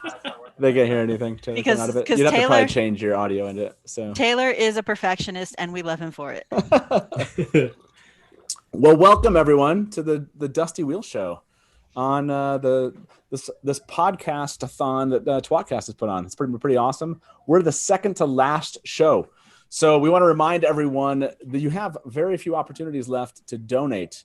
And as we told everybody, depending on how many people showed up, I don't know how many people are here now, but we would pretty much have however many live concurrent viewers we had and definitely donate that much at the end. So we'll see what we have at the end of the show, or the highest mark we have during the show. We just have somebody watch that and let us know where we get. Are we? As you said that, it dropped. What was that? It was 80. Yeah, 82 was the highest Wait, I've seen. 82, Okay. 41 bucks. That's well, I'm sure I'll probably match that if we don't get any higher than that. So I'm looking one for of my whiteboard. One of the interesting things, and Taylor can't play some of the stuff. We were going to actually play some of the videos from Cyber Smile Foundation, and they have some really good videos on there talking about cyberbullying. And today I got a chance to kind of go on with Daniel Green during his time, and he invited me in, jumped on, and we actually talked about bullying a bit more. So yeah, that was actually. I got more personal, I think, about bullying there than I've ever done so in public, talking about this topic. So I kind of wanted to start there. And I'm assuming everyone here that's in chat knows about the Dusty Wheel. We'll talk about ourselves a little bit later on during our time here. But yeah, I just want to jump into this idea of cyberbullying and open this up to you all and ask you, do you have incidences of bullying or cyberbullying in your lifetime that you think where you've learned valuable lessons, something good came out of it? Because that's pretty much Cyber Smile's message, right? Is to kind of fill, if you will, the internet with positivity. So I'm kind of curious if you have some positivity that's come out of anything like that, or you can share some negativity too. But yeah, I want to leave it to you, and then I'll share some of my own. And I'm kind of curious for people in chat also, what has been your experience with cyberbullying? Is there anything that comes to mind with you, Mary? Well, when I was growing up, I was bullied a lot. I had moved across country and started a new school, and so I was the youngest in the class, so I had no idea what was going on. I spoke with a funny accent, and so it was a bit of a bumpy ride, but managed to get settled in. I had a very good teacher who was very kind to me and made sure I was included in activities and whatnot. So that helped a lot. And then middle school, I was only in middle school for 2 years, and I choose to ignore those 2 years of my life because they were horrible. Wow. But did get through them. I had a solid group of friends that were there for me, and I knew that no matter all the other stuff that was happening, we couldn't stop what was going on, but we at least got through it together, which I think is, that's one of the things I learned is that, it's okay to rely on somebody else. You don't have to get through it on your own. And that was a hard lesson for me to learn. I still struggle with that as, I have teenagers now. And one of the things that's great about the schools that they went to public schools, and the schools, elementary school and middle school, had a very dedicated mission of not stopping bullying, but not letting it start. So they taught the kids how to have conversations, how to have difficult conversations with each other, how to express their emotions in a healthy way, and to express their needs. So that way they learn the tools and the techniques that they can use to avoid bullying, and also to stand up if they see a situation that is becoming a bullying situation, to not just be a bystander, to be an active participant in the bullying situation and get resolution. So I was paying close attention because I didn't have those tools. I didn't know how to deal with things. So it's come a long way since when we were kids. That's right. We all look like young. Yeah. Well, see, I don't know about you guys. Young and hip. Very young and hip. We're young in spirit. I'm seeing this in chat. I'm seeing this in chat a lot, or somewhat throughout the day as I've watched these, where people talk about the, whether or not it's real friends or maybe friends in the books, right? I think that's what we all found about the Wheel of Time. We found friends in the books themselves. Yeah. And by the way, hopefully all of you that are watching, John from What Up here with us. Hey, everybody. How's it going? Hopefully you're following his channel. And I hope that you go back afterwards and all these podcasts, because we know everyone has all the time in the world to follow 24 different channels and podcasts. But no, hopefully you found some favorites today, since last night, and you're going to go and become a subscriber so they can go out and continue creating content. I know how much that matters on the content creator side, is to have people that are hearing your voice and reacting. So so hopefully you've found some voices you've enjoyed, and you're following them, and hopefully you've taken a moment to donate. Like we'll do right at the end of this one. Like I said, if we don't make it over, if we don't make it over 100, I'll make sure we definitely donate 100 or 2 or something in there. So, but we'd love to have more people kind of interacting with us as we talk about this. Mary, you brought up a good point, which is, I think that's a great one, which is, if you are experiencing cyberbullying or bullying of any sort, you need to go find someone that you can talk to, and someone that you can rely on, because if this makes sense, that's almost like a reality check that you need about who you are. Because I think that's what cyberbullying and bullying does in general, is it makes you question your value. It makes you question, your existence in some cases. And just, it makes you question every choice you're making, which is, should I make this choice, or will I be bullied for it? So if you can go find people that you can talk to that aren't consistently making you second guess everything about yourself, I think that's a key way to cope and get through in a, come out the other side of this actually as a functional adult that can help raise children or help mentor other kids that are going through it. John, or have you had anything when it comes to bullying or cyberbullying that you can kind of think through? Well, I'm a little too old for cyberbullying, but well, you never know. You never know. I've seen some of the comments on your channel. Yeah, it's true. There's some terrible people out there. But I mean, growing up, horrible life at home, really bad life at school and whatnot. I like telling my kids that my life didn't start till after I graduated and met their mother, if that makes any sense. So dealing with all that when I was younger, like you had said, we didn't have a lot of the resources, or we didn't know a lot of the things. We kept things to ourselves. We kept quiet. And now that's completely different. I have 4 kids of my own, and they learn right from grade primary up that it's not okay, that this is what you can do. And they give them tools to be able to, resolve their problems in a good way, that rather than, taking it out on others. And we have been very luckily so far not had to deal with that aspect of anything with any of my 4 children at all, which is really, really good. But we live in it's a small city. It's everyone really knows each other and stuff, so that helps some. But since I've been an adult, I've basically told the kids that this isn't everything. If anything ever happens, and anyone ever bullying you or saying things that you don't like or treating you in a way that you don't find respectful, absolutely tell someone, tell me, tell their mother, tell if they're not comfortable talking to us for whatever reason, tell a teacher, tell someone they trust. And if they can do that, then they can work through it, because realistically, this time in their lives is very difficult, but it's not the most important part by any stretch of the imagination, because they have their whole lives ahead of them. Yeah, there's one thing that was interesting you just brought up there, which was how common it was to not talk about bullying. Yeah. That was the thing. Like, you're not supposed to mention that this is happening, whether or not it just wasn't proper culturally or socially, at least for that kind of resonated when you said that. It was like, that's right. This is like a whole different way that we approach this, which I'm glad that that's true. That aspect of our discussions, at the very least, when it comes to cyberbullying, and hopefully parents of children that are going through this don't continue holding on to that aspect of their how they were raised in kind of this to just accept it and or ignore it and be quiet about it. I think that's one of the most powerful things we can do, is talk about it, and like Cyber Smiles mentioning, kind of push more positivity into the world. Todd, anything coming to mind too? And by the way, welcome Andrew from the Black Tower podcast. It's awesome to have you here with us. Hello. Hey, so, how's it going, lovely people?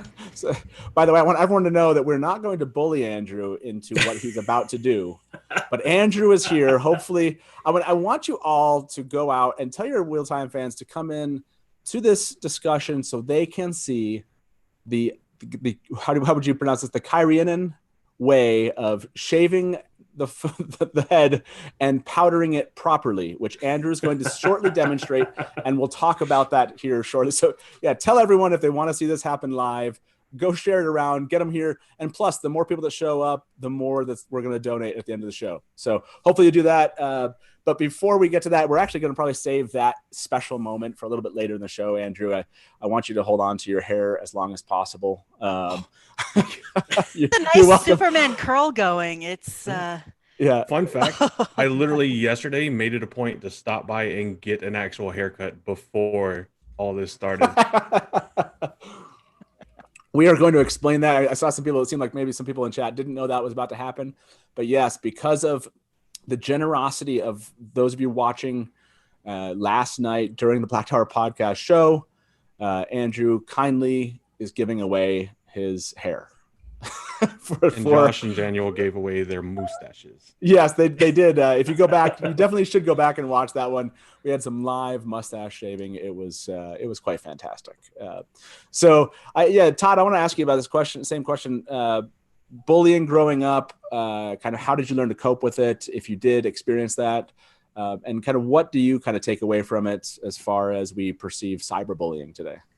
I'm probably the oldest one here, but I was tall and skinny and played soccer and read a lot and moved to the South. So I was really never picked on.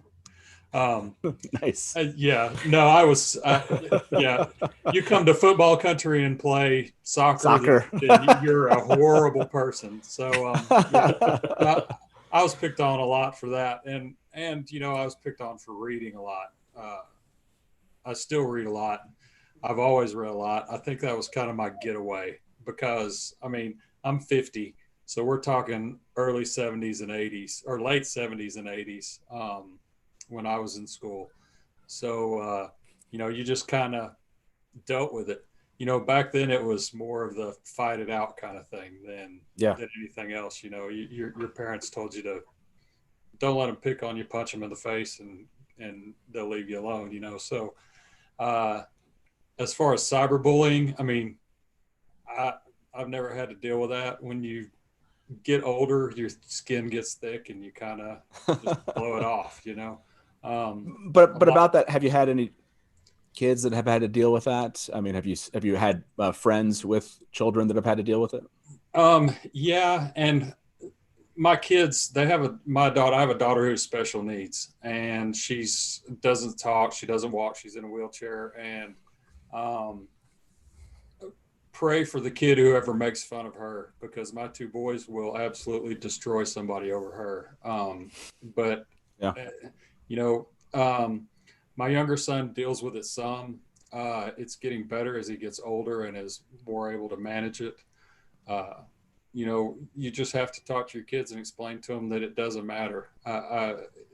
You deal with it and you have to let it go at some point. And, I'm a big believer in telling my boys, it's 12 years of school and you're done. And you have 75 or 80 years after that of not having to deal with school. And so school is not that big a deal as far as making friends and who made fun of you and all that kind of stuff, because it's only 18 years of your life and you have a whole lot more life after that you can make good. Yeah, I think, and John brought this up, I think that's a really important piece of, it's easier for us old people to think in those terms because we're there.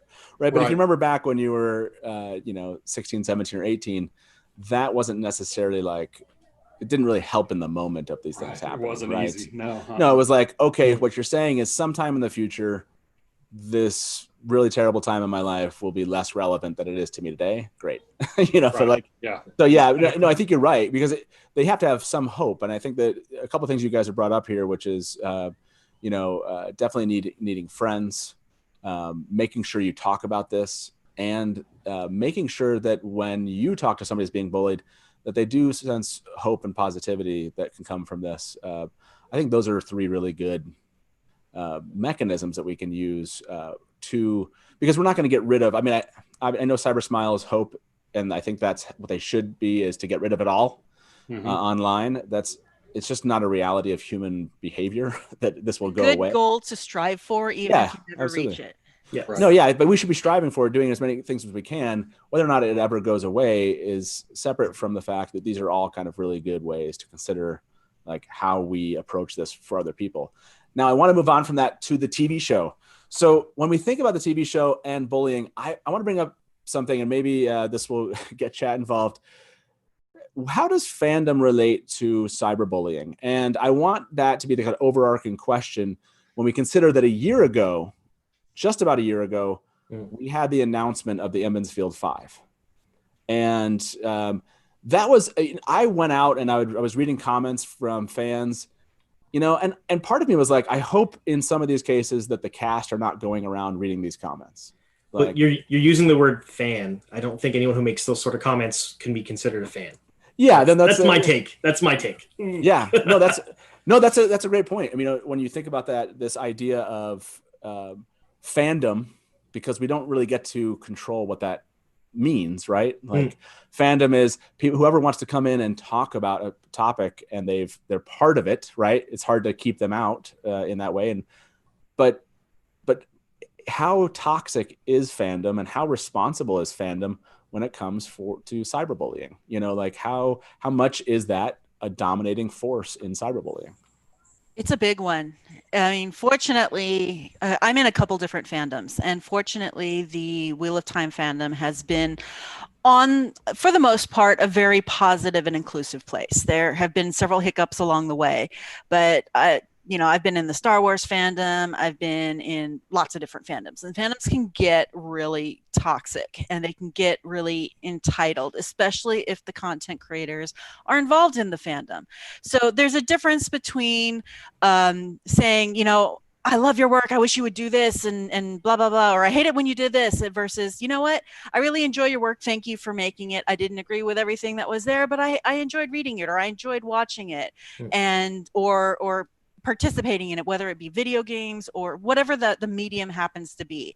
As a fan, I think it's on us to be respectful to the content creators and to the fellow fans. And if you see somebody that is being, that is crossing the line to that cyberbullying, we have to say that that's not acceptable. You got to say, hey, tone it down, take your comments elsewhere. That is not acceptable. That's not appropriate. Everyone's entitled to their opinion, but this is a public space and we're not going to accept that kind of negativity out here. We're going to call you on it. We're going to call, we're not saying you're a bad person. We're saying that is a bad thing to say. So find another way to say it. Think about what you're saying.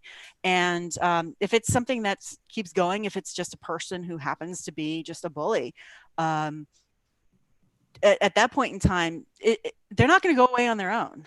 And this is something I think fandoms struggle with. Doesn't matter the fandom, is how do you deal with these? And the thing that to keep in mind about this is one person out of hundreds or one person out of thousands. So it's easy to think, oh, everybody's like this. They're not. They really aren't. But that one person is going to take up 80% of your mental bandwidth dealing with them. So it's going to make it so it feels like it's a bigger problem. But that aspect, and I want to dig into that some more. And Andrew, I have a question for you about this, about culture, basically fandom culture, and how responsible we are to call out bullying from a cyberbullying perspective, among our own communities, and especially maybe as content creators or not, just as fans. But before I do that, I do want to thank whoever just donated $500 while we were talking. I think we're getting close now to $6,500. Thank you so much. Wow. Awesome. I'm sure it just happened to happen while we were here, but thank you. That's fantastic. Keep donating. Taylor's in the back on your phone right now donating money. Yeah, Taylor's just donating money from my account. That's what it is. And like I said, we're going to do a donation at the end of this. Like I said, it'll be at least $100, and then depending on how many people end up showing up, maybe even more. So, please keep donating for this cause. I know there's a lot going on in the world right now. I get it. Finances are tight for everyone, and there's a lot of causes to be supporting right now. This just happens to be one that does touch us all. Yeah. Being fans, talking about things we love online. We know we deal with this, and so Andrew, that's my question for you is, how do we, from fandom, what's our responsibility when it comes to cyberbullying among our fandom? Well, we have an incredible responsibility to address it when it happens. It's all about the Wheel of Time fandom, especially Twitter of Time, is known already for just being this incredibly tolerant and accepting and just fun-loving fandom. And we've seen examples that I'm not going to get specific on, sure, of where people have done something to this nature, something that is completely against the overall spirit of the fandom. So when you have that and you already have a fandom that has such a good reputation, a good following, tons and tons and tons of fantastic people in it, that fandom has a responsibility to itself to maintain that status. When people come in and, they want to do things like theory bashing, or they want to shoot down people's ideas, and they're just, just being unnecessarily rude and nasty, the fandom should step in. The fandom should say, hey, look, that's not okay.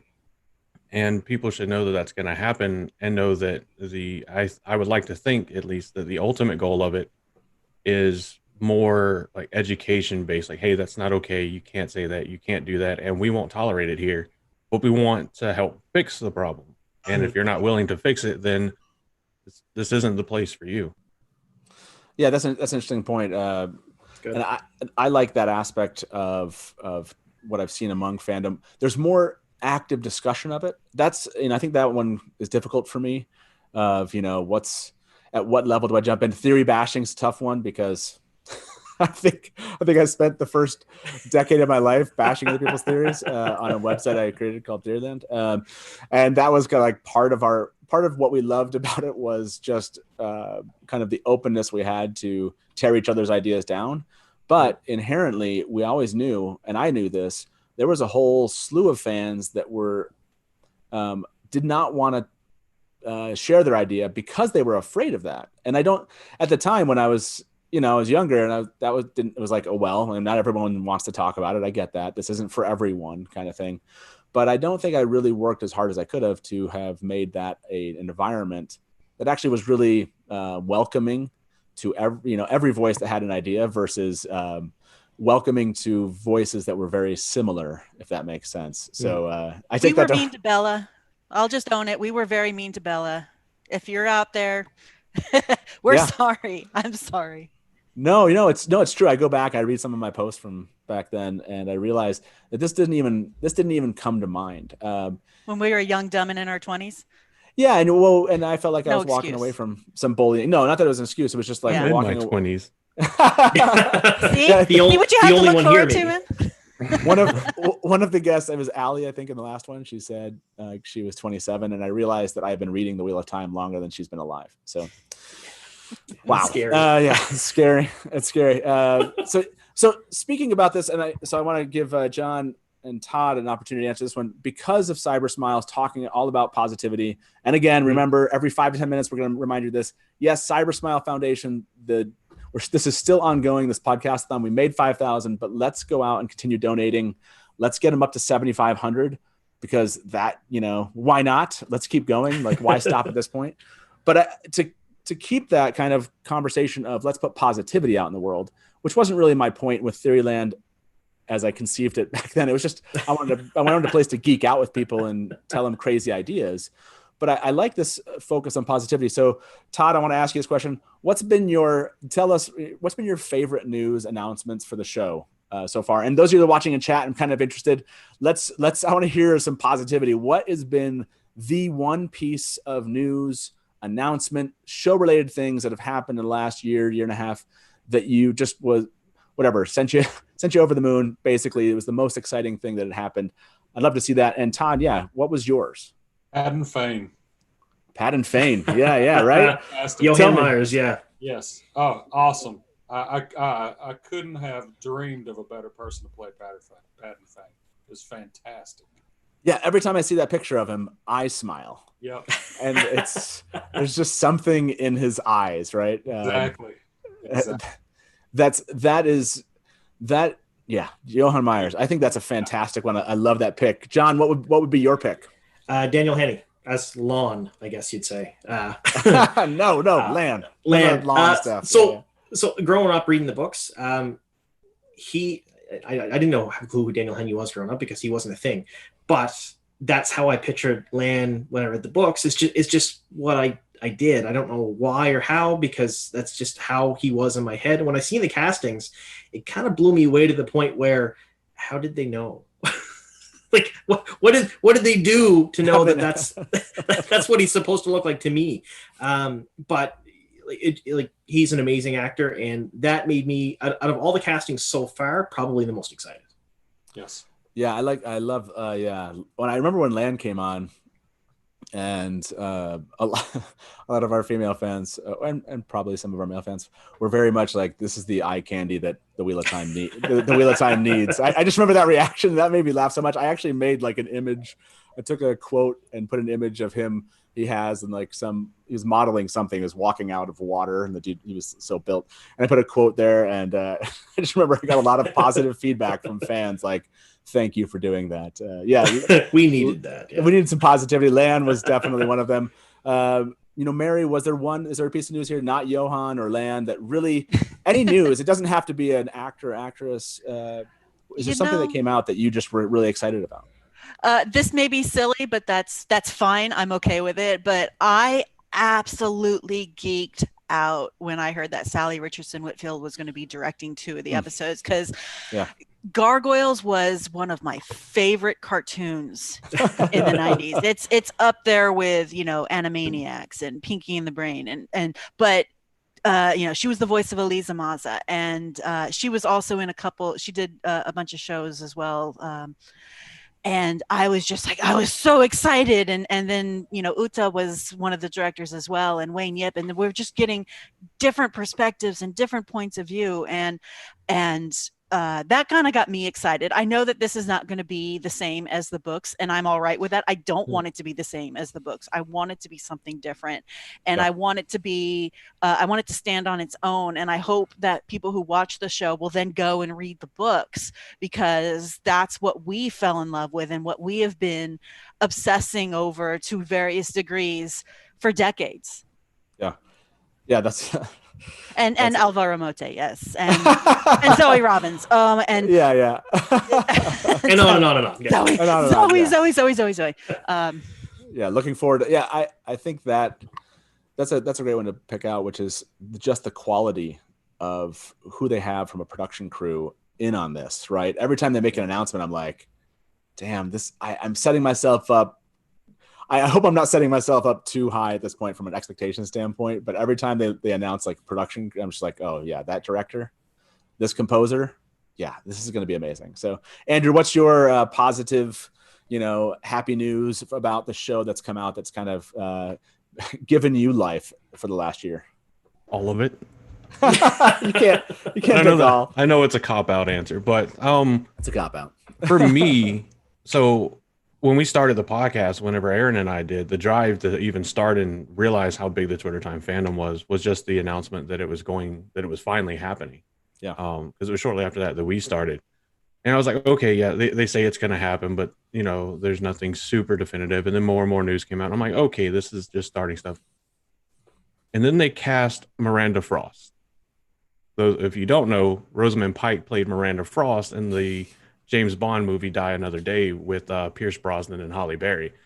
And I fell in love with Miranda Frost. Nice. And they were like, Rosamund Pike is going to play Moraine. And I was like, she's back. Yes, she's back. But it was like the point that was like, okay, this isn't just them doing prep work and getting the groundwork and stuff, doing like, this is actually seriously happening. You don't cast someone like Rosamund Pike for something that doesn't have a 100% chance of coming out at least one season of, which is more than we've had. Mm-hmm. Yeah, that's a great one. By the way, for those of you that are watching right now, I'm kind of curious. Thumbs up if Gone Girl warped your mind, and thumbs down if it just was like your normal day, I guess. Dude, my mind was already warped. That messed me up for Gone Girl messed me up for a good month or two. Oh man, that was so what a performance. I do want to say, when I first heard that The Wheel of Time actually was going to become a television series, I was trying to keep my hopes and expectations very low, just because I wasn't sure where it was going to go, and I wasn't sure if it was going to be good, and I didn't want to be disappointed. But then I made a choice to say, you know what, I'm going to be excited about this. I don't care how, if it's bad, that's on them, not on me. I want to be excited about this. I want to be positive about it. And if it's bad, then we can talk about what's bad about it. And if it's good, we can talk about what's good about it. But the point is we're going to talk about it. And I'd rather have that positive excitement versus I'll see. I'm going to be edgelordy about it and just be, call it is going to suck just to begin with. No, I'm choosing not to do that. I mean, I think that's part of my excitement about the Dusty Wheel and starting this just a year ago with Taylor was just the excitement of talking about the series once again with just that renewed energy that we all had back when we started talking all about theories in the books and when new books were coming out. This is like a whole new series of books coming out. And there's just something about that just drives me continually. By the way, some of the chat answers for what kind of made their day or, this last year, the budget, that's huge. Yeah, hearing about the budget. The video of the first table read, that lived on for a long time. That video, if you haven't seen it somehow, you're watching this, you haven't seen it, just go look it up. It was like 1.5, 2 minutes. It ended with Smash to Black, which is basically what we had ended up using to end our show now. Definitely lived on. Alvaro Morte, which has already been mentioned. Watt Wednesday was a fun phenomena that it keeps on going back and forth. We're trying to keep that strong every Watt Wednesday as we do our live stream. The Edmonds Field 5, certainly for a lot of fans, is like the huge news, just seeing some of these characters. And then Skeeter said, would it be too on the noses to say it's been super enjoyable for me to watch other people see castings and express their joy? Yeah, there's something about this, right? Like we love to talk to fans who are reading the books they're like new readers. In the same way, we're all newly, finding out this information, and it's fun to see everyone's reactions to it. So I think that's a great answer. And I think I saw, trying to see if there's anybody else that had mentioned, obviously Rosamund and Lan, huge. Now, no one mentioned Marcus Rutherford. Well, they also the Edmondsfield 5, So, but yes, no one picked him out like specifically. This question did come in a little bit earlier, and I think it's an interesting one to take before I kind of ask you all for some more kind of positive, from today, what we've been doing for this live stream. And Todd, I'll start with you. Christian asked in chat, can we talk about the difference between teasing and cruelty? And I thought that's an interesting question when it comes, especially to internet interactions and this discussion we're having around cyberbullying and such. Do you see a grand difference between teasing and cruelty, and how do you make sure someone online knows that the difference when you're interacting with them? See, this one is tough for me because I had to explain to my wife a few years ago when my son and his best buddy are hanging out and they are just ripping each other, that's just how boys they sit and they do that. That's how we don't mean anything by it. We're not horrifyingly ugly about things. We're just ripping each other. And she didn't understand because growing up in a house where there were no boys, it took her a while to figure that out, that is just them. That's communication for them. And it can go too far. But there are, for the most part, when they're sitting there and they're just gaming together and they're just poking at each other, it's just two boys sitting and poking at each other. And that's kind of how we deal with life. A bunch of guys get together and we're just going to poke and jab it, and we don't necessarily mean anything by it. But there are times it goes too far.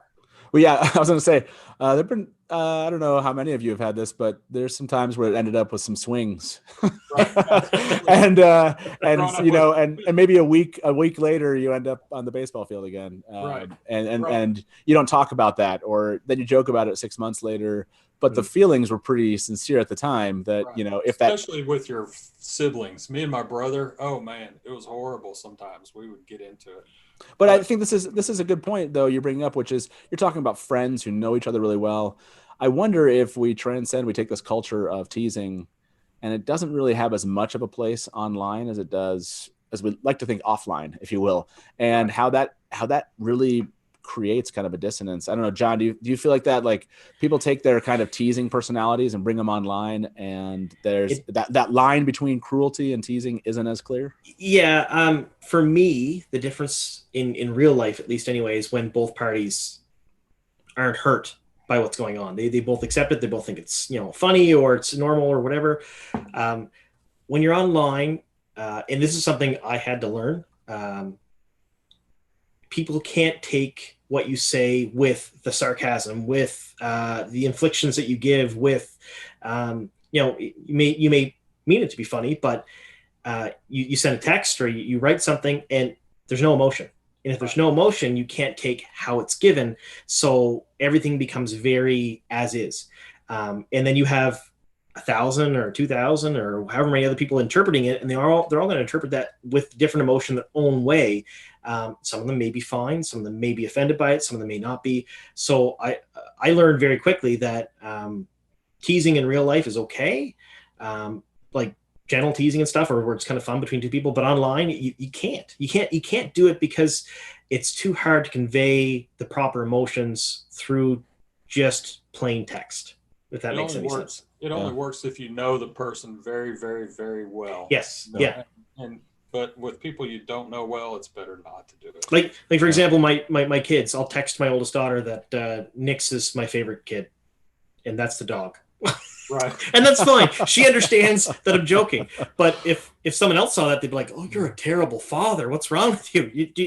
That makes any sense. Yeah. When I joke and tell people, they'll say, "Can so and so come over?" And I go, "Look, I barely like my own kids. I don't want your kid over here." Yeah. No, that's a great question. This idea of teasing and cruelty and how it basically, it's not positivity, right? This is, I think, Cyber Smile's message, which is, if you're thinking about like, this would be fun because I can poke this person, you know, from 1,000 miles away and really get under their skin, but they know that they do the same thing to me. Like if that's your intent of using the internet, and CyberSmile is saying, just like choose something better, you know, like choose something better with your time. Like, and tWoTcast just put this link in, go there and please go still donate to this cause. I don't know if we hit 6,500 yet. I hope we have. You know, take a moment while we're trying to have kind of a fun conversation here, but this is a really serious thing. And I hope that that each one of us that's watching this, whether or not it's a couple hundred of us, a couple thousand that eventually see these videos, each one of us can affect the lives of those we interact with and can pass on the same message to people, which is, you know, that you should check yourself a bit more about what you're putting out in the world and make sure that you are not negatively affecting some child the same way that you look back and wish you hadn't been treated. And that's really, you know, are we pushing those same things onto other people inadvertently, maybe because we think it's funny. So I hope you're doing that. Please go check that out. You know, and definitely at this at CyberSmile's website, you can also find some stories that people, when they're talking about all this stuff, it's a really good resource. And we're still at 6281. I know maybe all of you have been watching. You're already the ones that donated, but hopefully even after this, that you'll find an opportunity to donate. Let us get to the moment. So let's set this up. Andrew, why don't you tell the audience, here it is. If you have friends, they should come watch this. Wheel of Time fans have never seen a Kyrianan shave before. I don't think they have. Only in their minds, but Andrew's going to show us how it's done. So just give us this little setup for everyone that's watching. If they happen to miss your live stream, how did this come about? Oh boy. So we thought the craziest thing we were going to do was Josh's surprise idea of every time we used our world profanity instead of Wheel of Time profanity, we drink. That was going to be as crazy as it got.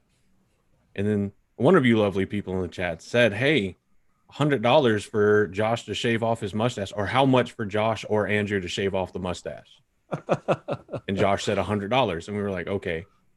And then it happened. And then Daniel said, well, 150, and I'll shave my mustache. And it happened. And then someone in the chat said $300 and Andrew will shave his head. And I was like, okay. And then I realized that when we looked at the 150 that Daniel got, it was actually partially tacked on to the previous, like not the same donator, but it was part of the same math that we did. So looking at that, we leveled it off at 1,300 before we started. And I was like, all right, if we make it to 1,600 by 2:15 a.m. EDT, I'll shave my head. And then chat was like, we demand the Kyrianan shave. And it's so doing that. I'm not going to keep that. It is going to all go afterwards. You're going to look like me. So I'm willing to, at the end of this, I'll put an offer up. You know, if we make it to 6,500, I'll tell you what we'll do, or some ideas. I'll take some ideas. It's not going to involve me shaving my head, I can tell you that. But if you have some ideas of something you'd like to see the Dusty Wheel do, based on if we hit a certain donation amount until the end of our here, we have another half an hour to go. I'll entertain some of those, and I have some of my own ideas. But I will leave the floor to you, Andrew. Let us behold the shave and powder, if you will. So to be clear, this style of shaving is often associated with Kyrianan nobles, but in reality, it's something that the high-ranking officers of common birth would do. It wasn't until after the battle with the Shido that a lot of nobles took part in, that they started adopting this haircut. So it's traditionally a common-born military commander thing, which is something I can resonate with because I was common birth, joined the military, wasn't a commander, but thank God I wasn't. So yeah, I love that. By the way, that was fantastic history. Thank you so much. So what my plan is I don't know how well you can see it with the light from the window, but I have a little bit that comes out and then goes back in. I'm gonna cut that off and go straight across and cut off the same thing on the other side, and all of this will be shaved. And then I have some fantastic, not sponsored, Gold Bond body powder. So yeah. I'm spotlighting your video. I think this will translate. We'll see if this translates well. We have you in. It should be up and center with everyone here. So let's see if that works as it goes. Let me set up the towel to catch the hair. I love it. This is awesome. Oh. All right, I got to take these off, so I probably won't hear you guys. So feel free to say all the mean things you want, but don't cyberbully. So this is great. So we have his video. Everyone can hear us, but we have his video highlighted here, so you can see that going on as you can get up close and personal. But here it is, the shave. Oh, I hope you oiled the blades first. Oh yeah, there it is. Oh, it's like butter. Look at that. Don't sneeze. Don't sneeze. Oh gosh, this is crazy. Yes. Oh, like Justin Bieber. Look at that. I do. I'm digging this so far. I like it. Oh man, here we go. Up and over. This is the one that's gonna take it from oh yeah, look at that. That's so good. This is gonna take it from aging man to mistake with razor. Oh, for an earthquake right now. Just a little one. Shake. I love his tattoos. Yeah, exactly. This is definitely. Oh man, imagine getting a Kyrianan tattoo over your forehead, like right there. God. Powder. This is so great. Delusions of Grendel. I love her. I'm crying. This is the best day of my life. I love it. This is so good. Here comes Gold Bond. Oh yeah, this is the important step right here. Let's see this powder go on. Oh yeah, look at that. Oh That's my gosh. sexy. Somebody take a wonderful. Amazing. Somebody take a screenshot of this sucker. This looks is like we're fantastic. Weekly Wheel News right here. Gonna go with Tack Helms Deep. This is so great. This is so great. I love it. I love I'm it. crossing my books here, but that's okay. I love it. That's enough powder. Yeah. I don't think we have any Kyrianan here to tell us. Not so. that bad. You know what? Not that bad. Yeah. I feel like I'm trying to think. There is it's not Klingon that I'm getting here, is it? There's something my brain. If I wrinkle my forehead enough, it will be. Oh, you look like who's the guy on The Expanse? He's like one of the main characters. Oh my gosh, I can't remember what his name is. But yeah, you're now reminding me absolutely so much of him, and I think it's because just the forehead has that. I love it. I love it.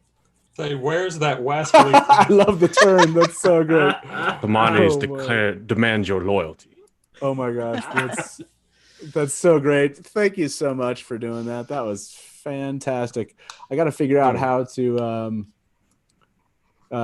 get us back to the gallery view. There we go. Gallery view it is. I don't want to be front and center like that. That's for sure. I do that enough on my show. Well, thank you so much for that. I love the side profile shot there at the very end. That was beautiful. Joe Perry says you look like Nick Offerman. That's wonderful. Hey, I'll take it. Hopefully, Dana, I told everybody you weren't listening, but I told everybody to get screenshots while when we had you up there. So that was as Lauren said, that was majestic. Yeah. So if this is the kind of content you love, make sure to follow us at the Dusty Wheel. And the Black Tower podcast. We'll have Andrew back to shave his head, and John too. John will shave his head. I'll shave my head right now. We'll do it. Here, you can use my clippers. There you go. I love this. I love this. I did see some options here. Taylor left the room, but everyone was saying something having to do with Taylor. Yeah, Taylor is going to be on screen for 10,000 followers. That's already there. But Delusions, how much would you pay Delusions to see Taylor's kneecap? They just want to see your knee. We want to see a well-turned calf. A well-turned calf. That's going to be hard. That's going to be hard to do with the camera right here. One of the ideas I had was if we get to 6,500, that I would bring on like 20 Dusty Wheel followers, just fans of the show, and we would do a live show with the fans on the show. They would be our guests. And we just pick a ton of fans from it and just do a ridiculously fan heavy Zoom. Spin the wheel. Yeah, a spin the wheel with 20. I don't know. So yeah, if what would you pay to get on the show for a live show with us? You know, and that's one option. I don't know what else we could offer here that doesn't involve me shaving my forehead and looking like a Kyrianan, which I'm not going to do. You watch your tongue in my lands. Delusions will pay $100 for a well-turned calf and a kneecap, Taylor. Hey, Taylor, come back in here. Now he's done. Yeah, he's well. That's why he left. He saw where it was going. So $100 for donation if you give us a well-turned calf and innkeeper. And a kneecap. So you probably have to like sign in with your camera down on the ground and show us your calf over here. Yeah, it'd be tough to put it on this camera, but just stick your leg up in front of Matt. I just want to tell you, Delusions. Taylor's looking like he would figure it out if you did it. So, like Thomas Theismann said, yeah, 10 million. Yeah, exactly. How about one of the cats, innkeeper? I know you've got every good inn has a cat, right? Yeah, give away a cat. Does anyone? If we get to 6,500, I will give away a cat. You're welcome. No. Shave the cat. Shave the cat. Don't shave the cat. What is it you learned? What is it you'd like me to do with the cat if we hit? Just bring the cat on. Let's see one of the Oh yeah, Taylor, just bring me a cat anyway. You know, I'll just give you a cat. Bring me anyway. my cat. It's a cat for free. Bring the one that likes me. Bring the one that likes me. You got to pet him like Dr. Evil. Exactly. Yeah, I should. When Mr. Bigglesworth gets angry, people die. So I wanted to ask with our last 20 minutes here. I don't know how many of you have watched any of this live stream so far, but highlights from the live stream. And this has been a lot of fun for content creators. I think for us, it's been really cool to kind of just collaborate and get together and get to know each other. I've liked that aspect from it. Andrew, what's been your favorite highlight so far from the entire live stream? Other than, other than auctioning off your forehead. Auctioning off my 5 head now. No, I guess for me, the highlight was listening to Mary's story. It was something that you don't know a lot about people. And, I don't think we really talked that much, if really at all. I think we have. I don't know. I'm bad with memory. But it was, to hear somebody talk about it and open up things that have happened in their life and issues they've had, it does more than just normalize the issue in conversation. All those people that are dealing with being bullied, whether it's online, offline, whatever the case is, and it's the same with every story that has been told this whole podcast-athon. But it helps the people that feel like maybe they're alone in it, that they're not. And it's a wonderful thing. And thank you for being willing to share that with everybody. Yeah, that's a great one. I agree. And just hearing people's stories that they were willing to share about this, it's been a good opportunity. At least for me, publicly talking about those kind of things is, I don't know, that's just not in my normal day to day. So it was nice to have an opportunity a place to really, I don't know, it's not about feeling safe necessarily. It's just an opportunity to really share stories. So yeah, I really appreciate that. And it's John, important to feel like you're not alone, because as you can see from this broadcast, from the others, you're not alone. You're not. Yeah, absolutely. And hopefully that is what fandom is for most people, is an opportunity to see that they're not alone. That's certainly when it comes to Theoryland, and those many, many years doing that was, I wasn't the only crazy kid out there that loved discussing Wheel of Time theories. Finding a group of people that really love some thing that's passionate for you is a huge way to kind of deal with coping through what is I wouldn't want to be a kid today going through the cyberbullying era. So hopefully that our fandom continues to provide a place for kids out there who are feeling like they don't belong anywhere, or at least they're being told that. So yeah, I'm hopeful for that. John, did you get a chance to watch any of the live stream in the last 24 hours? I did. I took the family up to the drive-in last night, so I missed some of it. But I think the highlights for me, it wasn't a particular segment. It wasn't a particular content creator. It was the fact that everyone, like Andrew said, like Mary was saying, they're being themselves, they're being real. So you get to see a lot of these people do things that maybe they wouldn't normally do on the. You're covered in cat hair now. Yeah, you would normally see these people do. So you hear stories, you hear them share, and I hate to say it, but it made a lot of these people real to me. And I mean, I've talked to some of these people, like some of you guys on Discord, or I've done the Dust Wheel before and see you guys here, but somebody isn't real until you hear about their life, if that makes any sense. Yep. Yeah, no, I agree with that. And hopefully that is what people had an opportunity to do, was just kind of dig in and get to know people better. Hopefully fans have been sharing some of this maybe in chat. I haven't been able to watch all the chat, but I hope that that's come out. And Mary, Todd, did you guys have a chance to see any of the live streams today since last night? Todd? Go ahead. I watched a little of the one before, and it was fun. They were having a grand old time. It was great. And I watched a little last night, and it was a little bit. It was just people talking, and it was fun. And it's just that sense of it's okay to be passionate about something, even if it's something as inconsequential as a book series. That's okay. If that ignites something in you that makes you want to, that's the stupid thing that you want to love, then love it with all of your heart, because that passion will then help propel you into the things that you have to do in your life just to make a living. But it'll also help you make good, solid friendships. It'll help you relate more to your family members. I'm speaking as the strange person in my strange family. I'm the weird one, and I'm okay with it. As a kid, I wasn't okay with being the weird one, but I wasn't the only weird one. I had my older brother. He was 5.5 years older than I was, and he was the weird one, and we were weird together. And this is the brother that we sat on a train going up to San Francisco for 3.5 hours arguing Tamandred. All the way going to a Giants game, and it was me convincing him how wrong he was, and and him trying to convince me how wrong I was, and it was the only bubble on the train with nobody sitting around us. It was great, but but watching the different parts of the broadcast, it's good to see people who are passionate about something, and it's easy to be blasé, or to get buried in your work or your school or all the stuff, your activities, all the stuff that you have to do.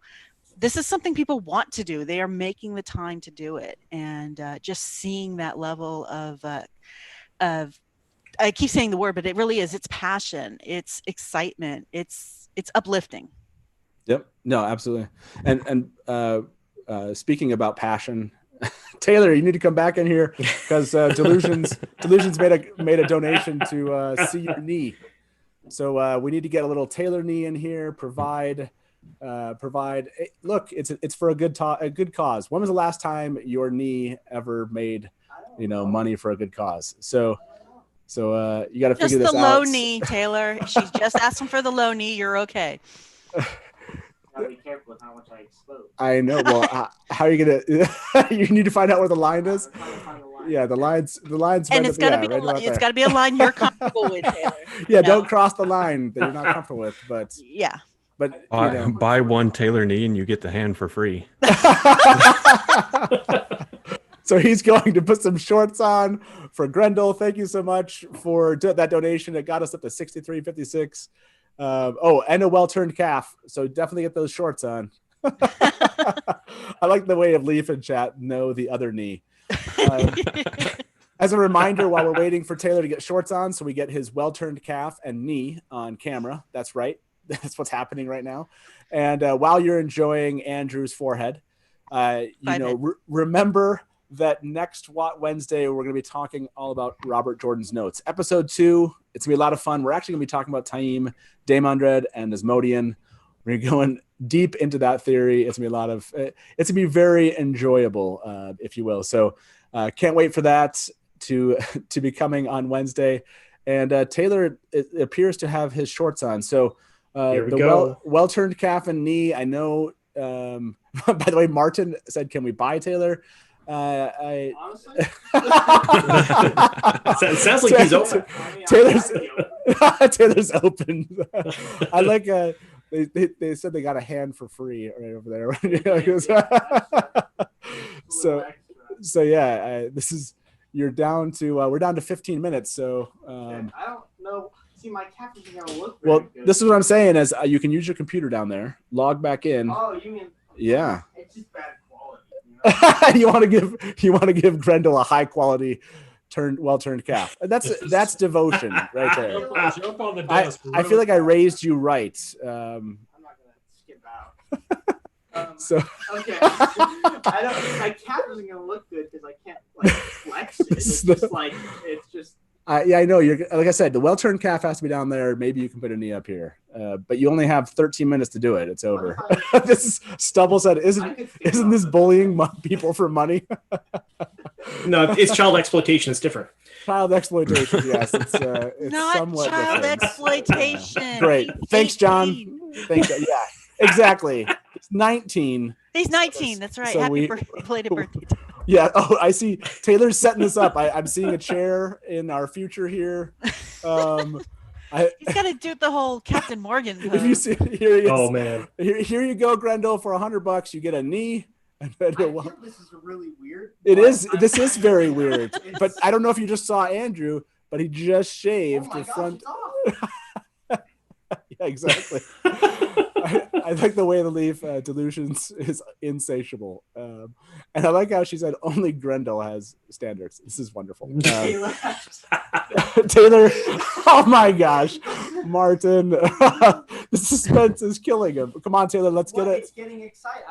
It's not that cool. I feel like I'm having a deja vu moment. Like I feel like I had a dream about this particular moment. You're. Okay, am I? Okay. I don't know how this is gonna work. But Hey, Taylor, we're not judging your cat. Oh yeah. Oh, there it is. Hold on. You have to hold it there for a second. There we go.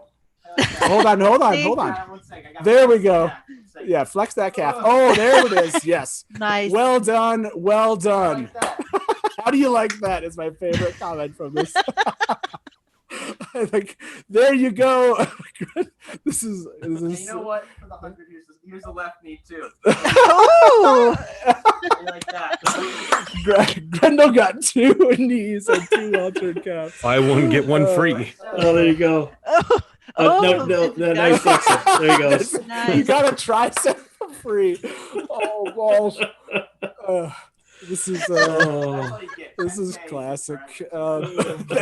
That's all you get until we get 10,000 subscribers. Yes, that's right. Taylor will bring his whole body and he'll show that off. No, that's weird. Let's not say that is very weird. Out of context, it doesn't sound so great. Man, Taylor will be on screen with us at 10,000 subscribers. To all of you who have stuck with our show for the last year, we really appreciate the fact that you're looking forward to meeting Taylor. He's just been a voice. Taylor's awesome in the background for so many of you. Sean Sinia said this is a weird time to peek in on what's happening. I agree. This is the best. Well, it's not the best time. You missed the Carhanian shave. Yeah, that's true. It's true. You did miss the shave. Yes. That was that's very true. So you have to go back for that, definitely. Yeah, exactly. By the way, Jennifer Iskra said, "I can't breathe." Yeah, this is classic. Oh gosh, that's this whole hour and a half for the moment where Taylor. My favorite part of that was when Taylor showed off his other calf. This one for free. Take this. You got one for free. I love it. He's such a good sport. Wow, that was fantastic. Yeah, this is I'm making people doubt my fatherhood skills after I new commented. Dusty Wheel intro, right? Yeah, exactly. That'll be Dusty Wheel After Dark. That's what it'll be. You're not making it any better. Oh, man. sorry. Is that not? That's not inappropriate. So. Wow. Okay. So I want to ask this question to chat now that you've seen so many content creators out there. You know that one of the things we've done ever since the beginning about a year ago was bring in content creators as our guests, which these fine gentlemen have been our guests with us, John and Andrew, before. I would love to know, who would you like us to have on next from all of the content creators you saw today? Who would you like to see come on the Dusty Wheel live with us? Drop that in chat. We'd love to hear that. You can leave a comment later. I'll go back and watch this and find out. I kind of want to know how the calf looks. Yes, yeah. I want to know what you thought of Taylor's calf. Also, leave that comment. And by the way, Unraveling the Pattern just said he'll show his calves at 2,500 subscribers. Go subscribe to Unraveling the Pattern. This is going to be a thing. There you I feel go. like there's going to be websites, and a well-turned calf is going to be a website out there after the show or before the show comes out, and everyone's going to be showing calves off. I just I have a feeling that that's going to happen. I'm not saying that anyone here has to, but I'm just saying it would make. I'm not great. flexible enough to have it. Look, we need all sorts of content creators. That's what I'm trying to say. So yeah, I'd love to. Wheel Takes is one that I'm seeing. Rakappa, Thomas, if you didn't know that Rakappa was on our show just a little while ago, but Rakappa is definitely coming back. That much is for sure. I'm seeing Vance the Gleeman come up. I didn't get to see that show, but I'll have to.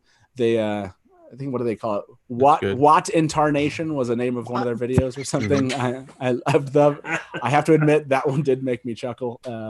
White Tower podcast. We have to get Jess and Jen back.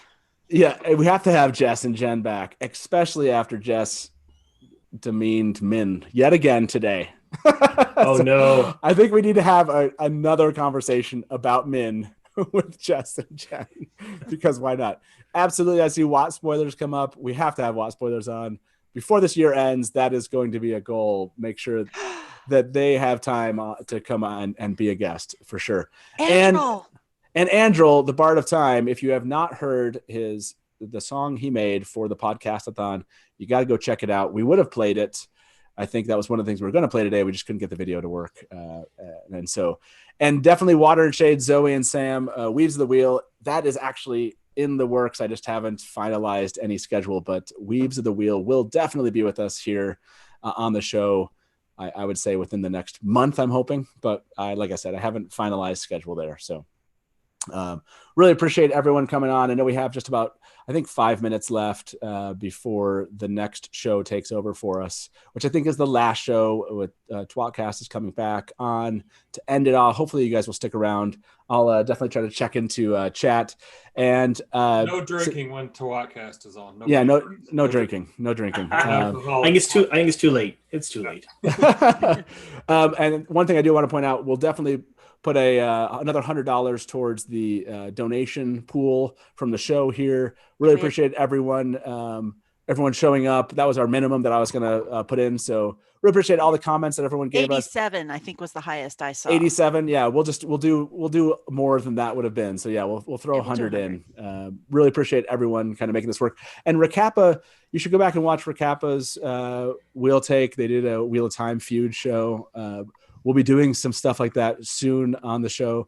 That one, I want to leave that one for later. You'll just be surprised by it. It'll be a lot of fun. The game that we're going to end up playing, I think you'll all love it. But yeah, the last question I want to ask everybody is, were there any mispronunciations that you've been hearing lately? This is the live stream, because so many of us have been saying Wheel of Time words.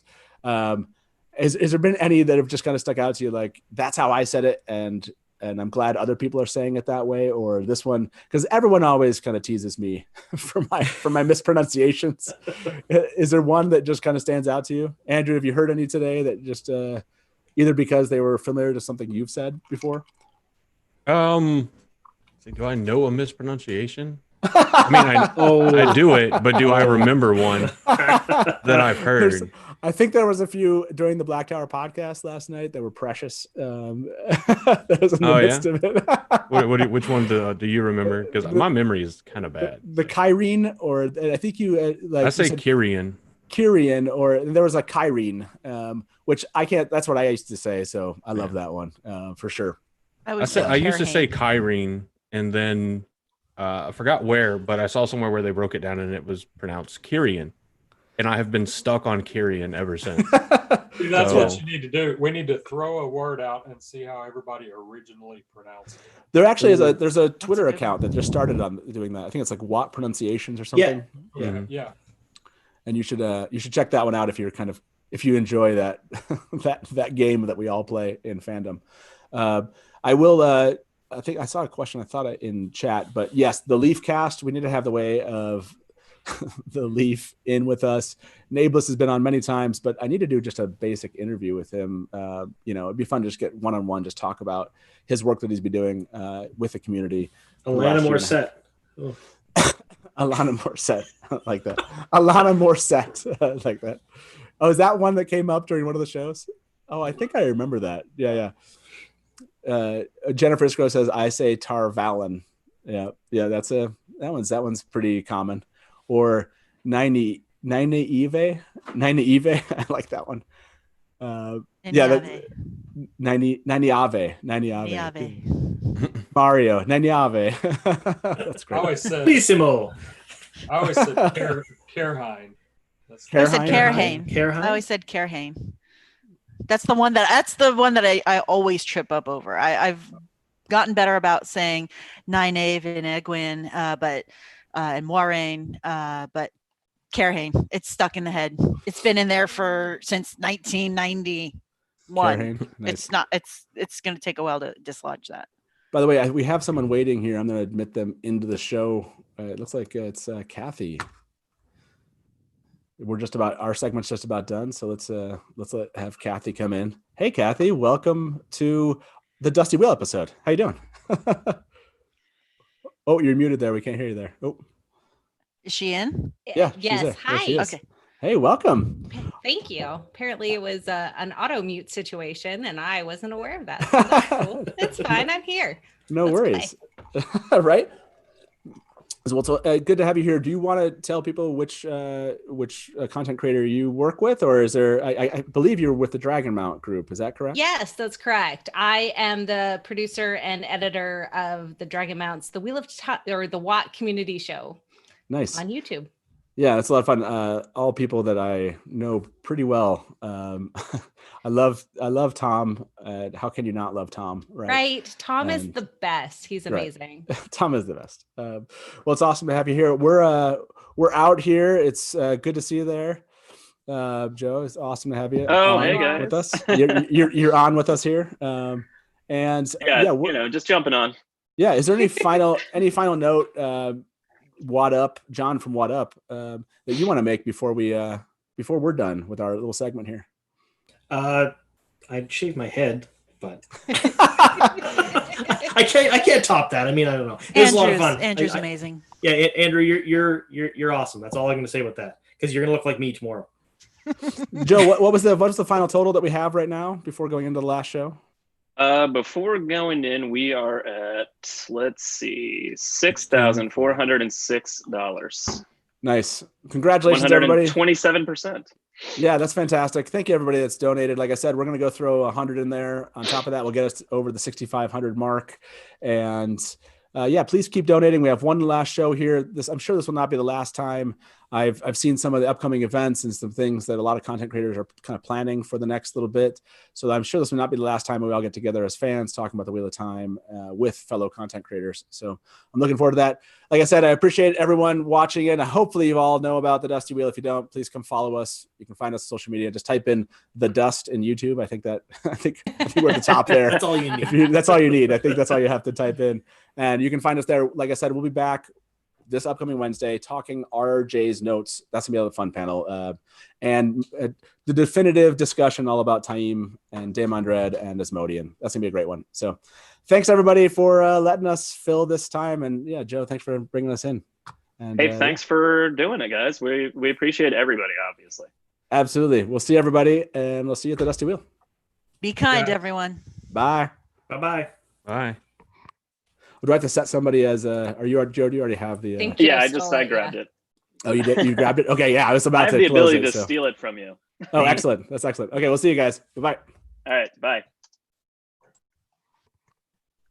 I was telling Tom and Jono right before we started that it took me about 13 hours of this or so to realize that if I jumped on, I wouldn't go to the waiting room. I would just immediately crash into this. So much time. People would be like, hey, Joe's here. And I'm like, I am? I'm not actually here. Not here. You're not seeing me. Don't look. Okay, good. Tom is here because I have a bone to pick. I was told there was not going to be a suit that was going to be worn. And who shows up in a suit? Tom, you said See, Tom's wearing a t-shirt. It's fine. I'm not in a suit. Okay. I'm in a Fergie t-shirt. Also, his background is very sophisticated. It's Yes. so sophisticated. What's a sophisticated man, Tom is. Yes, clearly. I mean, obviously, I can just experience that. You know, I'm at my mother-in-law's house I'm down here for work, so I don't have a suit here. Otherwise, I would have had a suit on, and I still would have lied to you about it. And Just to see. and Nothing would be experience, changed. I get it. yeah. So, for those of you who somehow don't know after 24 hours of this, we are tWoTcast. And we Imagine. put together this whole twat charity 24-hour podcast-athon, as we like to call it, to gather money for CyberSmile Foundation. It's an anti-cyberbullying charity on the internets. And basically, we... alternative name. The internet. Tom. Yeah. We wanted to make the internet as much to be like Twitter of Time, hashtag Twitter of Time as possible, because we really enjoy everyone there, and it's been pretty awesome. Yeah.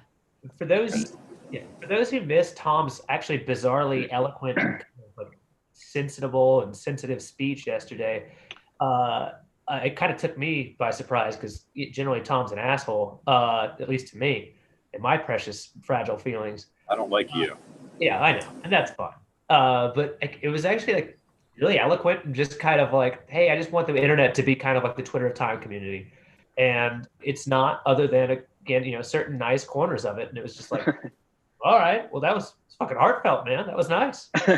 What we have it's very succinct. It's very unique what we have here, and I think that's been shown pretty well over the last 24 hours. We've raised $6,400 so far. Amazing. Out of a goal of 5,000. Yeah. So we crushed the goal. I mean, that was one of the things we were worried about. It's like, it's not that people aren't generous. It's that, these are tough times for a lot of people. Tons of people are out of work. There's all this stuff going on. There's tons of other things you could be donating your money to. And we're just like, I guess worst case scenario, we'll donate some money kind of thing, but like, man, did the expectations of what we were going to accomplish with this get just smashed to pieces. Like, it's crazy. Yeah, I thought we might do this whole thing and then be embarrassed and raise no money. Just the money from your own pockets. Instead, I'm not demanding another $600 from everybody so we can get to an even 7,000. We're actually is that that's your goal? Yeah, I should change the goal. I said the first goal. I'm allowed to change it. The reach goal. So, just before we even start, thanks to all our fellow content creators, and thank you to everyone that has watched. I mean, a lot of people were like hanging in there for a lot of the 24 hours.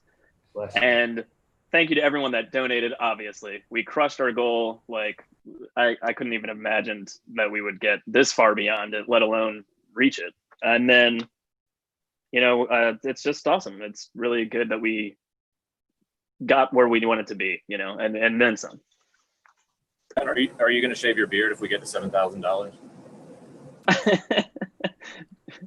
John, weren't you going to shave your beard anyway? Why not? Just say yes. I never told you guys, but my intention, and I kind of just forgot today, was to shave it between episodes. Like yesterday, come on with this and then tomorrow come with because I usually keep literally just a 1 mil, kind of what Joe's got, just like a little past double, like a little tiny bit, yeah.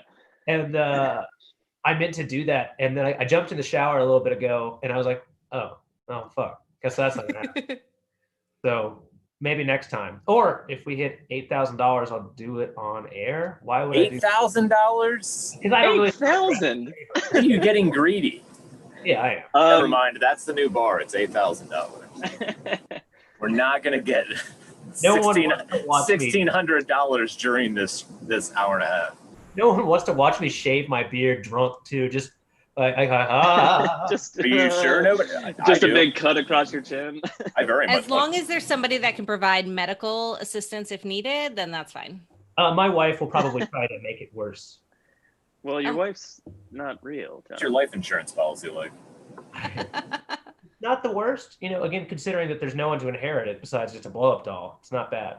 So how much have you guys seen? What about me and Tom? Yeah. Obvious choices. Donate to the show. Why don't you donate it to CyberSmile? Yeah, just $100,000 life. If I die, if he dies on camera, he will. Yeah. So we get to That's what I'm 8,000. You hearing. shave your beard, cut your throat, and then your life insurance policy goes too. Yep. Yeah. Wow, that's a good investment. CyberSmile should just kill me themselves. How do you know that? I actually took a glance out the window behind you to make sure there was nobody back there with a gun. Have you guys That would seen be real life bullying, though. much not of this? cyberbullying. Much of the marathon so far? Because I've seen 80% of it, I would say. So, how do you guys think it went? It was there incredible. there was a few hiccups. Yeah, I'm not going to call anybody out. Somebody, no, not at all. No, somebody it was stopped me the sleeping stream in the middle of the night, and it happened to be right when I fell asleep. Yeah. And then people texted and called me, and my phone didn't wake me up. But So everybody, there was everybody a little scrambled 3 and a.m. got scramble. together and put it on a different channel, and then we got it back running 7, so it still went for basically the whole 24 hours.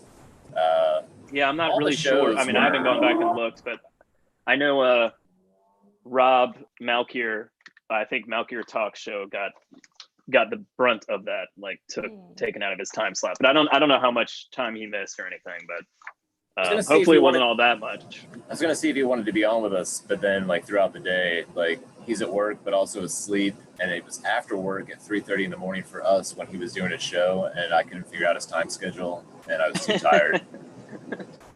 I mean, Rob, if you are watching and you're not working and you're not tired or asleep, you can yeah, call feel in. free. I jumped on, or I made it till a little after 1 o'clock last night, I think. And then I was back up at 6. So I caught that, and then I caught Lan Teaches Tai Chi, and then I just ended up watching the next show, and then you were like, I'm going to take a nap. Can you watch the handoffs to make sure everything goes smoothly? And I was just sitting there like a zombie staring at YouTube. I'm like, absolutely. And I watched it all day. Oh, Everyone man, was I was amazing. so tired. Recapacity is my new absolute favorite. Oh yeah, fantastic. Fantastic. And then Wheel Takes was really entertaining too. Everybody was awesome. And I was like, I want to call a couple people out. And then I was like, do I have recency bias? Because I've just been staring at this, drooling on my People have shirt been all calling day. out The Way of the Leaf and their puppet show. It which is. amazing. It's incredible. I'm really sad I missed that. I mean, that's the one I fell asleep in. So Yeah, I woke up and I checked. I was very tired. I It checked wasn't Twitter at because it like wasn't 5, entertaining. and somebody was like, "Where's the stream?" And I was like, "Shit!" And I went to it, and it was just frozen on them, like ending their show, and it was like 10 Yeah. screens of people with puppets, and it looked insane. And I was like, I want to watch the fuck out of this, but I had to figure out what was going on. And then when I tried to get back to it later, it wasn't there. We are going to repost all of this. I think. Yeah, that's what I was going to say. A lot of content creators have been asking us about it, like on Discord and whatnot. And then a lot of people have been asking about it in the chat as well. But like, we will obviously be posting all these videos back up onto our channel. So everyone, and we'll make a playlist or something. Everyone can watch them whenever they want. And I'm thinking of even chopping them all up into the individual shows and putting that on a playlist so everyone can just kind of watch whatever show they want to watch and not watch the whole I'm going to leave. block I'm of going to leave the donation link open for a while because I'm sure there's plenty of people that would want to see this stuff and contribute that weren't able to do it just in the last 24 hours, which seems weird. Tom, you're that said, I don't even feel comfortable asking people to donate anymore because we've gotten so many donations. No, but see, that's the thing is that you have to keep asking. You're in this 24 hours still. Yeah. I mean, you got to do it. You got to, and then you can take a break. Yeah. And not ask for it anymore, but still allow it to be open. I mean, That's true. Yeah, we hit 5,000 like with 6 hours of content left, and I was like, oh wow, okay, we're good to go here. Like everything after this is just icing on the cake. I thought it was going to be tiring being back doing another podcast or show, and then I realized it's actually awesome because I'm not writing Twitter messages and entering in chat like urging people to donate anymore. I'm just sitting here talking. It's the easiest part of my day. So when we put all this together, well, that's kind of what I was talking about. When we put all this together, we didn't do the best job of making sure we hit all the bases of like people we know or like that would want to contribute. Like our friends Jennifer and Jimmy run JordanCon, and I was talking to them like a couple of weeks ago, and Jimmy's just like, "What is this you're doing?" And I was like, "I guess I didn't tell you. I'm sorry." In fairness, but climb because Tom organized this while really fucking drunk on a weekend. That's true. Extremely. I have a feeling that seems to be kind of normal. Yeah. I mean, it's kind of our brand. Yeah, part of it. I think it was gonna actually happen. In fact, I've seen people that talking about how they wish they could have been a part of it and stuff like that. And really, the reality of it was, I just threw the idea out there on Twitter on a random Saturday. X And a amount bunch of of people people stuck onto it. responded. Yeah. And the people that responded, I was like, all right, now You're we're in. the show. Yeah. That was kind of it. Yeah, and then the spots that weren't filled, like once I started to put the schedule together and I was looking at it and sweating, I just last minute panicked, and then anyone that was 2 like, to I'm 7 a.m. interested, and I'm like, well, now you're in. Done. So that said, Jason from Dragonmount, Jason Danzel, everybody on the interwebs, said he private messaged us and he was like, "Hey, what the fuck, man? We're friends. Like, why didn't you tell me about this?" And I was like, "Oh shit." I mean, that's a paraphrase, but No, it's probably the exact message. I mean, it was pretty close. It's pretty close. Yeah. But and I was like, wasn't really excluding anyone purposefully. But Look, I'm the glad you point- could the be point on is, pay attention to our fill in Twitter for Drag account. him out a little bit. Yeah, I'm super excited. I know Jason's off writing his book, 'cause he's a Yeah. freaking novelist and all of that blah blah blah stuff. Weird priorities. Real cool, Jason. I know. I was But like, I'm "Well, do you excited want to be on it?" He's like, "Well, I can't." I'm like, Yeah. So why are you? But he has why a are we- team. why are we He talking has a about team. this? There you go. And then I proceeded to cyberbully him, but privately in a private message. Well, of course. Cyberbullying. Wait, Which I'm cyberbullying- against. Cyberbullying is okay privately, right? Only if both members consent. Okay. Yeah, there you go. So, Kathy, tell us how No, you we had a came fun to the Wheel of Time. Yeah, so I was bored in college back in 2002. And I said to my little brother, I was like, "Hey, you know those books you tried to get me to read in high school? Can you like mail them to me?"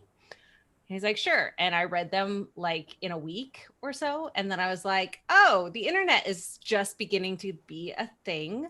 Let's find out where I can be a part of places." Yeah. And I found Dragonmount, and I realized that it wasn't quite, don't tell Jason, but it wasn't quite my thing. It was very like heavy role playing type stuff. Yeah, but I think that's why I didn't really get into it very in the beginning as well. which is totally fine. Like, Yeah, no, absolutely. especially if because that's what you were there for. Great. Yeah, right. And I bounced over to tarvalon.net and kind of found my home there. I found my husband there. Earlier this week, we celebrated our 15th wedding anniversary. Congratulations. Time marriage. Yeah. Good job. We and- know a lot of people like that though. Well, You're skimming right over that. I want to know more about it. about what part? How did you meet your husband?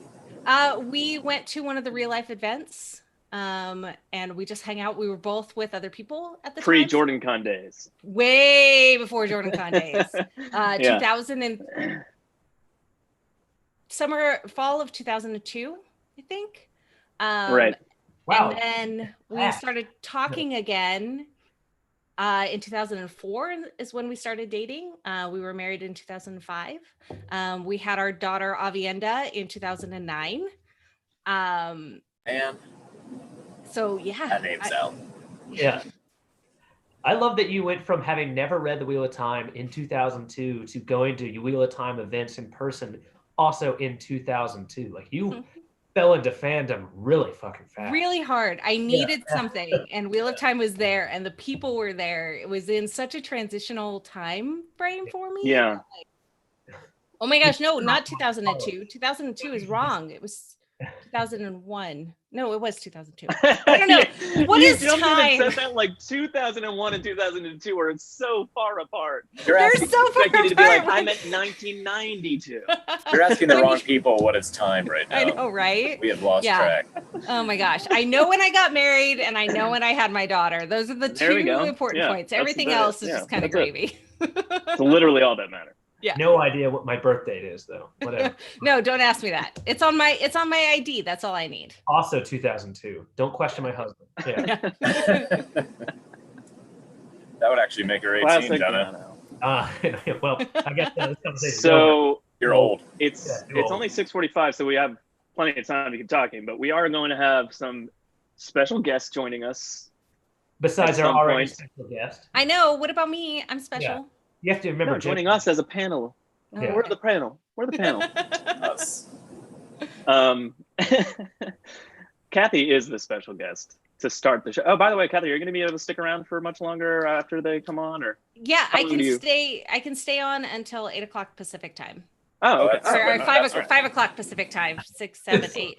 What is it? Numbers? Oh my gosh. Well, the show ends at 8. Are you going to Kathy, ask so us you're what fine. time is again? It is. That is going to be my tagline is what is time? What is going on? I don't even know because I'm in Pacific time. So I did the math and then the words that came out of my mouth were wrong. So I see.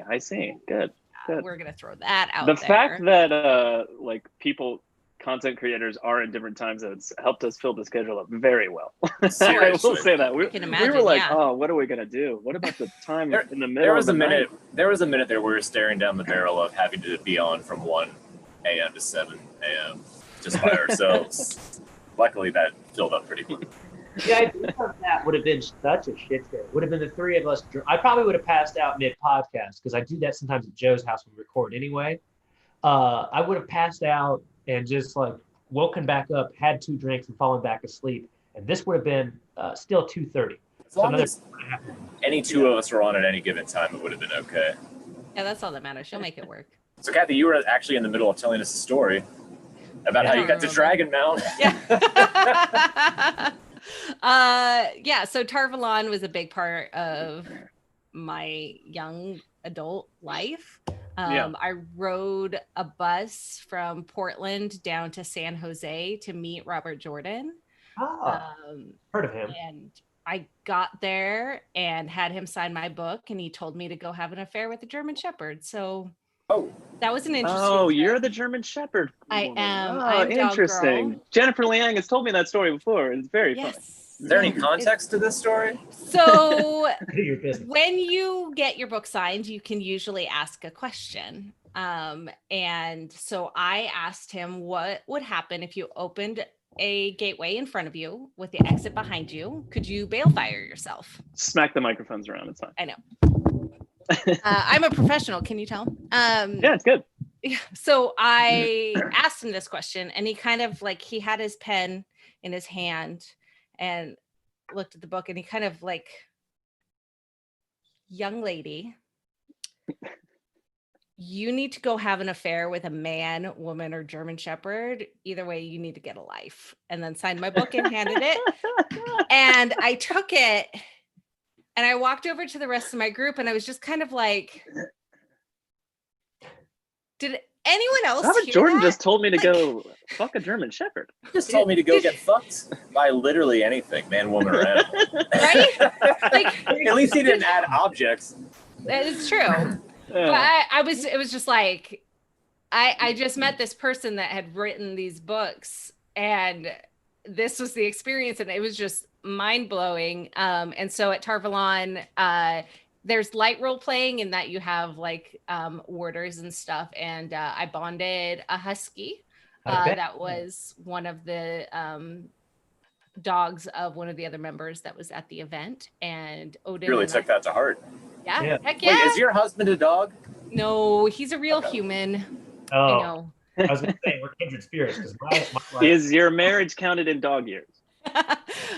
Is that why you're having so much trouble with 2001, 2002? That must be it. Yeah, that definitely. It is hard to do probably the it. dog year conversion. Yeah, it's that math thing. It really throws me off. I'm really a dog myself, and so that is why it was really That like a Scooby-Doo style mask. right. Yeah. See, the unicorn is We get just to made to, like, $8,000. John's gonna shave his beard and she's gonna pull that mask off. Yeah, there we go. There we go. That done. Those I are feel her like- actual cat ears at the top. Yeah. I feel like you should definitely tell that story again when Harriet's on. I'm kind of sad we didn't save it. It's okay. I've told it to her before, okay, and then she we're signed good. my shirt at the. She's waiting. Oh, is she? Yeah, she's here. I mean, we can let her in. Oh yeah, let's bring her in. Yeah. Ooh, I think All it's just leave her. Yeah, just let her wait. Guys, Let her wait Michael for a minute. Bolton's here. Oh, great. Take him in. Take her in. Alan and Maria aren't here yet, though. Harriet's the most professional. She's like, I'm going 10 to minutes be early. very punctually early. So I can leave very punctually early. Yeah, well, that's totally fine. John, I mean, we told Harriet that and Alan and Maria, but if they wanted to call in for even 5 minutes, we'd be like, oh, awesome, thank you. Yes, please. I guess while we're waiting, She's connecting audio. we're at that are $6,626. We're getting pretty Wow. close to that beard going away. And the dog revelation, I Yeah. suppose. Donna, do you have clippers at the ready to shave your beard off on camera? On camera. I would need my shaver and like a trash can to shave over it because I don't feel like just leaving red hair everywhere. Do you own a vacuum? So, you cut a Hi, hole in Harriet. the Can you trash hear us? bag. Yeah, hi. Put it out. Hi. Harriet. Hi, Harriet. Oh, you muted yourself again. Harry, you have to hit unmute for yourself and then turn on your camera if you want to turn on your camera. As a host, too, you can. I want to turn on the camera. I think I can do it. Let me see. On the bottom left, there should be like a little start video. Yeah, it would be on the bottom left there, Harriet. Start my video. There Oh, there we go. Hi. Hey, Harriet. Hi. Good to see you all. Good to see you. Good to see Good to see you. We were really sad we didn't get to see you at JordanCon this year. Yeah. Yeah. Well, so much for JordanCon, poor thing. We had to put it down. That's a proper epitaph. Yeah. Yeah. Poor thing. Yeah, just done. Yeah. For Well, this it's year, anyways. better. It will be better. And of course, Yeah, hopefully. they're restarting shooting on the series, you know. Yes. in Yes. September. Yeah, that's the word. I hope that is able to still happen. I know every time people push stuff like that back, it keeps getting pushed back more. But I guess they're Fingers handling things a little better in Europe where they're filming than they are here. That is true, yeah. Yeah. Yeah, a lot better. And It's safer for them to go there and film than to just stay here and not film. well, they must be allowing some Americans back in.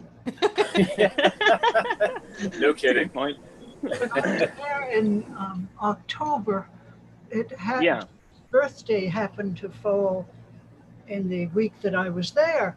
And I said, I'd like to get a birthday cake for you all for his birthday. How many people? And they said, well, it's over 300. And Oh. I said, I guess And you were like, never mind.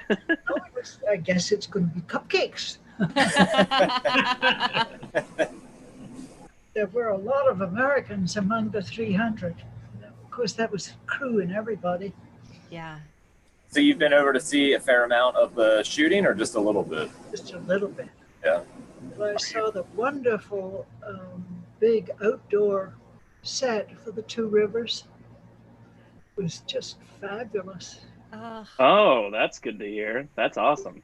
Are you going to send us those pictures later? Right. You want to violate all aspects of your NDA with tWoTcast? well regarded. For charity. Yeah. For Yeah. charity. We're not doing it anywhere. We're taking that money ourselves. I'm actually shocked you brought the show up because we were purposely not going to talk to you about it and make you say anything that you couldn't say. Well, I can't say. Okay, all right. There you go. Well, thank you for the tiny little tidbits you did give us about the show. Maria and I are getting 2 more scripts to read between now and the beginning of September. That's awesome. Okay. That is great. And what episodes might those be that you're Good getting? fishing, I'm just going to throw that out there. I think they did 4 before the shutdown, Exciting. Okay. but don't. what you're telling us, Harriet, is we should probably, I don't know, kind of ply you with more booze before asking these questions. Well, actually, I'm doing that myself. And that's what we fantastic. So Much we. cheaper. Is it scotch today? Mm-mm. No, it's vodka. Ah. Good. Was it vodka on It's a ice? classic tWoTcast drink, Harriet. That's a good drink. I forget, one time we had you on our show at Jordan Con, and you ordered something that I was like, well, she's a better drinker than I am, because I don't think I could do that, really. Was it just vodka on ice once? There was some drink that definitely was pretty gnarly. Oh, I seem to be talking to you from a submarine. That is true, yeah. Skilled at this. You were able to join. hell That's with really it. impressive. Here I There you am. go. Oh, the hell with it. Yeah. It worked a little bit. Wait, why don't we just all join Harriet? There. Oh, there we go. There. All right, Maria's here. I'm going to let her in as well. Hold on. Might take her a When second Jim to and I pop in. first got together, this is where Jim used to write. Oh, you're in that seat, huh? Yeah. Ah, I see. I've been there.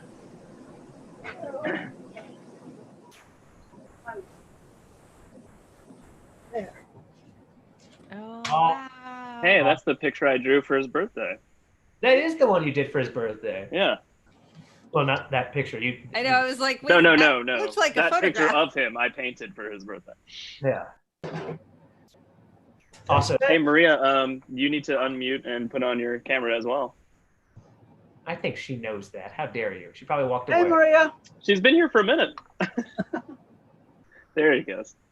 There it is. So Hi. Maria, Harriet was just giving us all the details of the scripts from the TV show. Could you elaborate on some of those?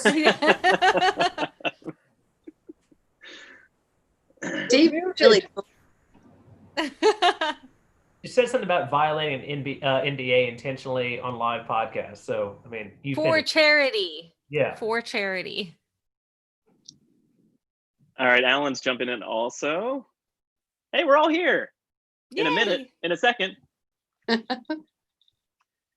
Talking about the chat, if you guys have any questions for Alan, Maria, or Harriet, or Kathy, let us know. I'm sure. And Sorry to by all means, we'll try to populate it all. get to them. Well, So, Alan, hi, Maria, how's it going? It's been so long since I talked to you. She doesn't want to talk to you. Apparently not. Okay, there we go. Gallery view. Now I can see everybody. Yay. one of the best pictures of Alan we've seen in a while. Yeah, Alan's looking great. Alan, you need to unmute yourself and start your video as well. Just have your wife do it. Just tell Amy to fix it for you.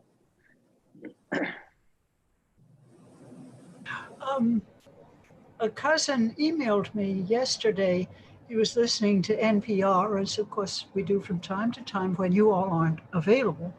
And Yeah. the NPR correspondent was talking about the fact that she was going to miss Comic-Con this year. Hey, Right. Alan, how are you? Hi, Alan. Hi. And she said, but my people will understand my costume. I was going as a member of the Green Aja. Amazing. Yeah. Awesome to have that little shout out on NPR. Yeah. Oh, yeah, that's Very pretty cool.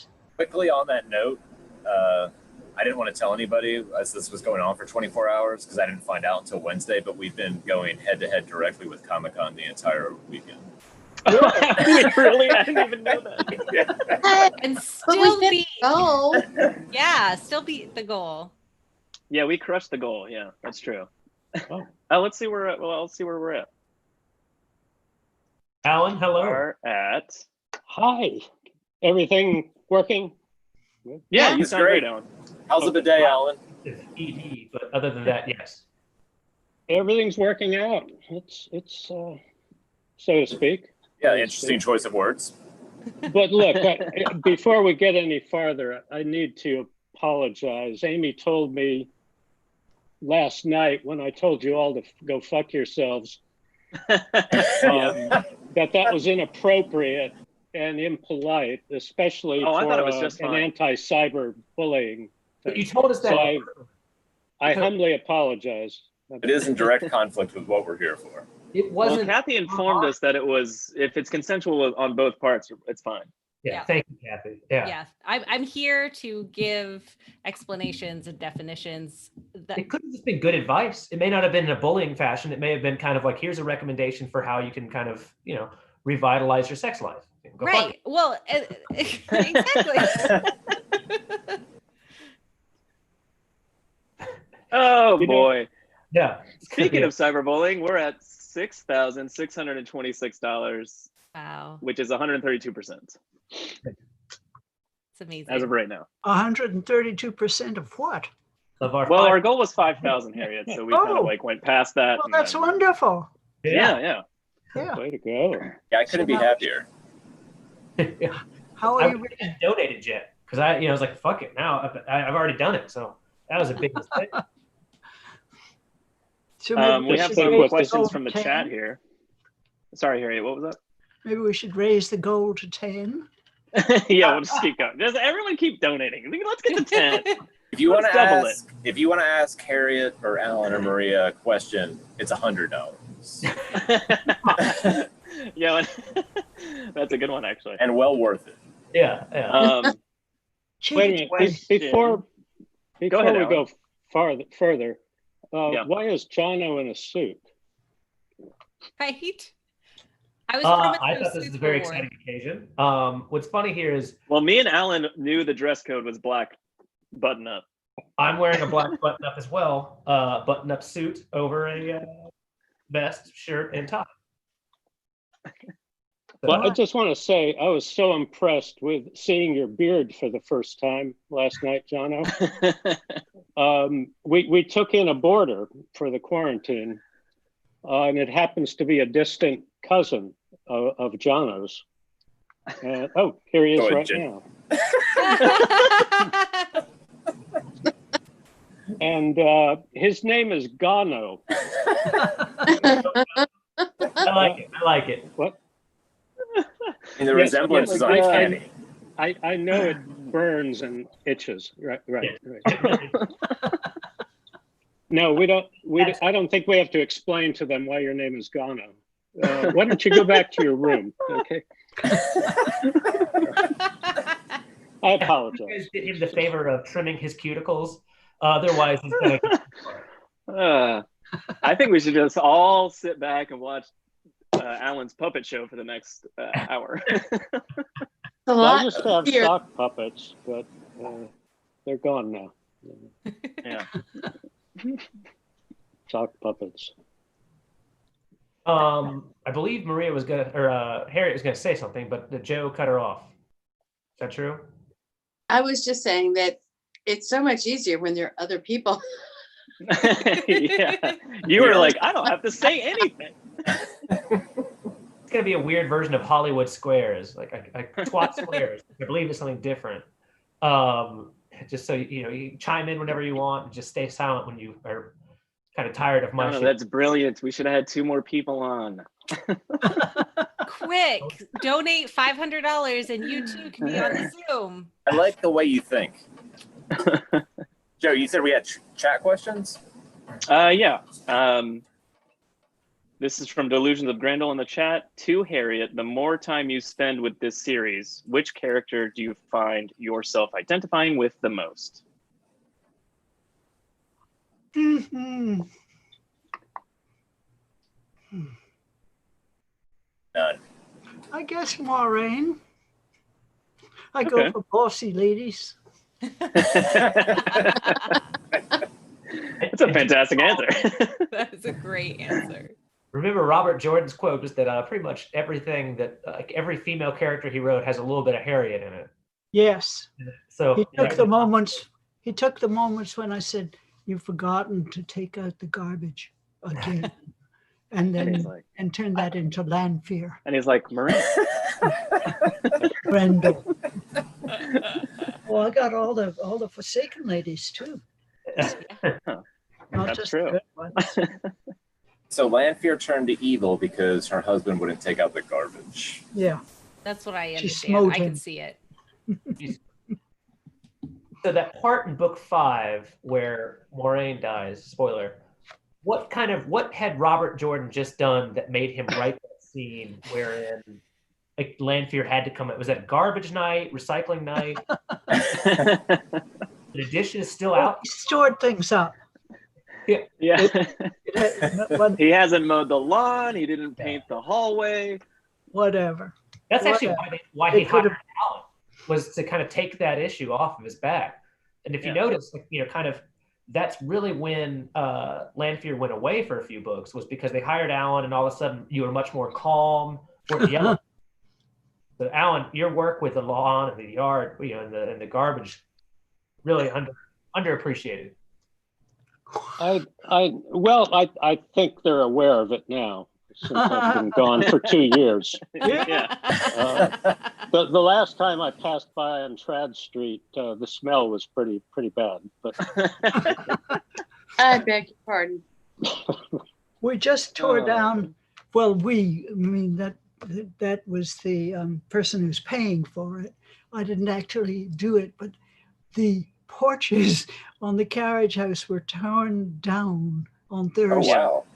And there was a really impressive mound of destroyed porch in the yard. Just sitting on your front yard. Today. No, in the backyard. But Alan had an office on the upstairs porch for a while. The only worst thing we could have asked him to do, we had an employee named Marcia Warnock, and her job was to go out to the fish pond and spray around its edges with meat-fed fox urine. I mentioned this to Tom Doherty, and I've almost never seen his eyes open wide with amazement, but they did that. And he said, and she didn't quit. Well, she did. Where does one get that type of fox urine? Asking for a friend. You apparently find it online somewhere. And it does work to keep the birds away, but it also works really well to keep people away. Everybody away.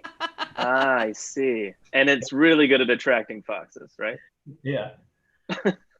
about that porch. Oh, go ahead. Go ahead, Al. No, about that porch, I just had a memory. Oh God! There was quite a long period. Maria mentioned the other night that we had 15,000 volumes of books in the library eventually, and I remember Jim every week would pour through Publishers Weekly, and I guess get excited about books he was reading about in that. So within days, there'd be stacks of new books on our doorway, and they'd be brought up. And this was before Harriet threatened him with bodily harm if he didn't move out some of the books. So that's when Lanfear died. So books were piling up everywhere. To get back to my office, one had to go sideways because of the piles of books on the floor. All of the I remember bookcases that. were, and yeah, you were there. Got back to my office, the books started piling up in there because it was the only space remaining. And I remember one afternoon sitting in there and things started swaying a little bit.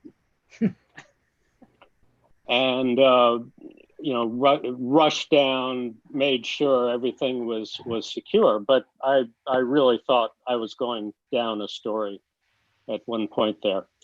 So we moved the books out, and Harriet got on Jim's case at that point to get rid of some books. You almost tore down the porches for them many years earlier. Yeah. Yeah. Really could have earned your keep a little. Yeah, could have saved them some money. And Alan, a lot of work on. Excuse me, Marie. Go ahead. I was going to say, Alan, have I told you yet how lucky we actually were when they took out the bathroom? The floor underneath the bathroom was incredibly rotten. Really? Yeah. It was upstairs. It's kind of amazing. They think that we never just fell through. Just fell. which would have been. I think that whole floor was in danger of falling through. You have Parts to of it send were me. very solid, but the bathroom was just rotten. Yeah. You have to Alan, send me someone in the chat pictures. said, "Who was Alan to Team Jordan?" So they want to know your role. You'd have to ask them. I don't know. Oh, okay. Who was Alan to Team Jordan? Yeah. Chat. Alan was our Time Lord and our geography master and many other things. Battle Lord. Yeah. Yes, it was. It was Alan, terrific. In essential. every way. He also took out the garbage, painted the hallway, put the fox urine out around the pond. Did dishes. No, that wasn't No, him. I never touched the fox urine. When we went to the house and Alan showed us the map of was it the last battle? Yeah, I think so. That was incredible. That's still Board. there. Yeah. It's in the shed now. I'm gonna take it to Jordan Con and auction it off whenever You we have. definitely spray it with something to fix it. Fox urine. I hear fox urine. Yeah, fox urine. It's Solid. fox urine. We couldn't erase it if we wanted to at this point. It's just burned into the Yeah. whiteboard. Maria, if you want to send that to me, I'll bring it to Jordan Con. I think I'm gonna have to have a trailer for the next Jordan. A lot of questions are coming up. I'm seeing like, what are you most excited about for the show? And then also, same vein, is there anything on the set or in the scripts that you're most excited to see adapted on the show? I don't know how much you can talk about specifics of scripts, probably nothing. So what are you guys most excited for the show? Well, the cast members that Maria and I went together to Prague, together with my son Will, and certainly the cast members that I've met, I liked enormously as to be the persona in the books, the persona that they're hired to be. I was particularly taken with Lan. Moraine, is that what you said? Oh, Lan, okay. Yeah. Are you a Criminal Minds fan? I'm pretty excited about Daniel Haney as Rand, actually. I mean, as Lan. Yeah, that he looks awesome. He seems was awesome. excited. And Rosamund was fabulous. Mm-hmm. And I guess we're talking about this. So I find it really ironic. I got all the main cast members except one. And who was that? Who would? Matt. Yeah. I already know. I was like, I know who she's talking One about. I missed. And like, well, did somebody tell them I was a Matt fangirl? And they and he was like, I'm gonna leave. Can't I'm have gonna leave. Matt I heard here. Maria's coming. I love the idea of you being a fangirl, considering that you're one of like editors and actual people who did some of the most work, obviously writer aside, for it. Just to make, I'm a fangirl. Like that's just such a bizarre self-titled, and I love it. And yes, I'm very sorry that they took that away from you. You deserve better, Maria. It's okay. When we go out in a couple months, you and I we'll make sure we see him. Okay. Yeah. That's an interesting thought. How long has it been since you guys seen each other? Since the beginning of the quarantine or March, or was it longer than that? Who are you asking? All three of you. Three of you. I saw Harriet yesterday. Oh, did you? Yeah, How I long has got- it been since you've seen Alan? You don't care about him anymore. Only seen Alan on lunch. Kathy, Christmas? that's called cutting edge journalism. We went to lunch sometime. I don't know. But we went to Lunch Bunch, the video thing that Jimmy does. That's the last time I actually saw you. Oh, right, right. And That Harriet's been forever. Yeah, months. Definitely months. Many months. Must be. Too many months. Yeah. Harriet, I think this question is for you specifically, or maybe you guys, Maria and Alan, have other answers to this possibly. But since we're doing this on cyberbullying, someone asked, how did Robert Jordan respond to bullies, before there were cyberbullies? Does any stories come to mind or any thoughts? Well, he was big, as I'm sure you know, just physically large, and was always suspected in grammar school of being the bully in his classes, which he never was. He had a horror of that idea. And all he had to do to somebody who wanted to bully him was just, he was good at looming. You know, he could just loom at the bully, and the bully would fight. And they would just back off. But his misadventures in grammar school were in the opposite way. That he was big, he was very bright. The school wanted to skip him at least one grade, maybe two, but his parents thought that would not be good. They wanted him to have his childhood. He sort of did that. You know how Karen in the books is worried about how he's going to hurt somebody because he's so big? Yeah. That is Coach Jim, because he was really big early. There was a basketball coach who came and visited his high school and was considering, Jim was very good athletically. And the guy looked at his hands and looked at his feet and said, talk to the football guy. Because I figured Jim was going to get bigger. He did college on a football scholarship at Clemson as a defensive lineman. I don't know if you've had as much to drink as I have, Harriet, but my question would be, did you take a look at his hands and feet and say, I'd be interested? What? What size shoes you would have to buy him? Yeah, exactly. Yeah. Thank you, Kathy. Yeah.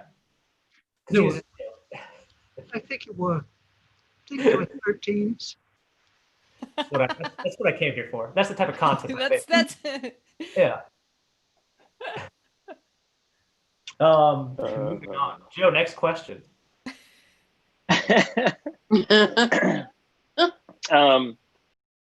Sorry, Jono. Yeah. Kathy, I mean, if you can jump in here. I'm doing great. You're doing great. I'm here. All I'm right, here to cool. enjoy. The Way of the Leaf asked Harriet, how would RJ have felt about how much violence and/or sex that may or may not be portrayed in the show? Not really sure what they're getting at there, but Does he want more sex or less sex? I think I would say like the most, right? Of both, sex and violence, all the way up. All of it. Take it to 11. Not me. She's not even going to answer it. Yeah. Well, I have no idea. Yeah, Just well, don't. fair enough. If you could choose any prop from the set, I mean, I'm not sure how many props you've seen, but if you could choose any prop from the set of the show, what would that be? An actual Tarangria, one that works. Oh yeah. Oh yeah. Well, of course. They're working on those, right? Because the budget's like it's pretty big. It's a good budget. And I will demand, gosh, it's sort of seniorial rights to prove it. I think they would give you whatever you wanted. I'm sure. You need a special effects crew to walk around with you to make it work. Sweet idea of how Hollywood works. We're in a fantasy right now because we're all on this video. It's the end of the 24 hours. We're all chatting together in a variety of places. Let's imagine that is what reality is like, that we can have that happen. My wife, who of course does or does not exist depending on the day, wants to know, like, was there ever anything, because Robert Jordan, and it's always weird using it, a nom de plume kind of thing with you, considering it was your husband. But did Jim ever bring anything home, like, because he was such a collector, where you took one look at it and said, hey, that's awesome, and then you wanted to throw it out the next day? I did something before he bought it, which I think gets to your point. There used to be, and maybe there still is, a shop in Manhattan called Maxilla and Mandible, and they sell turtle shells and bones and stuff, and he loved it. And he went in and he said, "Now, how much for this skeleton?" It was a human skeleton. I said, "Excuse me, is that a real one?" And the clerk said, "Yes, it is. It's from a medical school." Jim began to dicker, and I said, "Jim, if you buy that, when we get it home, I will bury it." He said, "Okay." He saw I meant it. And he then cast his eyes on a plastic skeleton. Mr. Bones. In fairness, Mr. Bones. the shit out of whoever came next. I was gonna say I vaguely Yeah. recall a skeleton. Yeah, but it was plastic. Yeah, And but it wasn't now real. it's now on pretty permanent loan to an artist named Douglas Valentine, who does figure art and The drawing in the early Wheel of Time novels. was Doug- his. Alan and Maria, do you guys have a choice on what prop from the set you would walk away from it with if you could have a choice? You don't have to have actually seen it. You don't have something to, you've Yeah, seen anything or that you would know exactly. from the books. Doesn't too. act- Yeah. Just be something from the books, really. Actors don't count as props, right? No. What's that? Oh no, you can't take Matt home with. All right, so we Oh, know okay. so we know Maria's answer. I was gonna ask Matt because I never got to meet him. Right. If a prop from the book.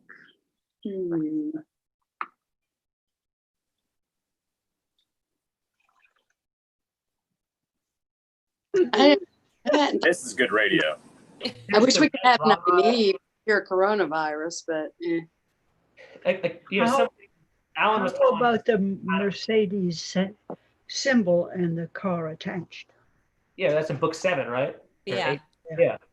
Yeah, just a Mercedes. Yeah. Alan was telling us that he wanted that red rod that Elaine uses that kind of lights off. Everyone knows that she got off. That you just pass out and the next morning everyone's like, "Did you see Ellen last night?"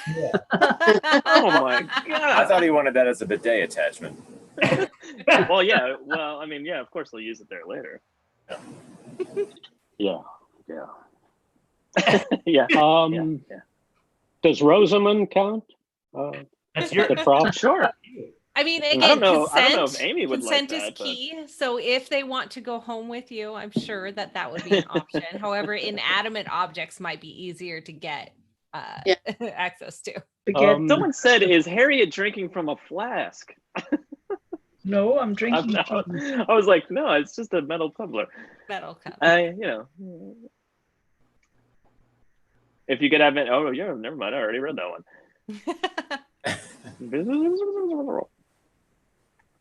Well, what about you guys? What would you pick from the set if you could take anything? Yeah, Calendar would be pretty cool to have. Good choice. Yeah, that'd be awesome. Jono? Honestly, Calendar is probably the best answer. I mean, Even that No, it's not. Horn of Valor. You know, Tom took it, so that would be good. Yeah, you can't take it. Just the giant Sangreal, not the Terangreal version, but the Sangreal. You know, You the want one the big one? Yeah. feet tall. You know, just gonna have that in my backyard. You have to buy a lot of land. I do have one in the backyard. It's just buried. It's an enormous globe. Yeah, holding the They crystal. don't believe me, do they, Maria? Yeah, I don't need an actual statue, but like if it was just the hand and the arm was coming out of the ground, that'd be pretty amazing. Horn of Valor, Dragon Banner. I don't know. There's so many to choose from. You know what I want? The Ruby Dagger. That's what I'd want.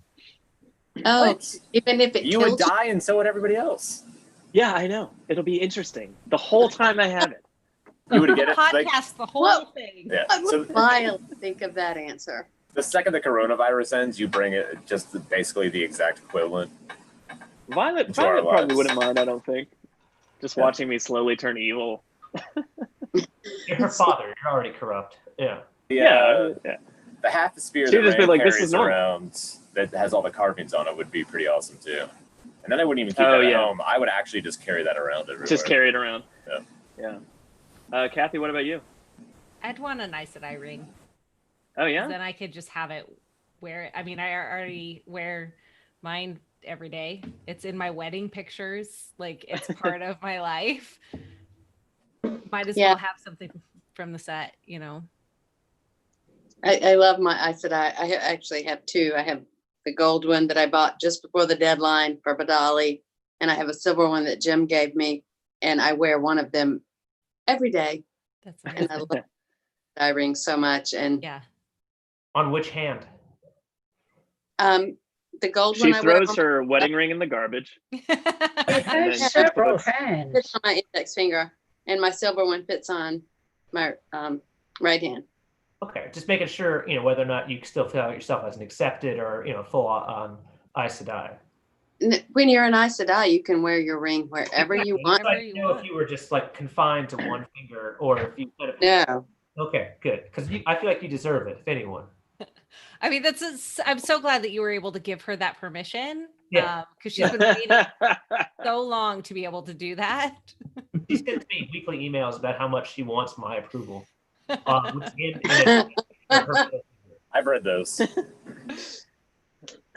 Alan, we didn't really. I mean, we answered for you and gave you the red rod, but what would you actually want? No, we literally gave him the red rod. Oh. Well, I would probably be interested in Ajambura's drinking skull. Ah, you do love that. I do love that. That's a good one. And Christy Deming gave me a facsimile of that the other year at Jordan Con. But to have a real skull to drink, my tea out of would be nice. That's something I had in common with Jim, I guess. I was gonna say, too bad he didn't buy that skeleton. Real He could have skull. dug it up out of Right. the backyard. Yeah, I know. Years later, he just attaches a handle to his skull, is walking around. Harriet's like, "Where did you get that?" I found it in the yard. Still has the sticker from Manhattan, whatever store on it. Well, the real skeleton had numbers and things all over it. It was used for teaching at some medical school, and it was some poor person. And I said, they donated their body to. Yeah. There you go. See, I shouldn't say it. Science of literature and drinking from a skull. Science. Yeah, I guess to be fair, they donated their body to science, not to the Allen's Cup. I have to ask though, was the head number 1 or number 2? Jono got it. You'll take it later too. Oh, Alan, for a long time, I've thought that the weird white extrusions from people's ears were a sign of a dreadful disease. But I see that you look perfectly. Oh, this is happy. keeping us safe from corona. Yeah, Okay. that's a Keeps thing. people away from you. Yeah, there's that. Yeah, it does. First time I saw them in some airport, I said, "Oh, I think I'll go sit somewhere else."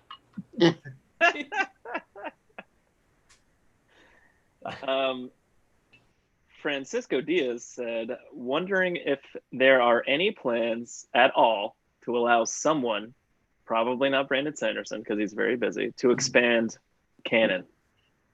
No. Well, the plans are absolutely not. That's a very valid answer and also one that I like to hear, honestly. Jim didn't want that to happen. He had a horror of it.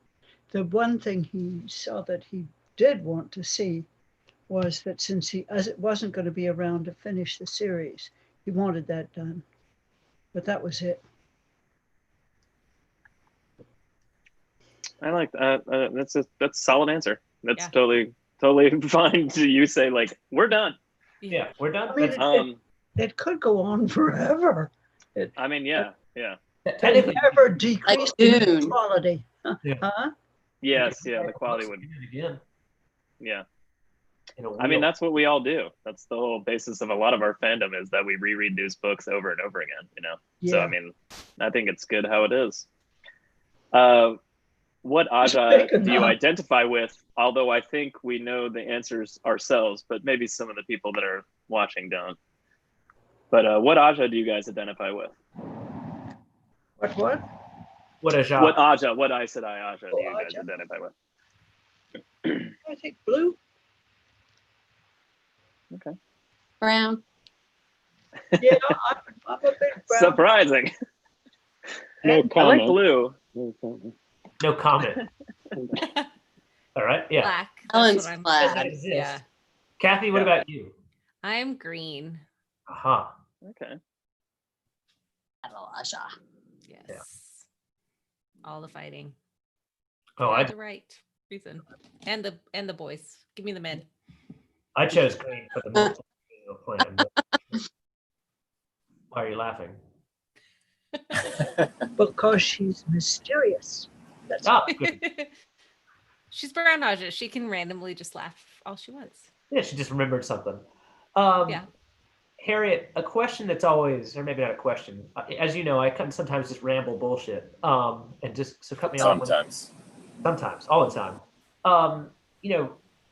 Obviously you were the editor for a number of other books like Ender's Game, things like that. And like it's just fascinating to me that you've had your pulse on, or your fingers on the pulse of like some of the biggest books in sci-fi and fantasy, and like just how are you so good, so lucky? Kind of how did that happen? Because you were instrumental in the creation of Tor. You were instrumental in so much of just the creation of like some of the best books like in both genres. So tell us how your magic happened and how can we recreate it? Am I supposed to give you a serious answer to this absurd question? You're Harriet. You can answer it however you want. I was there. I was there. That's actually what I've got on my tombstone that my wife already created for me. It was just I was there. What Jonna doesn't know is she's gonna put that into use tomorrow. No, I thought that was how we were gonna end the stream. Oh yeah, we're gonna end the show. Yeah, with that. Yeah. If we hit $8,000. Oh, that's right. Just get me off. I thought it was 5,000. If we get to 8,000, Jonah's going to shave Well, his you beard. doubled it to 10, Harriet. Oh, is he going to do it on camera? Oh, absolutely. We just have to get more people to donate to justgiving.com/fundraising/the Wheel of Time.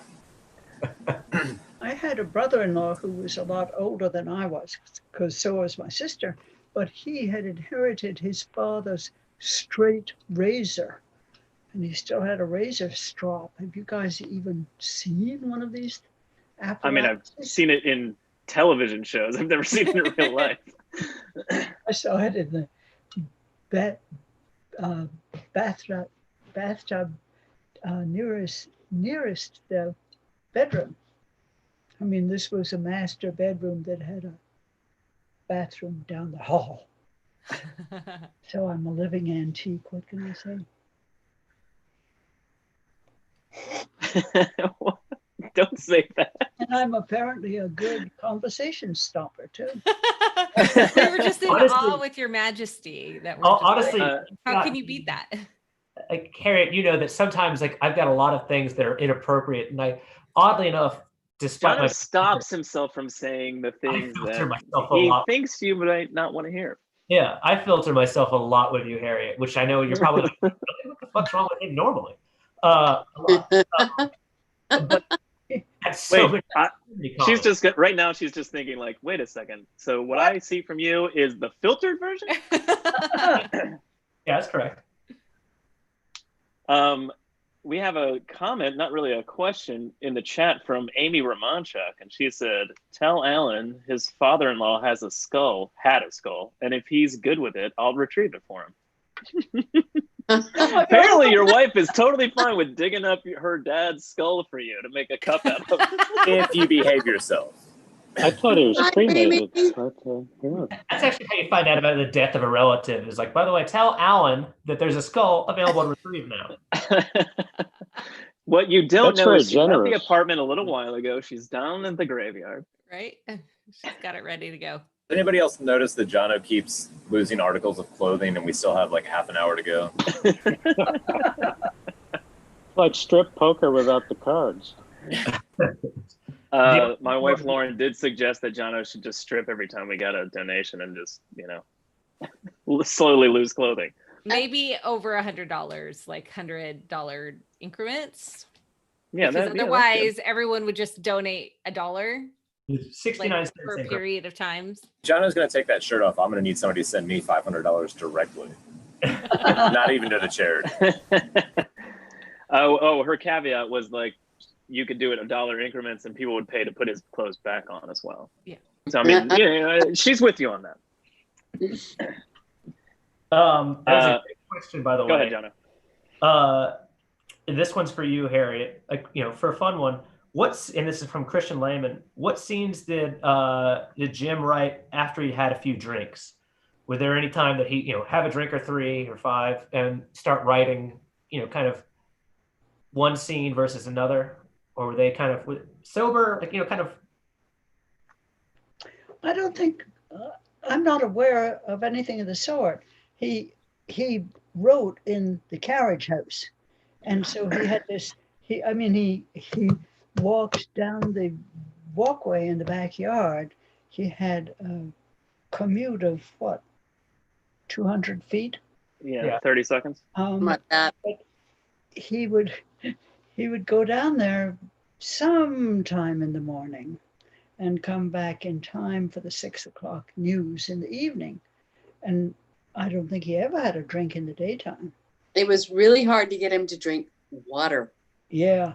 I remember we got that picture that sit on his desk. I'd forgotten that, to try and make him drink water.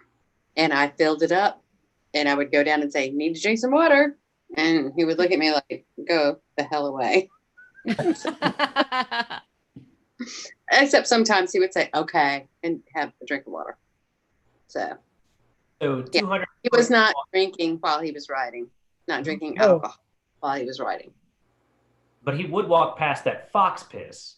Would you think that kind of? That was He didn't actually have to walk past the fox piss. That was a ways around the building. Yeah, I guess that's true. I've only been there once, so my memory of the layout's a little off. But regardless, that fox urine's probably rather a heady scent. That'll put you in a different frame of mind for what you want to write. It only lasted for like 2 weeks. 2 weeks. Yeah. That's all. None of us could stand it. Seriously. It kept the birds away, which is what we were aiming for. It also made nobody else want to go in the area. It smelled terrible. Awful. It should be noted that Lowe's sells red fox urine for $15.44 a bottle. But is it meat fed, Jono? Pardon? What are you paying for there? Red fox urine. But is it meat fed? Yeah. Is it meat fed? Oh, is it meat fed? That I can't guarantee. I'll look into the. Need to know the conditions. Yeah, for do this red some fox. research before you just start bringing stuff up. Yeah. What do you want, a vegan fox? And keep working on that right now. Weirdly, Definitely your number one priority. in my search history, but fox urine, not yet. So question on the chat. Amy Ann says, what do you wish more people took away from reading the entire series? Is there anything you think most people miss? Like kind of thing. So it's kind of a two-parter. Took away the garbage. We've established that, Ellen. Okay. Make sure. I don't know if there's a theme that we as fans haven't shredded and like read into. So I mean, it's probably difficult to come up with something that's like, oh yeah, everyone misses this. Yeah, I would think at this point, I mean, a book hasn't come out in 10 years and we're doing this right now. So I would think if anything, people are taking away more than they should. Yeah, I mean, 30 years, right? Yeah, 30 years since the first book. Some pretty much covered damn near everything. Somewhere. Yeah. Harriet, what was it like, kind of just like all these people that are parsing through every single word of the books? We talked, not looking at kind of, there was an accidental 1 or 2 off editorial mistake, which, Maria talked about yesterday, but just kind of where if you put anything that may have they all kind of latch on to it and say, well, clearly what they're trying to say is, this guy killed Asmodean or whatever. That just kind of like dealing with these crazy fan theories. Was that something you ever expected, especially considering, probably just in general? No, I would imagine. No, but it was thrilling. It was amazing. Yeah. So somebody's asking if we'll ever learn more about Nakomi. I'm guessing the answer is no. Are there notes on that? The what? Nakomi. Oh, they're asking about Nakomi. Oh, I don't think so. No. You Do know. you guys know who she is? So you could yes. absolutely just say No you know comment. who she is, and not I mean, really you can just know say who she yes is. and then say nothing else. Right. Kathy just. I was like, tell me more. Brandon has talked about maybe talking more about Nakomi in the future, if like Harriet approves and everything, and it might happen one day. Harriet is saying no right now. All right, so here's a solid answer though. There is hope, maybe, and that's it. We'll give it a 1% chance. Nakomi, Rand lighting his pipe. None of us know. So, well, as we discussed last night, Brandon's gonna be pretty busy finishing Patrick Rothfuss's stuff. Well, isn't Patrick around to do that himself? Yeah, we all know that. Apparently Brandon, not. He's a very busy man. I mean, Brandon he could Sanderson is a robot. So finish Game of Thrones, maybe. Yeah, he's got work to do. Yeah. my favorite Rothfuss quote was after the Harper Lee Go Set a Watchman came out. Nobody told me you could wait 50 years and people would still care. It's like, oh dang, Patrick. Oh, Patrick. He'll be all right. Go ahead, Jono. Oh, no, it's not at all important. I have run out of my mixed drink, so I will have to pour myself a shot. Get that fixed. Well, that's a tragedy. Yeah, I'll be all right. Somebody had asked Maria on Friday, and they're asking again, I guess for Harry and Alan, if you could actually put yourself in the world of the Wheel of Time, what would you do without messing with the events of the books? How about messing? What would you do if you could actually just hang out in the wheel there? What would you do? Yeah, not intersecting the timelines or affecting anything. If you were Like living there, Donna would what go would you straight to Alvere's kitchen and have some honey cakes. I know for sure. Yeah, I would do that. I would hide. I would bring peace throughout the world. and I would become the village idiot of Eamondsfield. Oh, I like that. Yeah. You would beat out Give Senbui? Senbui a run for his number. Yeah. Good point for Harriet. Harriet's the one that makes the creator take out the garbage. Well, somebody's got to do it. Alan. If the creator would take out the garbage, we'd all be better off. Some people. Yes. Very true. But of course, We have a little tiny bit of time left. We got about 15 minutes left. We asked Maria a little bit about Warrior of the Altai last night. And I kind of wanted to ask you some questions. Just like, what did it feel like re-editing that book from so many years prior? Or was it weird publishing something that he had written so long ago right now? How was your general feelings on even tackling that as a project? I think I've got to answer that because, Maria, I don't think you'd ever read it until this winter, had you? No. I told him what I thought about it last night. Oh, So yeah. know I'm what sorry, you- Harry. It's kind of directed at That's you. okay. We did talk to Maria about it a little bit last night. Oh, sure. She was drunk. Just drinking straight vodka out of a metal flask cup. Shaped like a skull. Crazy. She kept calling it Alan's future. Very strange. Very strange. But anyway, I'm sorry. Back to you. It's the first manuscript of Jim's I ever read.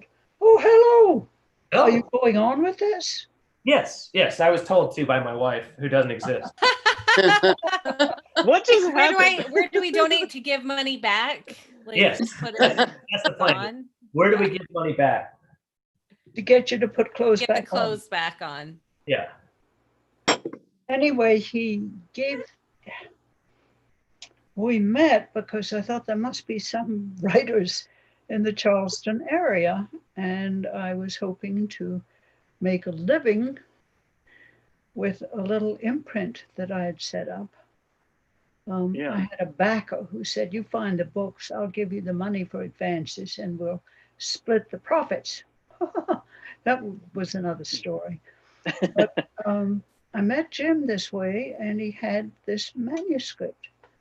Well, that's collapsing the story a bit, but he had written a manuscript and he had sent it to Donald Walheim, who was the impresario of Daw Books.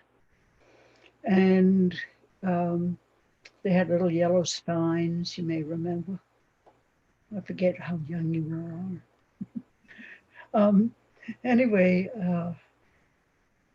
he had. We're not that young, Harriet.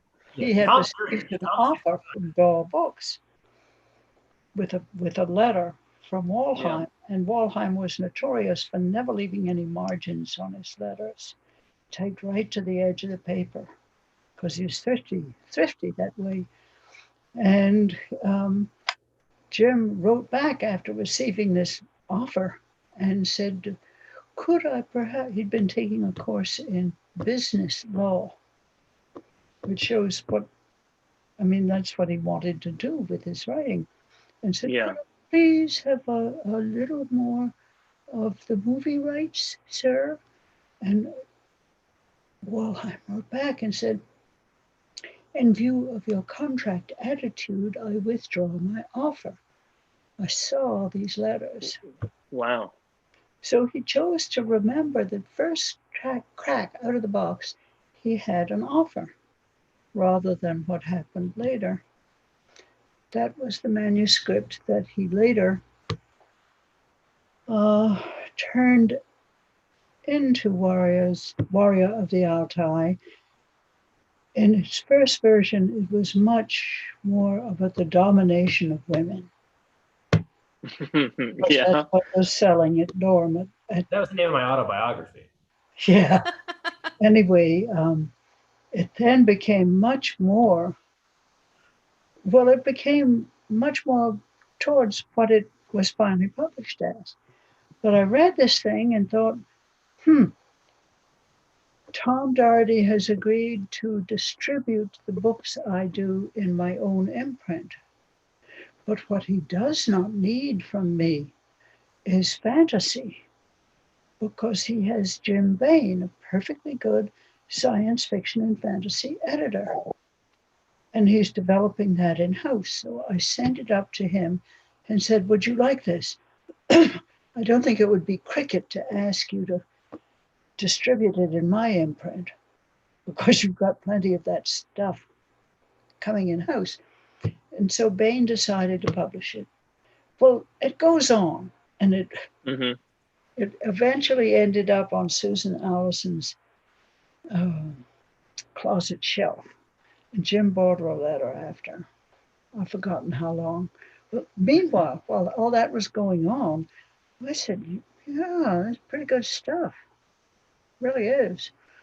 Except for these women wearing nothing but a single strand of pearls around their waist. That, you can get kind of fed up with that. But that, Tom came to me and said he wanted a book of Conan in time for the new Conan movie. I mean, you all know all this stuff, I think. Maybe you don't. Yeah. No, it's what and not to interrupt, but it's kind of similar to what you've got in the forward for it. Okay. Yeah, no. Said all of this. No, keep going, because it was one of the coolest things that I read was just kind of the history of, it's almost the history of your relationship to a certain extent. So I keep going. Yeah, don't forget, So this anyway. audience are the people that have been reading books, these same books, for many, many years. So Yeah. we love a good story. Yeah, there's no Wheel of Time fan that's afraid of repetition. No. I'd like to know what Jono's wearing around his waist right now. A string of It's pearls. a cummerbund followed by a jockstrap. Yeah, Yes. Do you have a string of pearls I do have a string of pearls. Right? Pearls. with a ruby for your navel? No, so it's the same type of pearl necklace that Alan wears. Yeah, I had some inappropriate things to say. Yeah. Harriet, have you ever considered a memoir? No, No. But she's done some oral history recently. I have. Yeah. Is this something to look forward to? I've got Alan, the joke for you or no? No. Classy What? man. You're I- breaking up. Not with you. Not ever. I'm never breaking up with you, Alan. You know that. It's hard to do. It's hard to do. That's what. Oh my God. I am thrilled to announce with 9 minutes to go, we have $6,669 raised. Great. Oh, wow. The There number go of the pearls. Thank you There to Wheel go the Takes pearls. for topping us off. Thank you so much. Wheel Takes finish us off with that pearl necklace. I will bring my pearls to the next Jordan Con. Ooh. Cannot wait. I'm just excited as always, Harriet. You know, and you know what? Fucking no. Keep talking. I'm sorry. I interrupted. She was done. She just made a pearl comment, John. All right.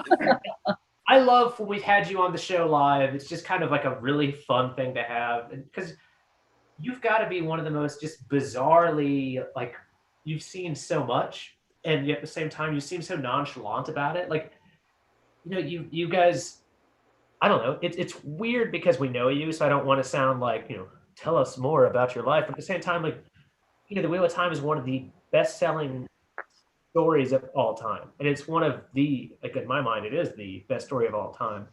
And like so having you on the show is just kind of like, ooh, like kind of thing. And at the same time, we know you. You know, we know Alan a little too well. It kind of gets. That's impossible. Alan is wonderful. He really is. Alan actually, for some reason,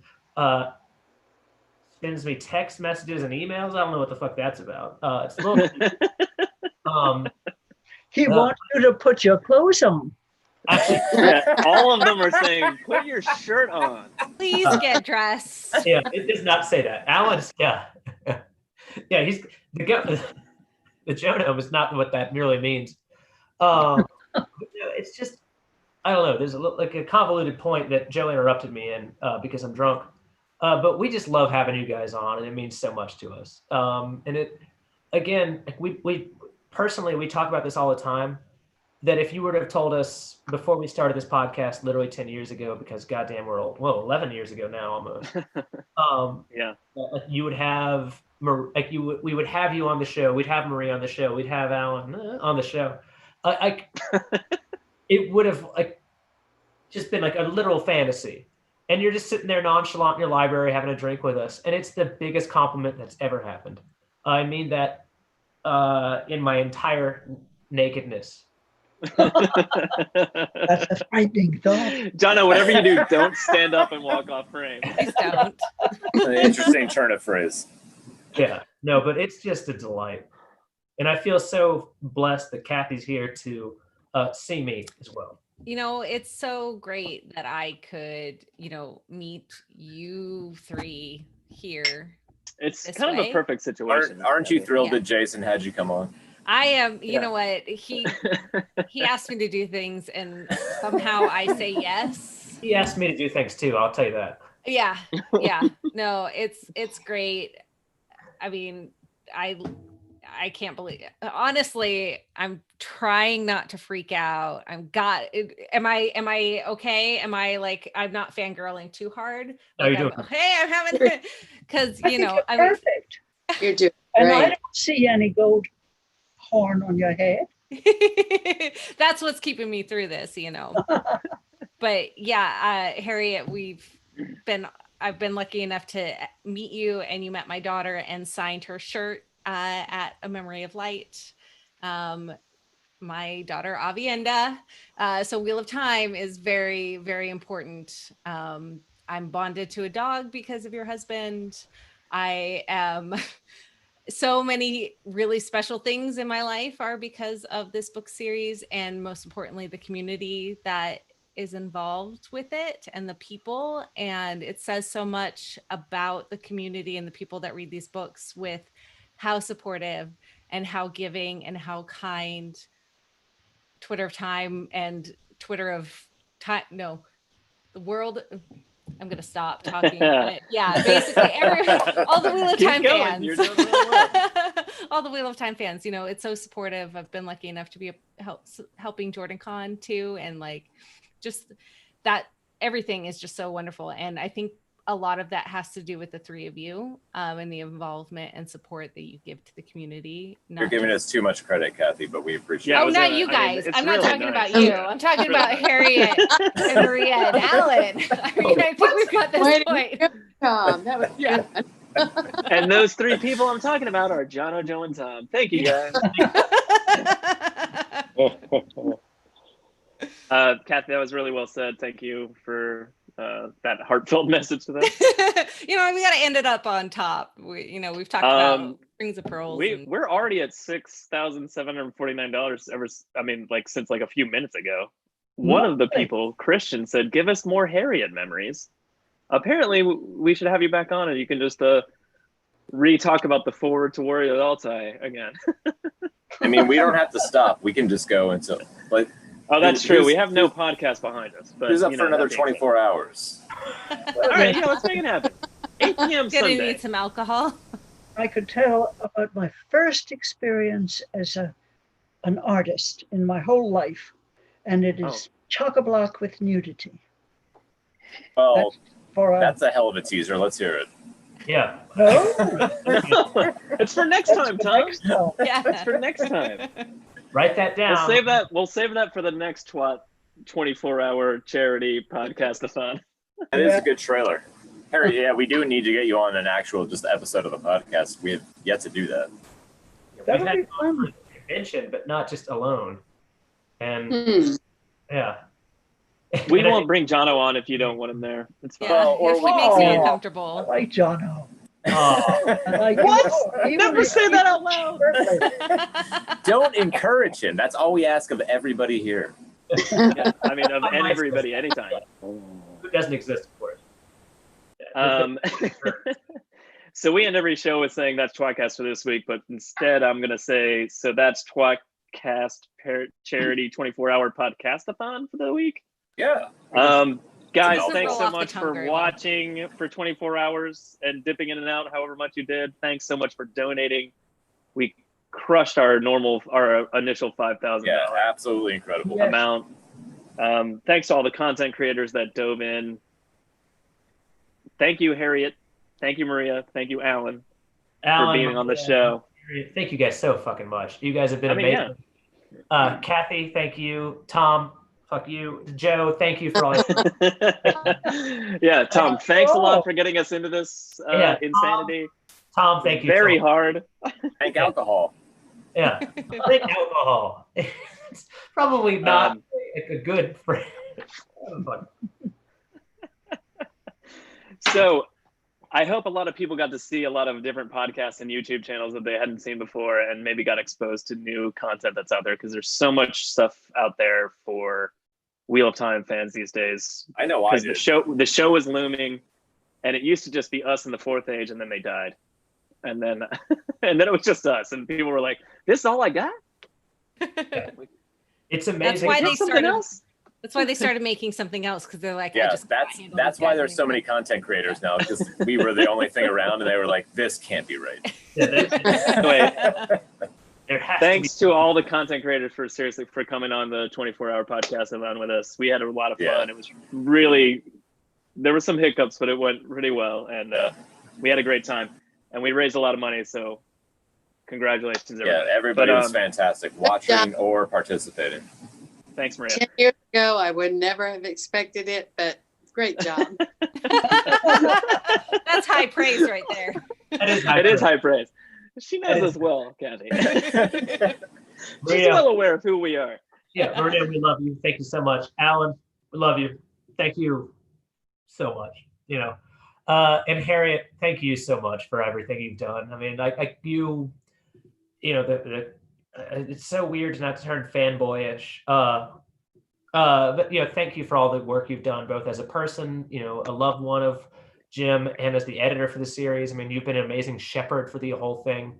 You've held his memories dear, and it's fucking incredible what all you guys have done. And watch your language, Tom. Jesus, I'm so sorry. You are a fucking asshole. It is fucking hard. It's amazing. I don't know. What this series has turned into and the fandom has turned into and all that is just absolutely incredible. And you guys, all of you deserve, and everyone watching, everyone who's done this deserve all the praise for the work that's done. And that is probably one of the most serious things I'll say, which is, rare. You guys are very much responsible for all the money we raised for charity today. Yeah. Also, yeah. Thanks.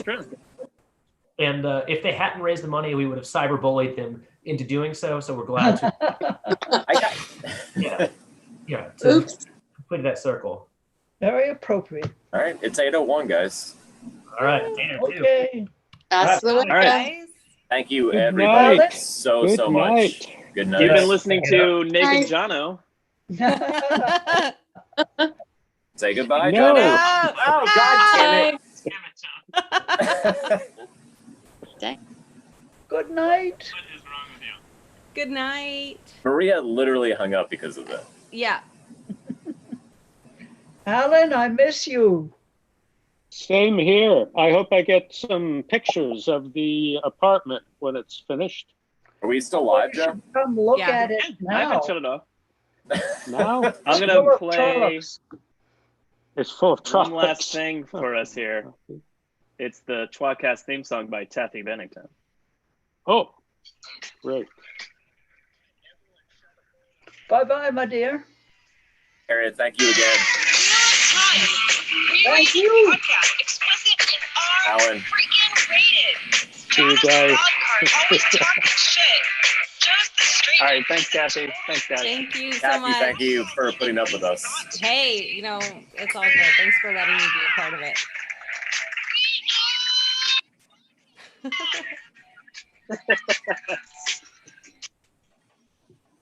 That music scared everyone away. Good. Yeah. It's supposed to. Joe, is the stream over?